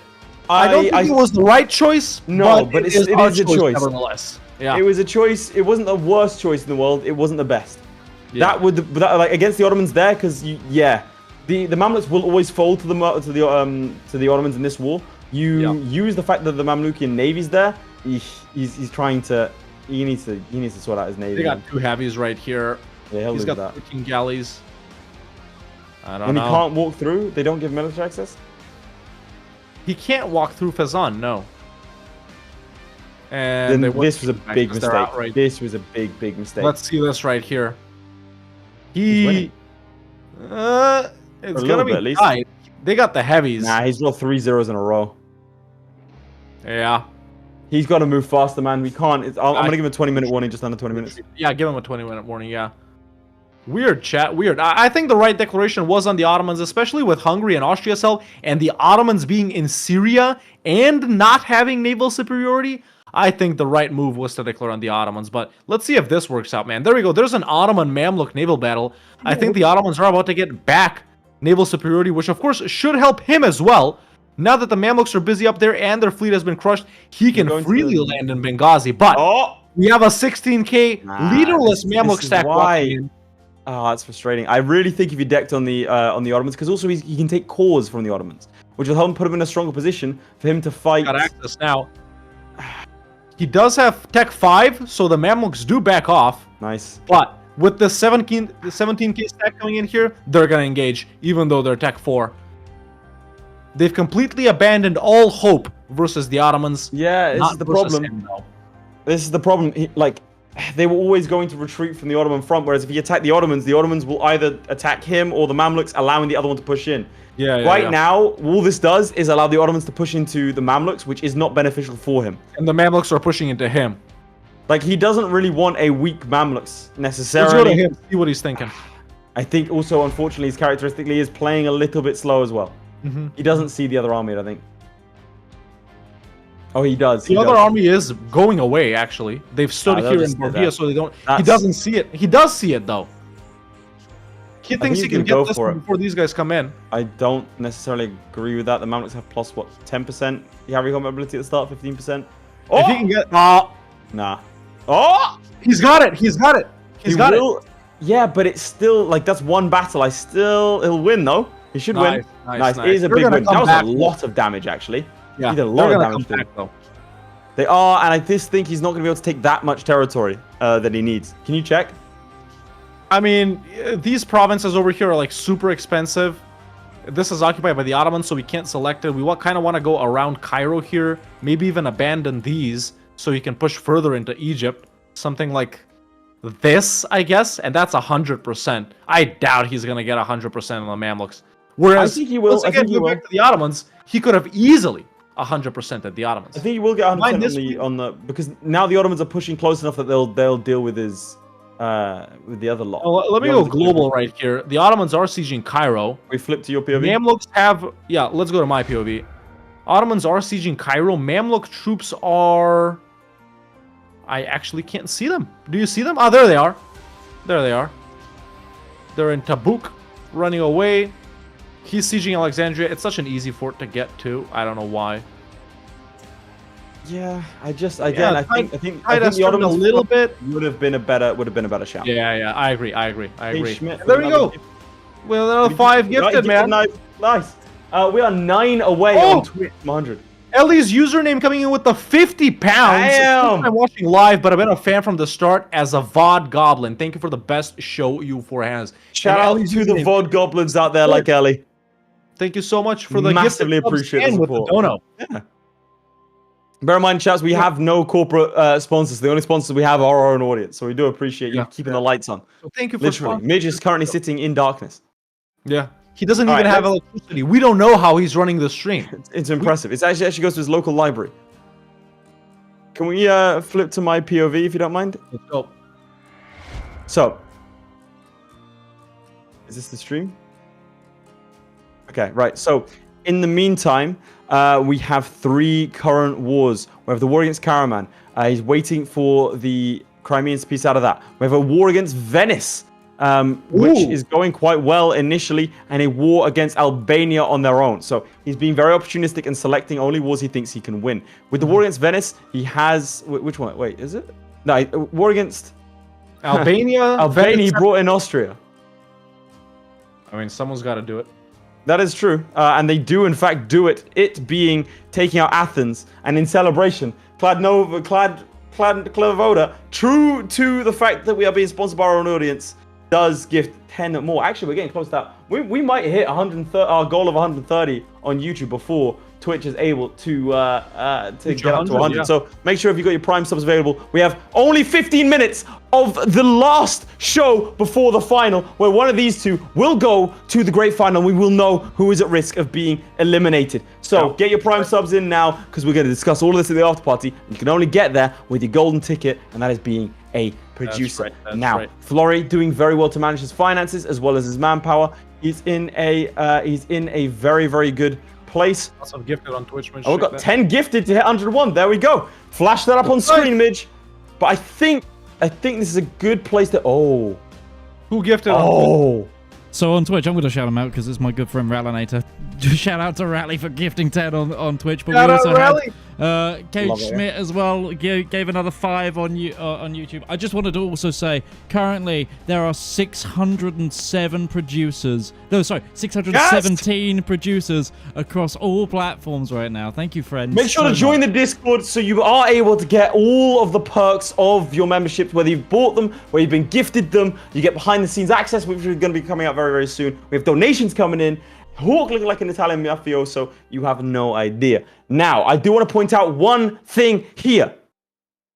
Look at this. Let's see that. You see, the Ottomans are attacking, which could be a defensive war against the Ottomans, which would be exactly what the doctor ordered. This puts Florry in a ridiculously good position to fight the Ottomans once more and nick a bunch of things here. Nice. It's working out very well in Florry's favor, man. Multiple wars. Going back to the student here, if we can flip to, because I have news there. The Ottomans have pieced out, bull annexing Karaman and pushing into Syria. So now the Mamluks' full focus is on the student right here. Syria's army is still up and standing. Mamluks 11k, Syria 8k.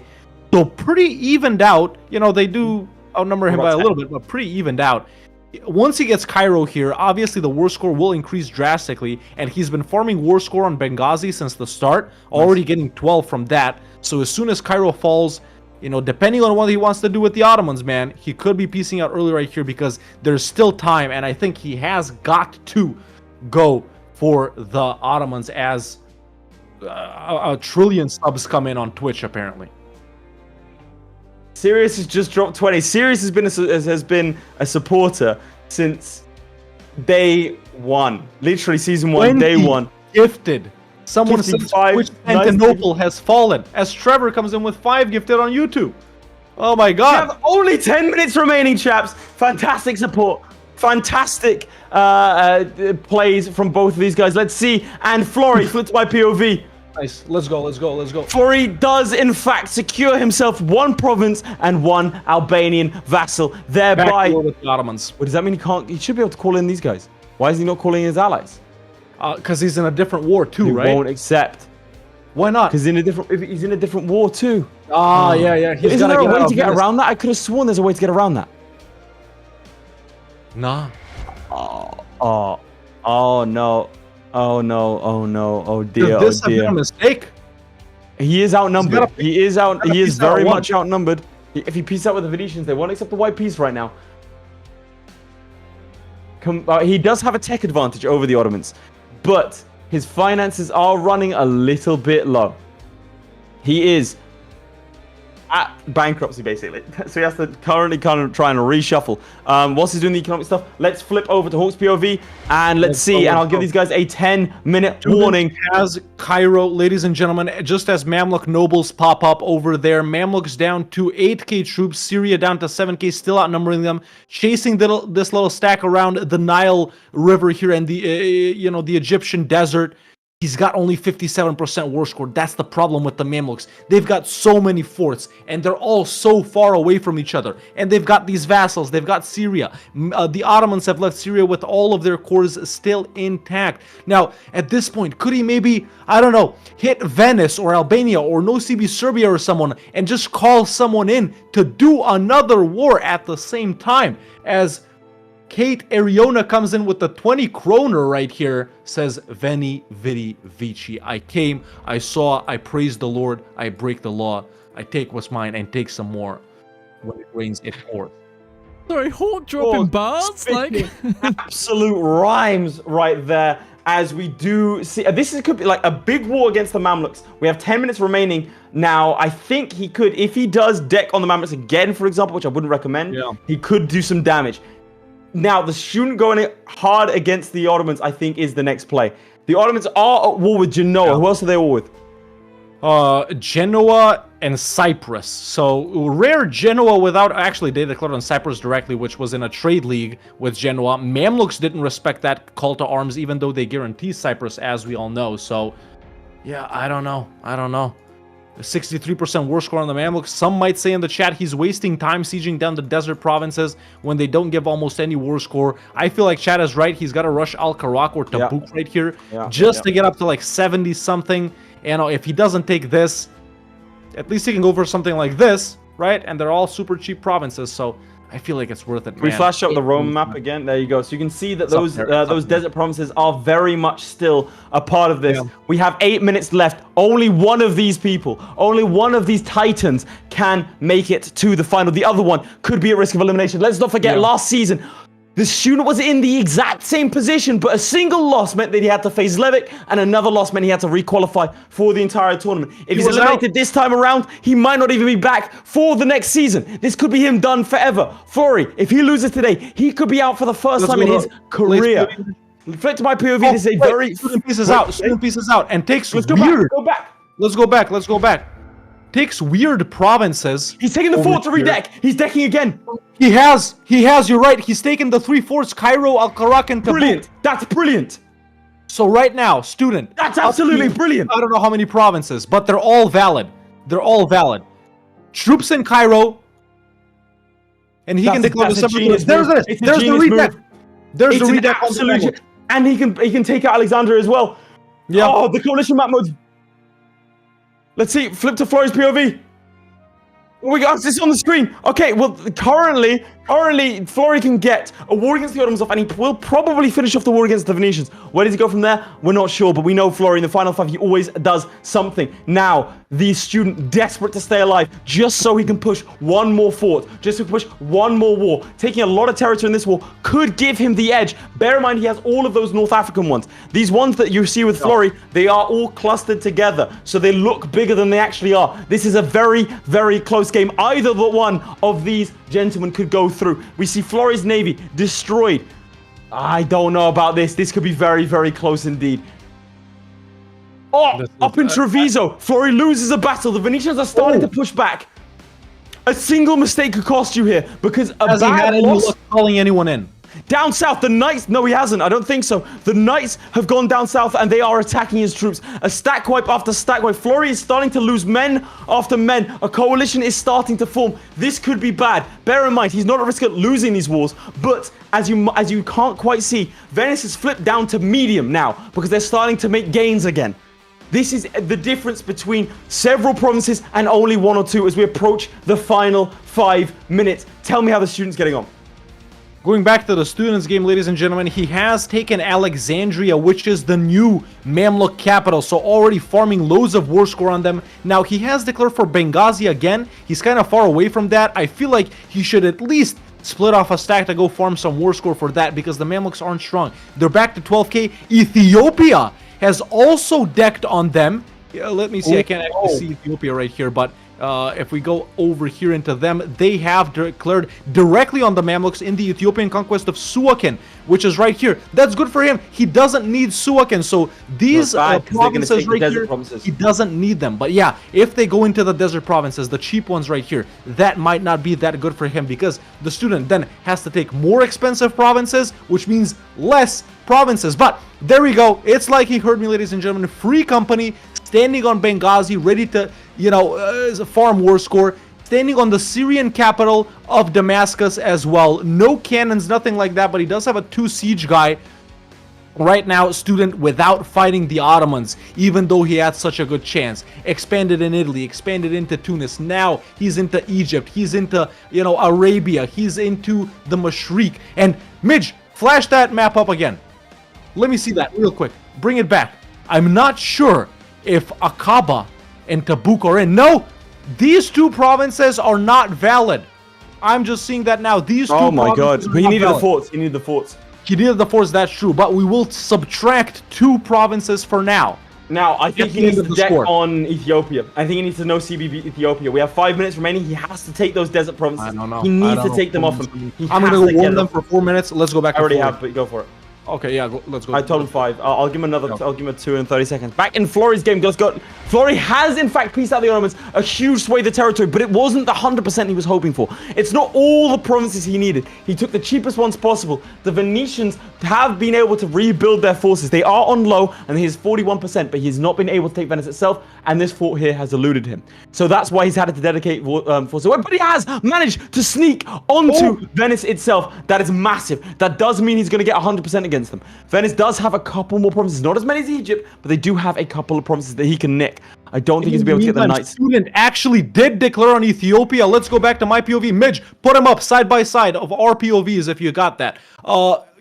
Declared on Ethiopia. Just crush them in the battle right here. That will help him unsiege these provinces that are very, very valuable that Ethiopia have sieged down. He doesn't actually need anything from Ethiopia. He does need to unsiege what they've sieged on the Mamluks, though. There we go. That's only 2 years in between them. Only 2 years in between. About Florry's 3 minutes remaining with right Venice here. as well. Florry's done with Venice, and I think Florry is done. Florry, he's 1 second. He's Florry gone out. is done. I heard a knock on my door. I think Florry is. He decided to forfeit his remaining time to beat my ass. There's 3 minutes remaining. I have fortified. We're going to see if in 3 minutes he's able to bust through those doors. It is a DQ if he's not sitting back at his desk in the next 2.5 minutes. So we'll have to see. Let's go to student directly. Let's go to student directly. Let's see how this is going on. Since Florry is officially done, we can say that he locked He in. took a couple of promises. Did just mic drop. Whatever he took, we don't know. I'm assuming it's between 35 and 45 just based off of looking at the map in Florry's game. I'm not going to tell you what the student has right now. 2 minutes remaining. If you can go ahead and give him a 2 minute and the 1 minute warning, that would be excellent. So sieging down various provinces here, about to unsiege Dumyat, Bahiria right here, onto Jaffa, very valuable province right there. Mamluk troops nowhere to be seen, even though they've got 13k. They've got the Syrian capital. These guys over here, they're just standing, they're not doing anything. There we go, they're going to Al-Jun right here. Just less than 2 minutes remaining as we see the anti-unionist revolt over here. There we go, continuing his sieges, unsieging that one that Ethiopia has. Boom. 39% war score on the Mamluks, so not as much as he wants to get. He has, forts that he can't see that the Mamluks own, such as the one down there next to Yemen and those guys, There's also Fadl and Hejaz are also in this war. He's close to bankruptcy looming, but really not that bad. Trying to take as much war score as he can from the Mamluks right here. And I wonder, how much time is he going to have? Let's see, he gets to 50-something. He'll probably be able to do maybe this. Yeah, Benghazi is very like cheap. The North African, that coast. Yeah, there we go. So he goes for these three maybe without these right here. And he has them occupied, which is cheaper. Yeah, they're more expensive than the deserts. Got a minute left. He'll probably take a couple. He's got of a minute left. Yeah, well. yeah. So still just standing on the other Syrian fort right there, ladies and gentlemen. This whole Ethiopia thing doesn't matter. He hasn't even upgraded his troops. This is it. The final minute. Okay, the final minute. Who goes to the final? Will it be Florry to face Zlewikk? Will it be Student to face Zlewikk? Which one of them will go on to play the Playmaker, and which one of them will get eliminated? Like Florry's done. 30 seconds left. 30 seconds left. 30 seconds left. You know what, chat? I'm gonna be quiet for 5 seconds right here while we take it all in. See, we took it all in. Let's just weigh the gravity of the situation. 10, 15. He's getting ready to peace out. 13, 12. Looking for the cheapest provinces. 10, 9, peace out. That's it. And hands off keyboards. Two very different strategies. Two very talented players. One of them goes to the final. One of them fights for elimination. All of that next week. All of that next week. What a show. Okay. Now, chat, that was it. The final match of the regular part of this season. Like Lee just said, final is next week. If you're not there, where are you gonna be? Take Wednesday off from work. Skip school. Punch your boss. Kick your roommate out. Put on the TV. Get some chicken tendies, Mountain Dew, Doritos, classic gamer nerd stuff, and put us on at 6 p.m. CET/12 p.m. Eastern Standard Time next Wednesday. But for now, it's time to see. No more waiting around. Who is Zlewikk gonna face in the final? Who is Playmaker gonna face in the third place playoff? Do you want to go first, or should I go first? I think you should go first. You go first. Okay. The student. Midge, let's flip to my POV. I can confirm that this is all that the student has conquered as Byzantium. However, keen-eyed viewers will notice that he's actually taken 4 provinces here, which he doesn't need. You do not need any provinces in Arabia. So those 4 provinces do not count. Now, once we go into the score right here, it'll be whatever he has minus 4. So, the student is at 38 provinces, ladies and gentlemen, needed for the formation of the Roman Empire. 38 is his score. We're locking it in. Flipping to my POV. A Latin Empire strategy, all of Europe against the Ottomans, several fortunate declarations against the Ottomans, very opportunistic against the Venetians, and I can confirm that taking land all over here, Florry will be going to the final with 62 provinces. It's Florry versus Zlewikk, the only man to have defeated him. We're getting the rematch that everyone wanted. The student will be facing off against the Playmaker. Both of them qualified this season. That's all going to be next week. The third place playoff is 1 match only. The final is best of 3. What a match. Insane, ladies and gentlemen. Different strats. Byzantium, you know it, you love it. Everyone wanted to see it, but at the end of the day, we're gonna see another clash of the Titans. Florry wiped Zlewikk's ass last season. Zlewikk played in the third place elimination playoff. Challenge season now, this season, Zlewikk absolutely crushing Florry. They will be facing off in the final in a best out of 3 with the most devious, the most difficult, the most grand challenges we've ever concocted on Para Bellum. But right before them, we'll be seeing the student and the playmaker in a best of one. One of them finishes third, the other one gets eliminated and has to requalify. But that was it for our final match of this main part of the season, ladies and gentlemen. Thank you for all of the gifted right here that are coming in as well. Really appreciate it. And for the donos from Joseph Borg and guys like that. But now, with you guys knowing that, let's go ahead and talk to our players before you guys watch me play as Granada and before we go to the after. You unlocked it. Let's drag in Florry and the student. Chaps, in case you didn't know, Florry, you will be going to the grand final. 61 provinces to, I believe, the students. 38. 62. 62? Yeah, I think so. Oh yeah, you counted. Oh, one doesn't count? Shit. No. No, it's 62. It's 62. No, he's correct. He integrated Athens. My bad. He got up and walked away, came back. We're actually, we're 60 now. All right, well, you won. Congratulations. Anyway, congratulations. You went for the Latin Empire strategy. I'm assuming that you're happy with that. What could have gone better?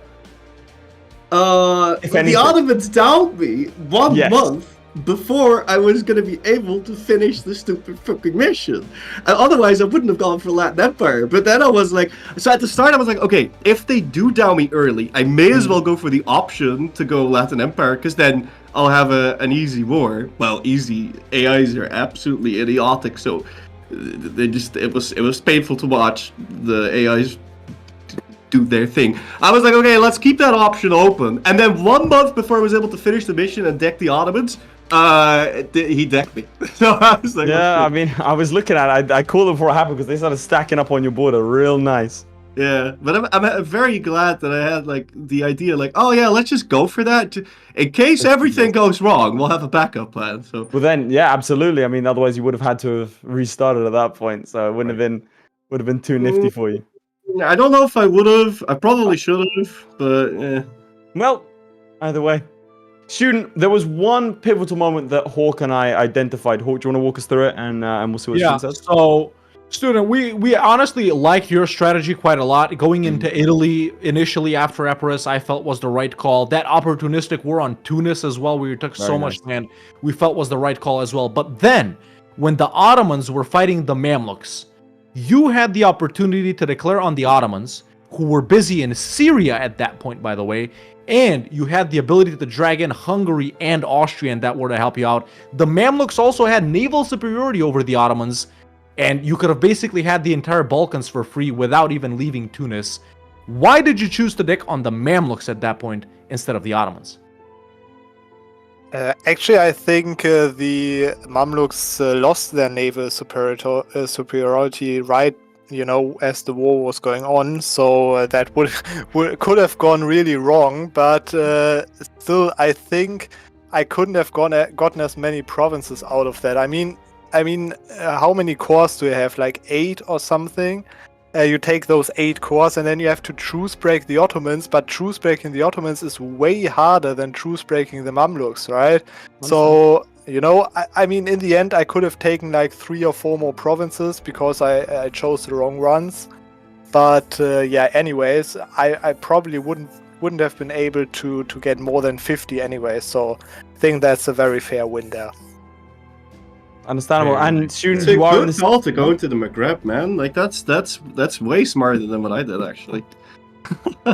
Probably not. Apparently not. Well, I got really lucky because I noticed. So the Ottomans, I had a spy network on the Ottomans, and I noticed that they were gonna deck Albania, and then was like, "Ooh, free war!" So I was able to vassalize Albania for a second war against them. I don't think if that had happened, I mean, that was a lot of provinces, man. It was about 14.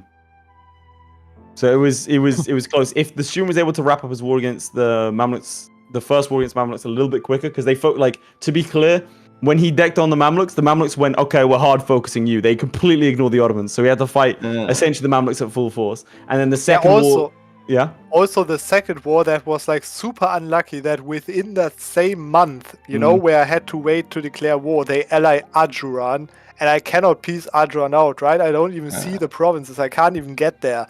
Yeah. So I could only take 50% war score. Otherwise, I would have been able to take 100%, right? But that's honestly, it was a rate. Like I want to make clear for the audience, that was a razor thin game going. Like again, Florry, I'm not taking anything away from you here. If that doesn't happen, the war with the second war with the Ottomans doesn't happen, that's a good amount of provinces. And then if I would have two-spoken him if it hadn't happened. But I was like, oh wait, this is free, and then it was a free war and it went very well indeed. But yeah, so I mean, student, you're in the same position as last time. You're going to be facing off against the Playmaker. You have already defeated him once. What do you rate your chances of staying in the tournament? Like not being eliminated next season. It is all about the challenge. I know I say that all the time, but it's just because that's just how it goes, you know. I really hope that you give me one challenge about some very specific, you know, goal. I'm not going to say that because probably then you won't give it to me. But I have a great strategy, you know, set up for that. So I really hope I can do that. I hope the entire season for it. So maybe the next time. Maybe our PayPal is open. You just add the reference line, what the challenge is, and we'll see what we can do. Our bribing is a big part of EU4 skill, as Florry knows. That's right. He's not gonna come back. I know. That's why my Serbia got guaranteed by Hungary. I'm calling hacks, man. I'm calling hacks. Listen, to go back to that same question to Florry as well. You've played Zlewikk last season. One game, you beat him. You played Zlewikk this season, one game, he beat you. Now you guys are going to be playing at least 2, if one of you can get 2-0, if not 3. With the types of challenges that we've had this season, and with the types of challenges you know we give out in the finals, what are your chances versus this new and improved Zlewikk, who's on a roll with no losses this season? Yeah, well, I'd say 50-50. I always say that. Or you lose. It's 50-50. That's how odds work. We'll see if the bookies back you. But we will be seeing you both next week for the final episode of Season 2. Right. Thank you very much for an entertaining match today and an entertaining season thus far. Always keeping it interesting, always mixing it up. Florry and the student, ladies and gentlemen, thank you very much. Catch you next time. Thank you. Bye-bye. There we go. That was Florry and the Zlewikk, and there it is, ladies and gentlemen, in all its glory, the third place playoff, the student versus the Playmaker, live at 1800 CET / 12 p.m. Eastern time next Wednesday. Like I said, take everything off from work, take everything off from school. You gotta be there, you gotta watch us right after the third place playoff. Best of one. One of these guys is out, and then it's Zlewikk versus Florry, the defending 6-time back-to-back champion versus, well, I think the strongest Zlewikk we've ever seen. Honestly, absolutely, by far. I'd rather face Florry. Yeah, honestly, Zlewikk hasn't made any mistakes. Like Florry like doesn't like the restart, and there are certain things that he will not do, right? Yeah. Whereas Zlewikk hasn't had any holes in his game. But that's all stuff that we're going to discuss in the after party. If you were lucky enough to receive a membership from some of our several very generous donors, or you purchased one yourself, then we will see you immediately after this for the after party.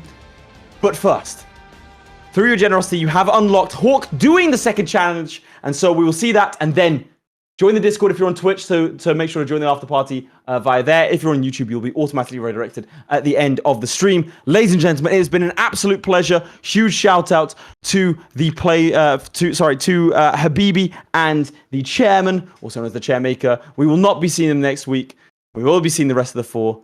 Thank you all for a fantastic show. Goodbye. I see you've unlocked me playing as Granada in the Reconquista, where we need to own the most provinces in the subcontinent of Western Europe. Zlewikk and Playmaker, of course, already played this match. At the time of recording, obviously I don't know their scores, but let's see if I'm better than both of them, worse than both of them, or better than maybe just one. Without further ado, let's get this party started. Alright, here we are as Granada, man. Let's go ahead and choose one of these ICTA thingies. I'm going to go with the Diplorep and Liberty Desire right here. Obviously, we're going to be losing Stab really soon right here because of the Granadan Civil War, but it's not a problem. There's no need to stab up or anything like that. So, yeah, we're just doing the estate setup right now, obviously without stability thingies because we don't want to make it more expensive. We'll give stuff to the Demi later as well. And there we go. That's about done for now. I'm going to go ahead and rival Tlemcen and Portugal as we speak. Now, it's already hard enough in a normal Granada campaign, man. But, you know, in a campaign such as this, where we actually don't need these light ships, it's even more difficult. So, yeah, we do want to let these pretenders win right here, man. Just so we can get rid of this horrible 110 guy right at the start. So, yeah, let me start up building boats right here immediately. So that'll be 6 boats right there. And let's see if we can get some galleys up later so it can help us invade someone. My strat here is going to be to no CB an Irish guy if we can. Maybe someone else, maybe somewhere like Italy or something like that. I don't think our main conquest is going to be happening over in Iberia. But yeah, let me go ahead and ally Tunis, Morocco. I'm actually going to link with Morocco too. But if someone declares on them, I'll decline that call to arms. So yeah, let's go ahead and chill a bit, save some money, and actually immediately declare on some of these guys, whoever we can, on December 11th. Okay, there we go. There's December 12th, actually. Let's see who'll be the easiest to hit on here. Actually, no one has any allies, man. That's pretty good. Let's go for someone like Thomond. They don't have good mill idea groups at the start. So there we go. There's a no CB into Ireland immediately. All right, as soon as we get the boats up, we'll invade. Hopefully no one else will fight them in the meantime. Civil war is taking. We do want it to happen so we can get rid of this guy. And in the meantime, I need to try and ally the Ottomans. So let's pop a little scornful on the Mamluks or something like that. Yeah, I need to ally the Mamluks, so hopefully it'll stop one of these 3 guys declaring on me, because they usually do, as we all know, when playing Granada. Civil War should fire December 1st, 1446. Okay, that's not bad at all. We want to let them siege stuff down. And I guess as soon as the boats are up, I'll get the Free Company up as well and go and invade the Irish guy. Let's actually get rid of this horse.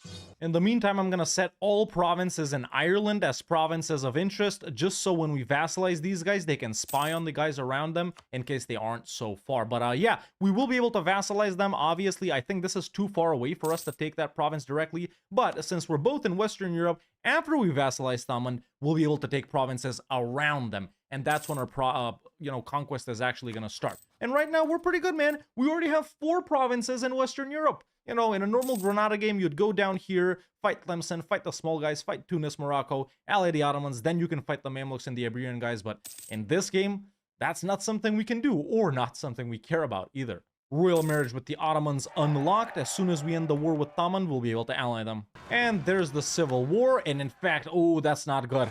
They spawned in Gibraltar, man. That sucks.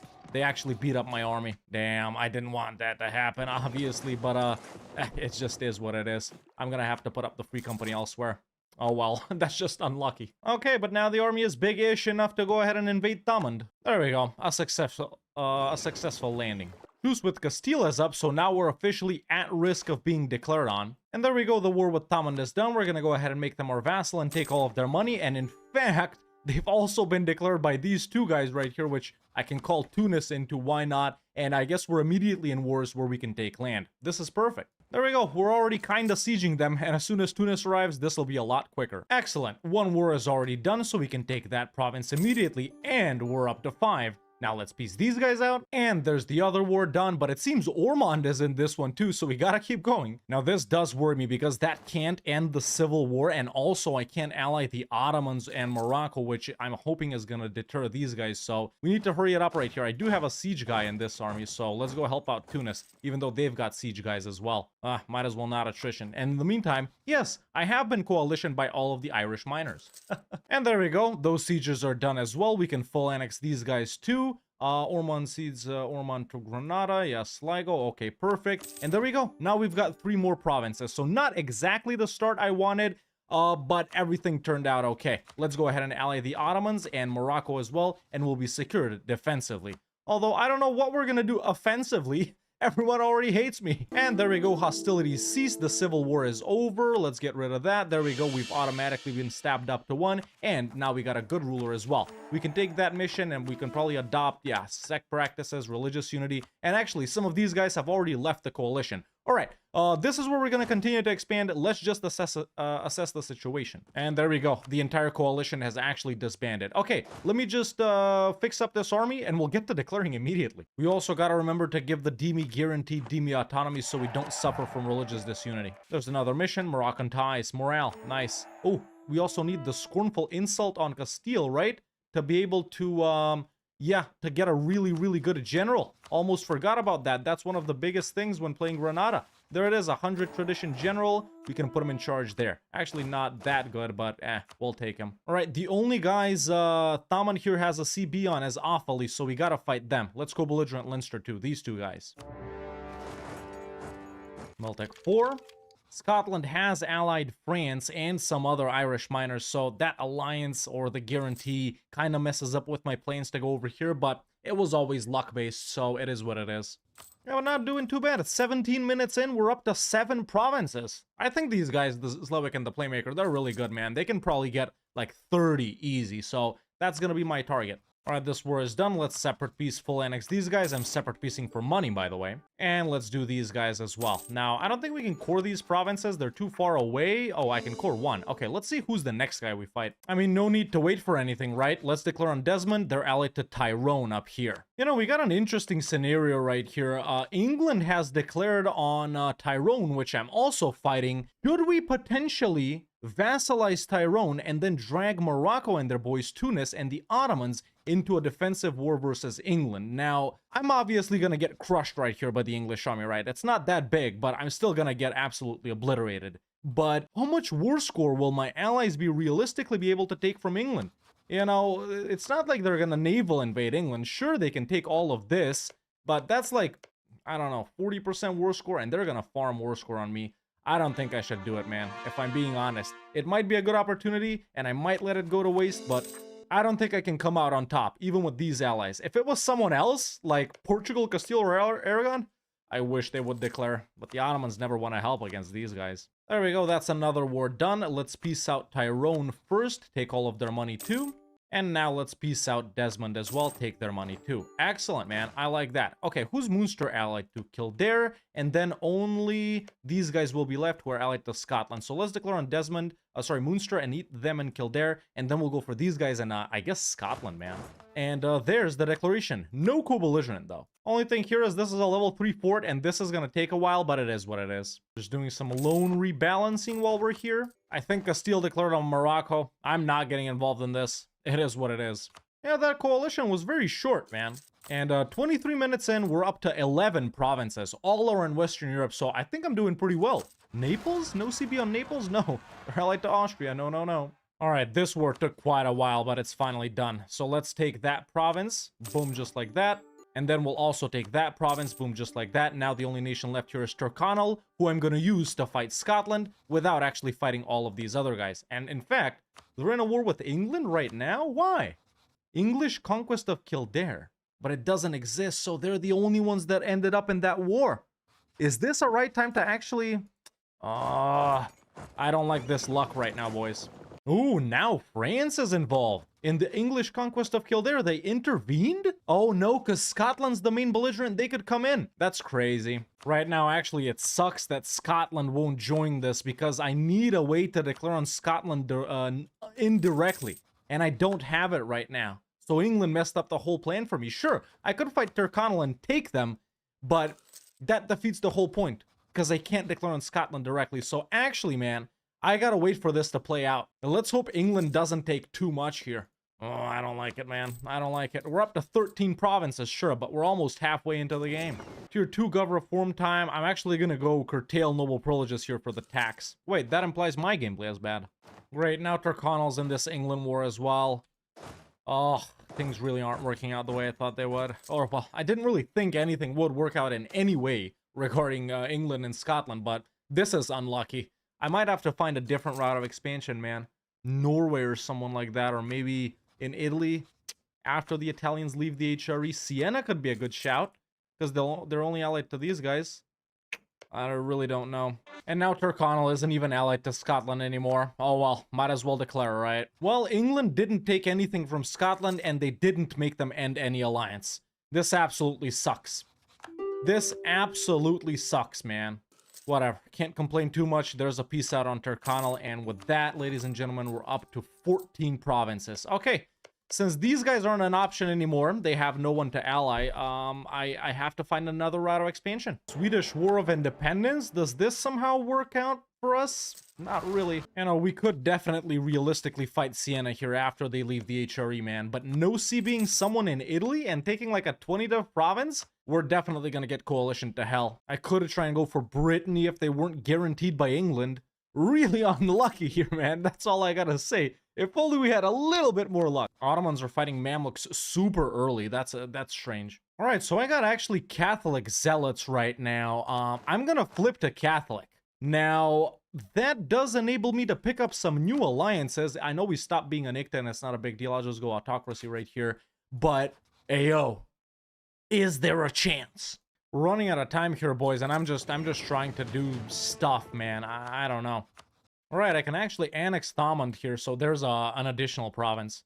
Allied Aragon, there we go. That could help with something. Actually, no, it doesn't help with Burgundy. Hey, there we go, annex Thomond, nice. So there's an additional province. We're up to 15 now. You know, honestly, I'm not feeling too bad about this, man. I wonder if the Playmaker and Zlewikk went with a strategy like this, or if they tried to force themselves into Iberia, because, you know, we all know how hard that is. Allied the Pope, in case we do a last-ditch effort, no CB on Savoy, obviously we want to have the Pope's help there. Ooh, England and Burgundy are fighting each other in the Burgundian conquest of Calais. That's insane, actually. That's kind of nutty. Okay, now I can ally Burgundy. They can't call me into an offensive war, I don't think. But even if they do, I think I'll accept, man. But most importantly, the royal marriage is active. And if they have Charles in charge of an army, which they do, let's hope he dies. If we get lucky with the Burgundian succession right here in these remaining 14 minutes, that is going to be the play of the life in Para Bellum history. All right, we're sort of out of time here, boys. I'm going to go ahead and no CB Savoy. There we go. I'm in the Pope's land, not Black Flag. Let's tell him to attach and go in Siena. He's not coming with me, is he? Come on, Pope. There we go. All right, now we just gotta hope that the Pope can beat up Savoy and Siena all by himself. Yes, he can, because he just hired a 17k condottieri stack from France. I love the Pope. Nice, man. For real, shout out to the Pope, man.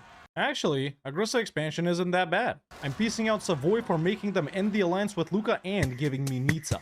There we go. One more province acquired. I can't believe I'm expanding in Italy. We're up to 16 right now, boys. Let's go back here. Okay, now let's piece out Siena. I'm definitely gonna get coalition like this, but who gives a frick? Frick, I accidentally reset my timer, but we were exactly at 52 minutes, man. So we got 8 more minutes to go. There we go. But bankruptcy looming. Time to fix that. There we go. A little corruption never hurt anyone. You know what I'm saying? Oh, I was too late. I can't declare on Lucca. Or wait, can I? There's the thing. Let's see. It should show up. There we go. It showed up. Are they in a coalition? No, Naples isn't, but no one wants to help me. Damn, I was kind of hoping to rely on the Pope right here. All right, then I gotta beat up these rebels, then get my troops over, then declare. But France just warned me. I don't know who that's valid for. Great. Ah, everyone's in the coalition now. Well, now I got no one to fight. Right? I guess it was worth it, right? Ulster? Nope. Now let's do a little bit of this. All right, I think that's about where I'm gonna call it, boys, because realistically, there's nothing else we can do. Sorry, I reset my timer, but we do have 55 minutes officially. I hit so I could hit pause instead of scroll lock, which are buttons I use for these things, you know, recording and timers and stuff like that. But I think that's a decent score all in all. Hello, man. We got 17 provinces. Honestly, not that good. Like I said, from the Discord, this is your reminder that the after depending party on is the starting, luck you have and with you're these hearing me guys talk and the over boats and stuff like that, you yapping, can like, easily we know get what more he's than done. 30. We know I he feel like didn't if beat in them. this You know, campaign hello. that second everybody. What's England-Scotland war didn't happen, we could have easily declared on Turkana right here and fought Scotland as well, because I did have a superior navy and army, and we could have easily entered over there. So am I satisfied with the score? Not really, but then again, what can you do? It's just luck. Did I beat the Playmaker and Zlewikk? Honestly, if they went with the same strategy I did, I don't think so. And if they got lucky, you know what? Honestly, we could let this roll for 5 more minutes and hope for the Burgundian succession, but you know, how realistic is that? How realistic is it? Not very. Either way, 17. I don't think